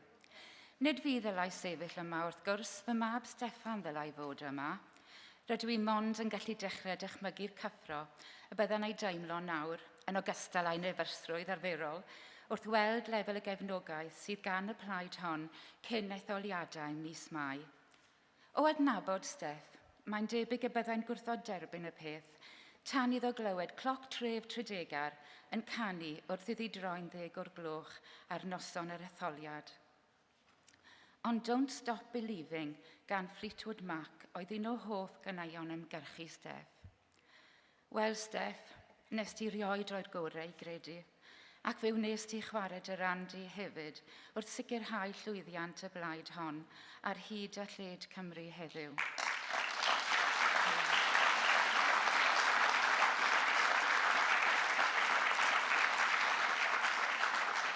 A does gen i ddim amheuaeth, pe fydda ti gyda ni heddiw, y byddai rhin a'r tîm yn edrych tuag ata ti i helpu arwain Cymru dros dymor nesaf y Senedd. Dyw hi byth yn hawdd siarad am fy mab, heb daimlo'r cymysgedd hwnnw o falchder a hiraeth sy'n byw gyda fi bob dydd. Ond mae hi wedi bod yn fraint i mi rannu atgofion am Steff gyda chi gyd ar hyd y blynyddoedd, oherwydd bod cynifer ohonoch chi wedi bod yn rhan mor bwysig o'i fywyd. Steff was many things to many people. A public servant, a thinker, a bridge builder, a passionate advocate for Wales. But to me, he was simply my son, a gentle soul with a fierce purpose.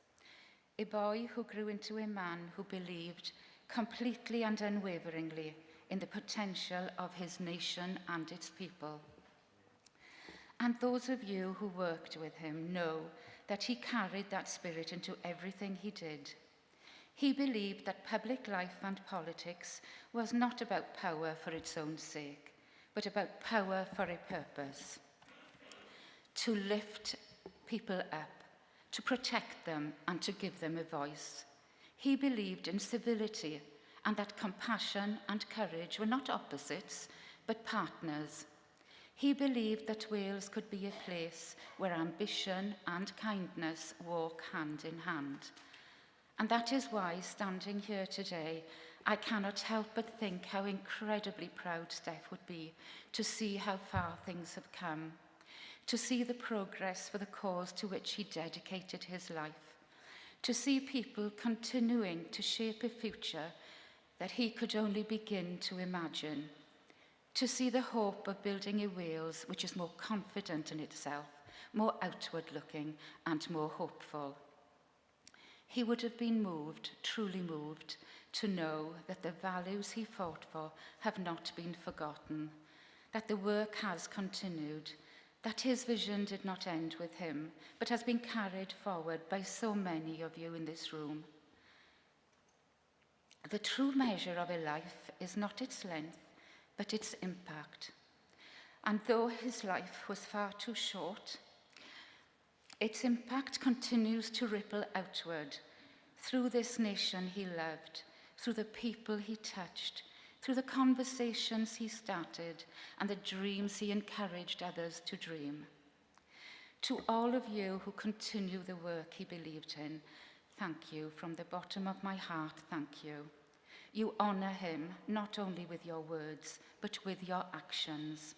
You keep his spirit alive each time you choose hope over cynicism, each time you choose service over self-interest, each time you choose to believe in what Wales can become.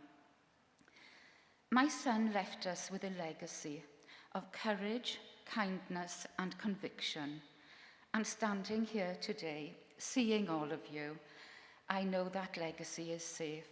I know it is being nurtured, and I know it will endure in me, in the values and in the actions of a Plaid Cymru government.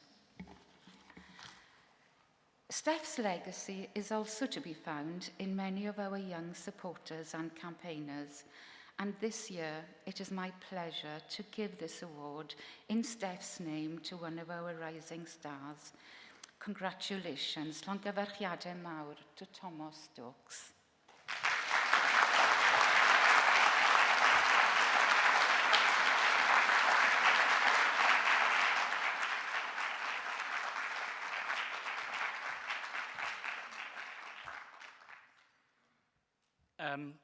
Thomas started getting involved with Plaid Cymru during the 2024 Westminster election campaign in Cardiff West under the leadership of Ciara Marshall. He was one of a number of young activists who consistently turned out to help to achieve that great result that they had. He's involved in all parts of the party, in the Talaith Committee of Caerdydd Penarth, part of Plaid Ifanc, and also of Indeb, the Plaid Cymru Trade Union section. He's hardworking, organised, and incredibly passionate. And he is a credit to the party, and I cannot wait to see what he does next. So, llongyfarchiadau, Thomas.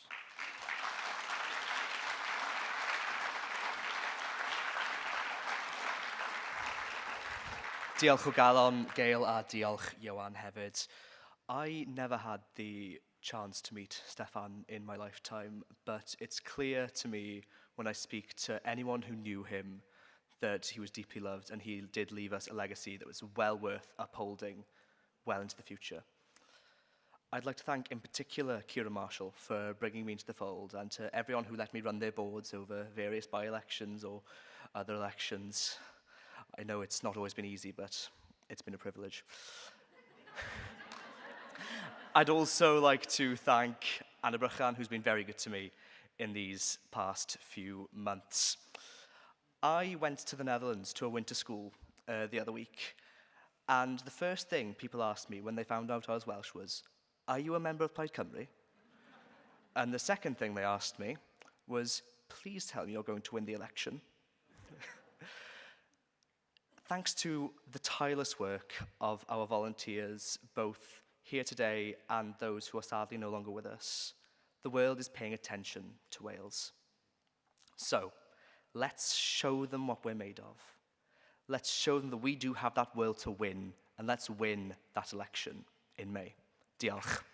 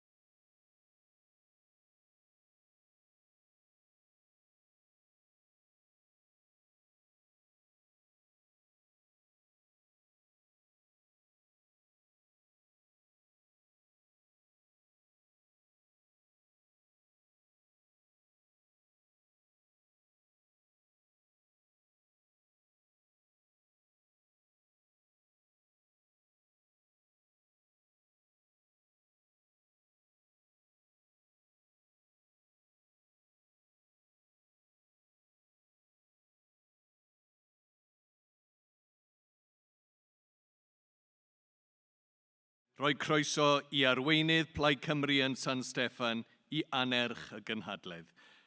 It's a pleasure to introduce our Westminster leader and MP for Dwyfor Meirionnydd, croeso cynnes I Liz Saville Roberts.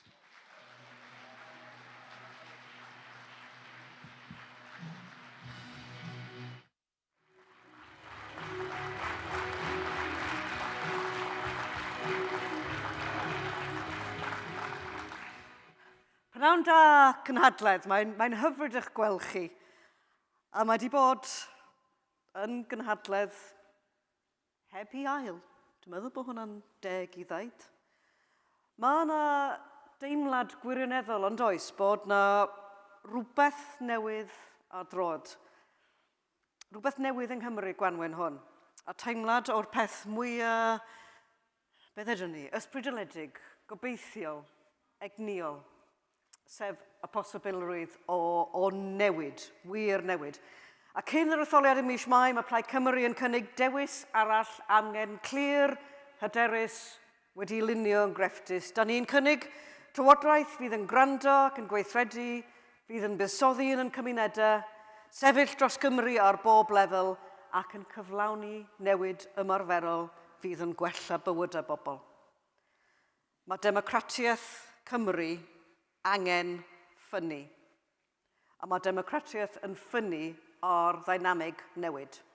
Ni ydy gyrwyr yn newid hwnna, gyda wynebau newydd, ffres, cyffroes, a'n wynebau cyfarwydd, falle ddim quite more fresh, ond yn gobeithio bod nhw'n gyffroes hefyd, a wynebau hynny wrth y lliw. And I have had the honour of serving as a Plaid Cymru MP for over a decade. And during that time, I've been able to observe how Westminster puts Wales in a box and how its governments view our party, Plaid Cymru. In the last year, something has shifted. The Westminster establishment no longer sees Plaid Cymru as a quaint regional quirk of local politics, country mice who've landed in the big city. We are a threat. We are a threat. When the Secretary of State for Wales, Joe Stevens, rolls out the same tired old cliched attacks on Plaid Cymru as separatists, I say, bring it on. We're doing something right. We've earned that position as a threat. It's a badge of honour. We've worked hard at being the wasp that goads the short-tempered bulldog. After the 2024 general election, we declared ourselves the official Welsh opposition in Westminster. That was bold, possibly shameless, but events have proven us right. In 2025, the most active newly elected Welsh MPs were Anne Davies and Llynos Medi by a country mile.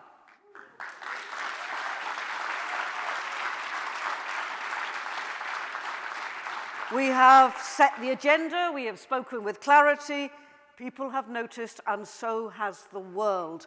International diplomats are more interested in Wales than ever before. Representatives from the embassies of the European Union, France, Germany, Italy, the Netherlands, Poland, and Ireland have attended our conference this weekend. We've never had a list like that before. This is more than ever before. The world wants to understand what is unfolding in Wales. As Plaid Cymru MPs, Westminster is not our natural habitat, and I will of course refer to the SNP MP Winnie Ewing, who once said, "We're not in Westminster to settle down, but to settle up." That is just as true for us. But one advantage of being in Westminster for us is proximity. We have networking, we have opportunities for contacts. You can catch people's ears in a way that you can in Westminster because they can't get away from you in the same way. And our team in Westminster, led by Ben Lake as our international affairs spokesperson, is ensuring that those we meet know our name and they know the name of our nation, that they know what Plaid Cymru stands for and what Wales can do for the world. When we meet international representatives in London, we tell them clearly the next Welsh government will be the most internationally minded in our history. A government that builds relationships with purpose, a government that understands influence is earned, a government that will work with others to undo the curses of Brexit, a government that will speak up when principle is at stake without waiting for permission from a UK Prime Minister. The importance of speaking up with moral clarity was highlighted to me personally when I travelled to Greenland earlier this month as part of a cross-party delegation. We met senior ministers of the Greenlandic government, parliamentarians of Greenland's parliament, the Inatsisartut, members and senior officers of the Arctic Council and former prime ministers. We heard about the impact on ordinary people when dangerous rhetoric from the White House raises tensions. We heard how parents had to comfort their children who couldn't sleep at night for fear of the threatened armed invasion back in January. These communities are living with both climate change and growing security concerns. A reckless US president is wreaking havoc on top of an already perilously key geostrategic position. At the same time, we heard the effects of Denmark's approach to the farthest flung of the lands that allow that northern European country to call itself a kingdom, extracting the critical mineral cryolite worth billions over decades, while begrudgingly handing over Greenland's block grant, chronically underinvesting in infrastructure, and driving depopulation beyond a handful of cities. You can see why we can learn from the world and why we can also sympathize with other nations in the world. There is a shared history here, and we can learn from each other and we can support each other. All parties in Greenland, Kalalahit Nunut, are calling for independence. They vary only in the speed within which they're calling for it to be enacted. Again, fascinating. And of course, we awoke this morning to learn that the US and Israel have launched an attack on Iran, and that Iran has retaliated with the missile strikes on Israel and on US assets in Syria, Bahrain, Kuwait, Qatar, the UAE, Jordan, and Iraq. The first war of Trump's Board of Peace has begun. No one, of course, is supporting the oppressive Iranian regime, but there is no UN Charter justification because there is no credible threat, no credible immediate threat to the US. Trump is plunging the region into devastating conflict. We know, of course, that there is no substitute for diplomacy within international law. We hear also that British planes are in the sky. The UK government must use what influence it has to press for de-escalation and oppose any unlawful use of force by rogue states. We live, my friends, in dangerous times. And respect for international law is not an abstract ideal. It's not an abstract noun. These things matter. For small nations, it's the shelter that stands between self-determination and coercion by strong men politicians who would redraw international borders with ham-fisted crayons.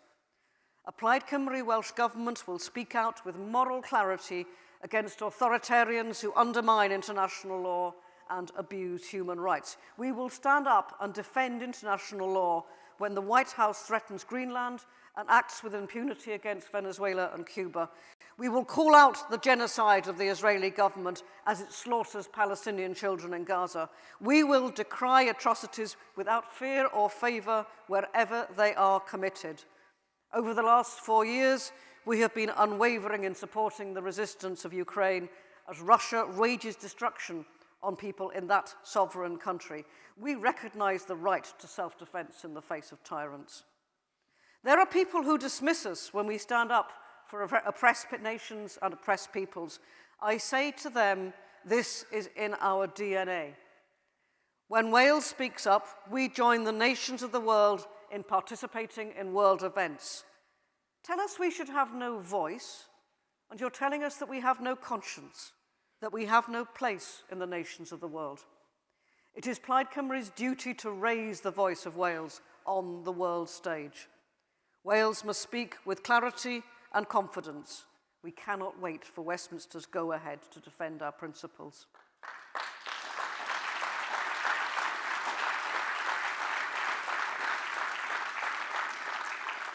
The threat of strong-arm politics is at our door. The politics of bullying and intimidation, where might is right and the rule of law is trampled underfoot precisely because it is so often the only shelter standing between the weak and the vulnerable and those who would profit from oppressing them. And Nigel Farage, of course, hasn't he been a vocal cheerleader for Donald Trump for years? And before that, before he had Donald Trump, he described, wait for it, Vladimir Putin as the politician he most admired. Nigel Farage wants to copy and paste Trump's playbook in Wales, from spreading misinformation about the nation of sanctuary policy to attacking Wales's universities. He does not understand our communities. In May, only Plaid Cymru can defeat the politics of bullying and intimidation. Hatred must not be allowed to take root here. Those two words, nation and sanctuary, these are words which resonate across humanity. These are good words, and they must not be condemned to far-right scaremongering. We are proud that Wales is a nation of sanctuary.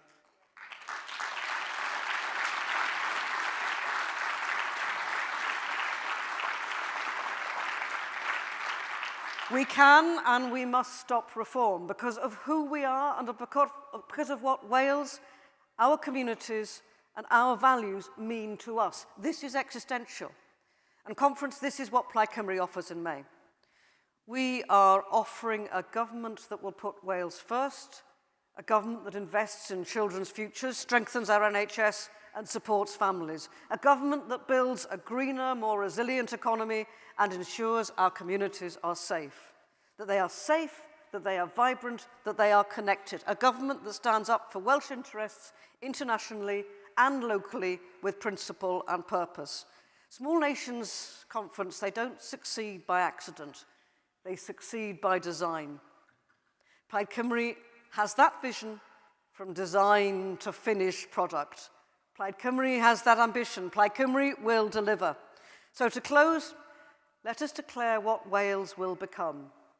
A nation confident at home, in the world, guided by compassion, principle, and unwavering belief in our potential. Bring it on, conference. Diolch yn fawr iawn i chi. Diolch yn fawr iawn.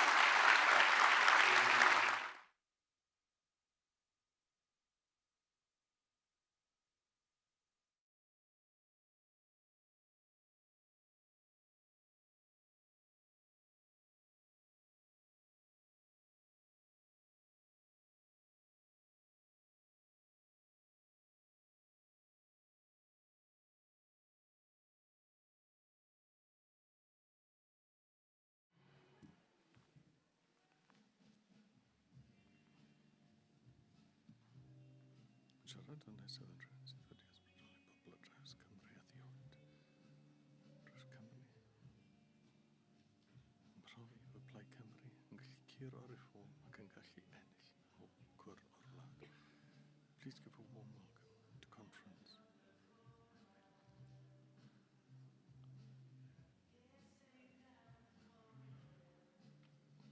give a warm welcome to the man who inspired so many in his by-election win. Mr. Carfilly, Lindsay Whittle.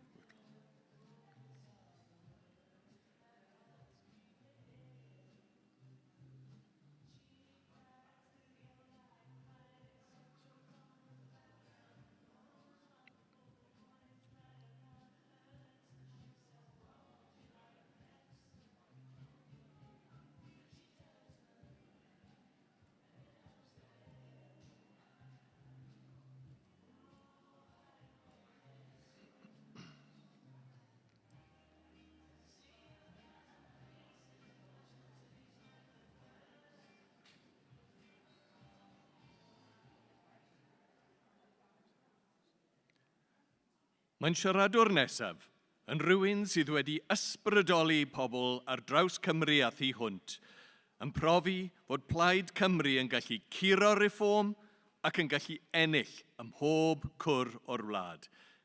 Please give a warm welcome to the man who inspired so many with his by-election win, Mr. Caerphilly, Lindsay Whittle.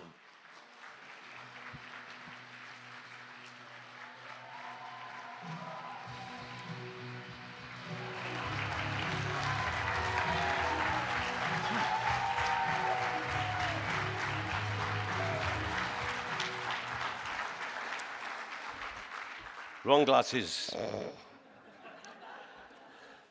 There's even more people from Caerphilly in here today, I see. Gail, can I see Gail? Where's Gail? Gail. Steph's photograph is in my office. It was the first thing I did, and he's in my heart forever, I have to tell you. When I joined Plaid Cymru, I'm going to whisper this bit, in the 1960s, Wales was a different country, and Caerphilly was a different town and constituency. Back then, no child, not a single child in Caerphilly, was educated through the medium of the Welsh language, our own language. Not one child. Over 2,500 children today, of course, are educated through the medium of the Welsh language. In those days, the path was set for you. Young people were straight from school into the factories and the collieries. Bedwas, Nantgarw, Penasta, Bargod.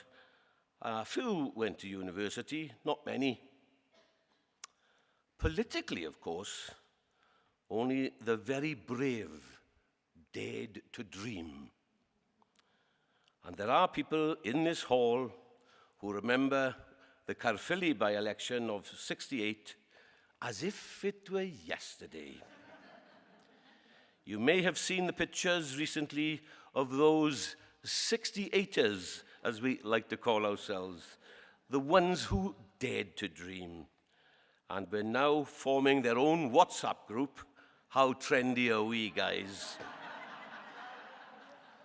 In '68, we lived it, we breathed it, and we never let go of that vision. Hey, who wrote this speech? It's no coincidence that the Senedd election is just, have a guess, 68 days away. Great timing, Plaid Cymru. After all these years, Wales is now waking up to the reality that the dream is indeed coming true. A little bit of a way to go yet. Rhyn ap Iorwerth and his team, I can assure you, are ready to create the history we once only whispered about. I count myself privileged to stand shoulder to shoulder with him as we forge a new Wales together. And it's that word, together, that's the very essence, in my opinion, of Plaid Cymru. It's why I belong here. I can't believe that a council house, I'm off script now, I always do. I can't believe a council house boy who left Caerphilly Boys Grammar School, won O-level, failed, and is speaking in between Liz Saville-Roberts and David Wigley. It's just unbelievable, blows your mind.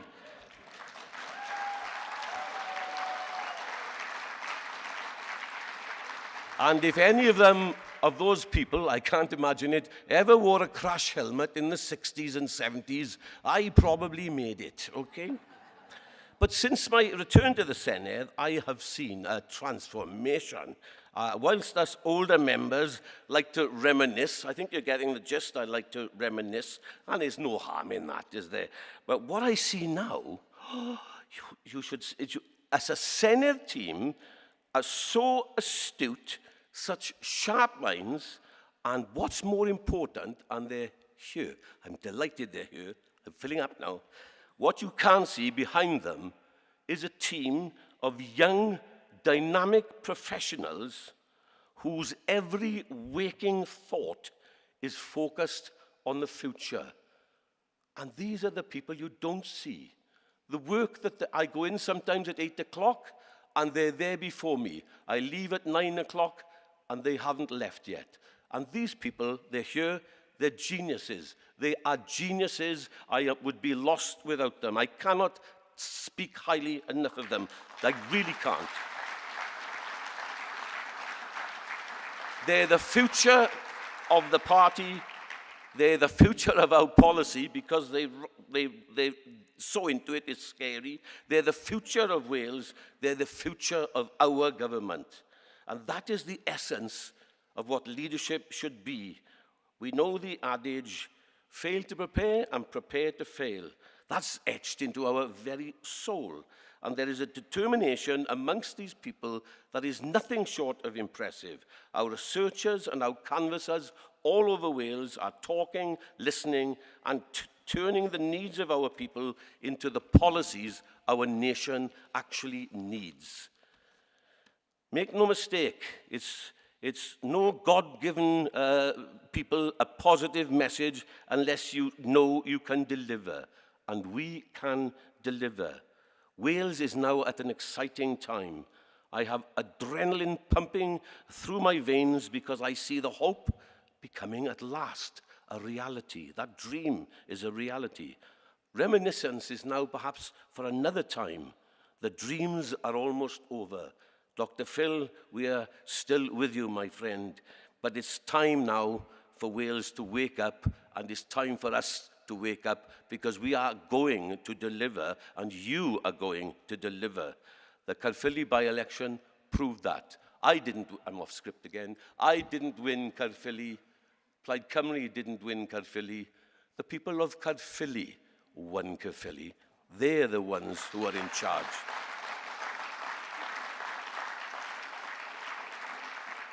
Now think back to that morning of October the 24th last year. How good did that make you feel? I guarantee that your friends and neighbours weren't just thinking about Caerphilly, they were thinking about the future of our whole country. And I'm not as well travelled as Rhyn ap Iorwerth yet, but I have been travelling Wales, and I can assure you, people know what is happening, and they are coming to me and saying, well done on winning Caerphilly, and we're with you this time, this is your chance. The polls show us in a commanding lead, and under Rhyn ap Iorwerth, I have no doubt, we can and we will create history. This will be the generation that didn't just dare to dream. This is the generation that woke up, and we made it happen. Be proud of yourselves. This new young Wales, all the people of Wales are looking at you. They're looking at us. Go forward, armed to the gunnels with our policies that these wonderful people here have created. Go forward. I tell you what, all of these policies, by the way, fully costed, and we are ready and willing to work. I hope I don't sound like David Steele, but go back to your constituencies. But go back proudly. You are not just watching history, you are making it. The people of Wales will not forget you. History will not forget you.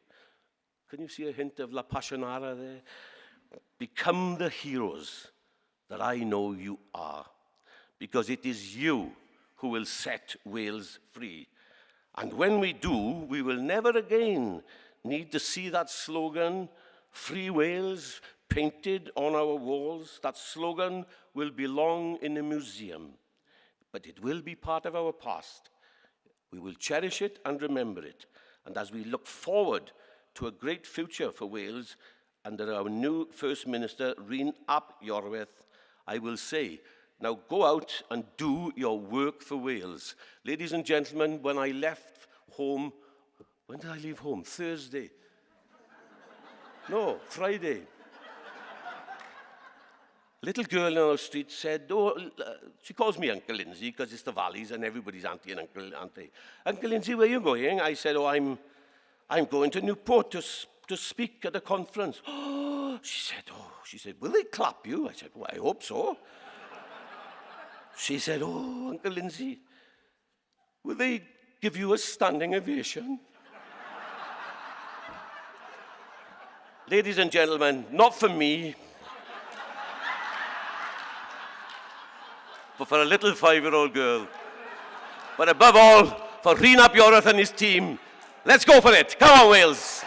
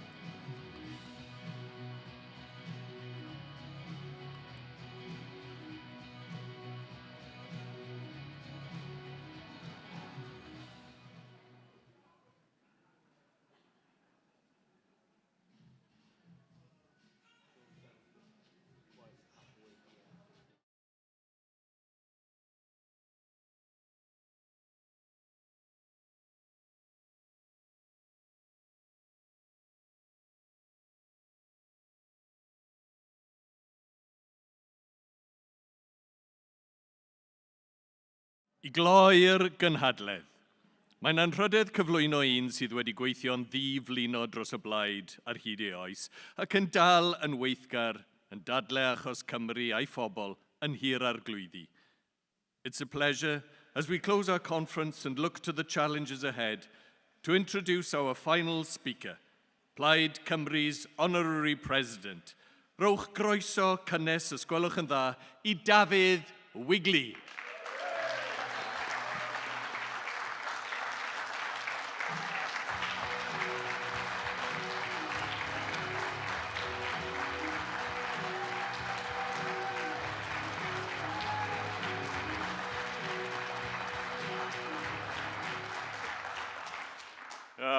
Prynhawn da gynhadledd, diolch yn fawr iawn am y croeso, a diolch Lindsay a Liz a phawb arall sydd wedi bod yn ysbrydoli yn arbennig Rhyn am y cyfraniad ddoe a heddiw eto ac am y cyfraniad sydd I ddod. Ac mae hi yn wir yn brynhawn da yng Nghymru yn dydi. Oherwydd am y tro cyntaf, gallwn ni ragweld o fewn wythnosa bydd Plaid Cymru dan arweinyddiaeth Rhyn ap Iorwerth yn ffurfio llywodraeth nesa Cymru. Ac o'r trafodaethau yn y gynhadledd hon, ddoe a heddiw, gall y byd a'r betws weld yn bod ni fel Plaid wedi gwneud ein gwaith cartre, yn barod I roddi I Gymru y math o lywodraeth na chawsom dros 3/4 canrif gan y Blaid Lafur. Mae Llafur wedi cael ei dydd ac wedi cael dros ganrif mewn gwirionedd o gyfle yma yng Nghymru, dros 1/4 canrif yn y cynulliad ei hun. Mae'n bellach wedi rhedeg allan o syniadau, ei gweledigaeth wedi pylu a'i hegni wedi pallu. Mae cyfnod Llafur ar ben ac mae angen ar Gymru fwy na newid gwynebau. Mae angen Plaid sydd ei ymrwymiad gyntaf I Gymru, Plaid sydd ei gwreiddiau yng Nghymru, Plaid a all ddarparu llywodraeth sydd ei thyrngarwch I Gymru, a Plaid Cymru ydy'r blaid honno.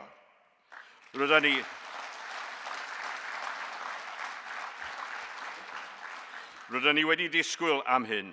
Rhai ohonyn ni wedi disgwyl yn hir iawn am hyn. Wyddwch chi bod 67 mlynedd wedi mynd heibio ers I mi sefyll fy etholiad gyntaf yn enw Plaid Cymru. Hynny wrth gwrs mewn ffug etholiad yn yr ysgol, ble gefeisir cyfanswm o 8 pleidlais. A hynny'n ddigon I guro Llafur. Sa'n credu.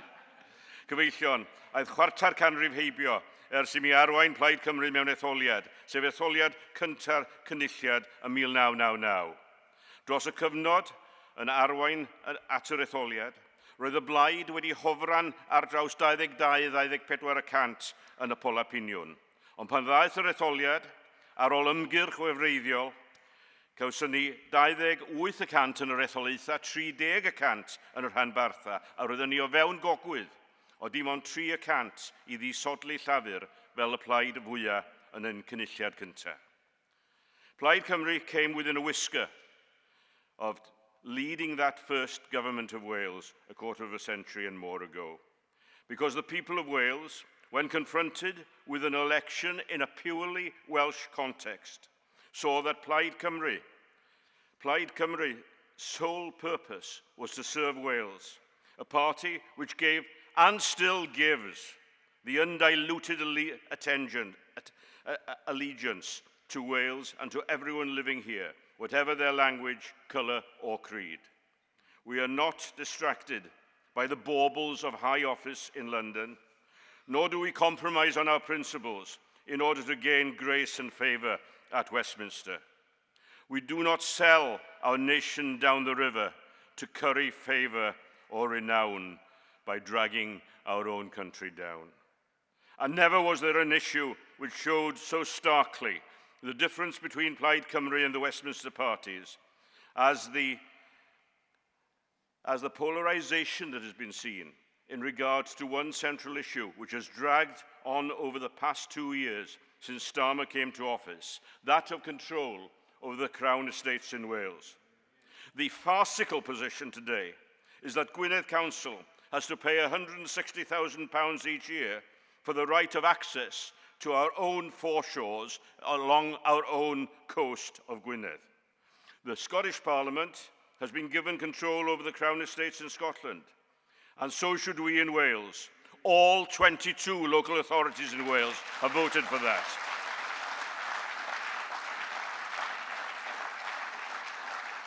Last month, with the active support of Carmen, who incidentally has settled down brilliantly in the second chamber and is doing a real day's work there for Plaid Cymru. Along with Carmen, we succeeded in steering through the House of Lords Plaid Cymru's bill to devolve Crown estates to Wales, to Cynhadledd Cymru. It now rests with the House of Commons, where Plaid's team, led by Liz, of course, who spoke brilliantly earlier, Anne, Ben, Liz and Llynos, are turning every stone to take that bill forward. A diolch, Liz, am dy arweiniad yn hir cyffredin i'r blaid. But the Starmer government, with the connivance and support of Welsh Labour MPs, and they will block the Crown Estates Wales bill from becoming law. The Tories at Westminster are no better, and Reform MPs haven't raised a finger on this issue. Welsh Labour Senedd members claim to support the devolution of Crown Estates to Wales, but it is their own party in Westminster that is blocking progress. The truth is that Wales cannot trust any party whose objective is to gain power at Westminster with the responsibility for governing Wales in the interests of the Welsh people. That is one reason. That is one reason amongst many why over the next 9 weeks we must turn every stone to elect the highest possible number of Plaid Senedd members and thereby to form the next government of Wales, to serve all the people of Wales and not to use our Senedd as a staging post to shore up political control at Westminster.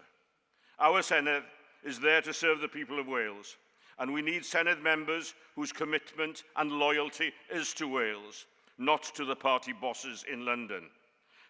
People like Steph Lewis, who we remembered a little earlier this afternoon. But my friends, to win this election, we need feet on the ground and we need financial resources as we've never seen before. We heard this yesterday from Lindsay in his financial appeal, and which of us wouldn't go that extra mile to deliver such a spectacular victory as that was secured by Lindsay in Caerphilly earlier last year. That victory has helped Plaid Cymru, a victory by Plaid Cymru for once. It's helped the financial resources. It's given us some of the financial resources needed to fight effectively. The party, on account of the tremendous response to the £1,000 appeal in September, which had brought in so far £150,000. So thank you to everyone who gave so generously to that appeal at that time. But the party didn't spend it all at Caerphilly. There are some benefits from having a Cardi as Chief Executive in Sir Gwynfor. Diolch Owain am dy waith, a tithau Mark fel trysorydd, am warchod yn buddiannau. A diolch yn wir i staff i gyd Plaid Cymru yn Hy Gwynfor a ledled Cymru am ei gwaith o fis i fis o flwyddyn i flwyddyn. We spent less than half that was spent by Labour and Reform in the Caerphilly by-election. But we still need another £250,000 to run an equally effective campaign throughout Wales in this coming election, so as to get the maximum possible number of excellent candidates elected to every region. So if you didn't manage to contribute to the £1,000 fund earlier, there is still time to do so. And if you can't manage 1,000, could you stretch to 500? And if that's challenging, how about getting half a dozen friends to club together to raise 500 from area to area?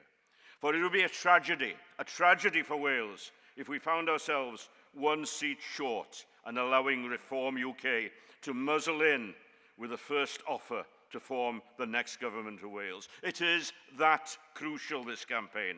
The stakes are high indeed, and we must turn every stone to stop that from happening.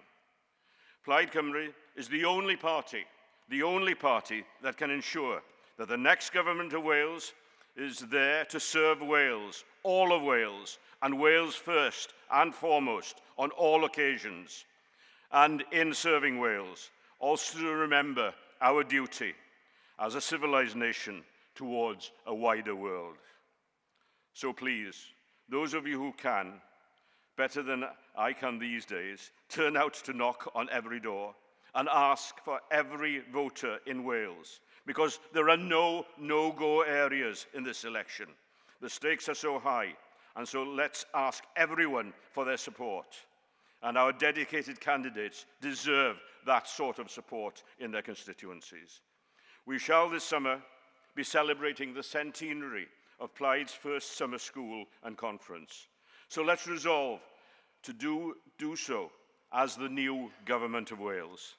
And in opening a second century of serving Wales as a party, to do so as the government committed to social justice, environmental sanity, and economic progress for Wales, creating a more hopeful future for Wales and our younger generation, and to a Wales accepting its responsibilities towards a wider world.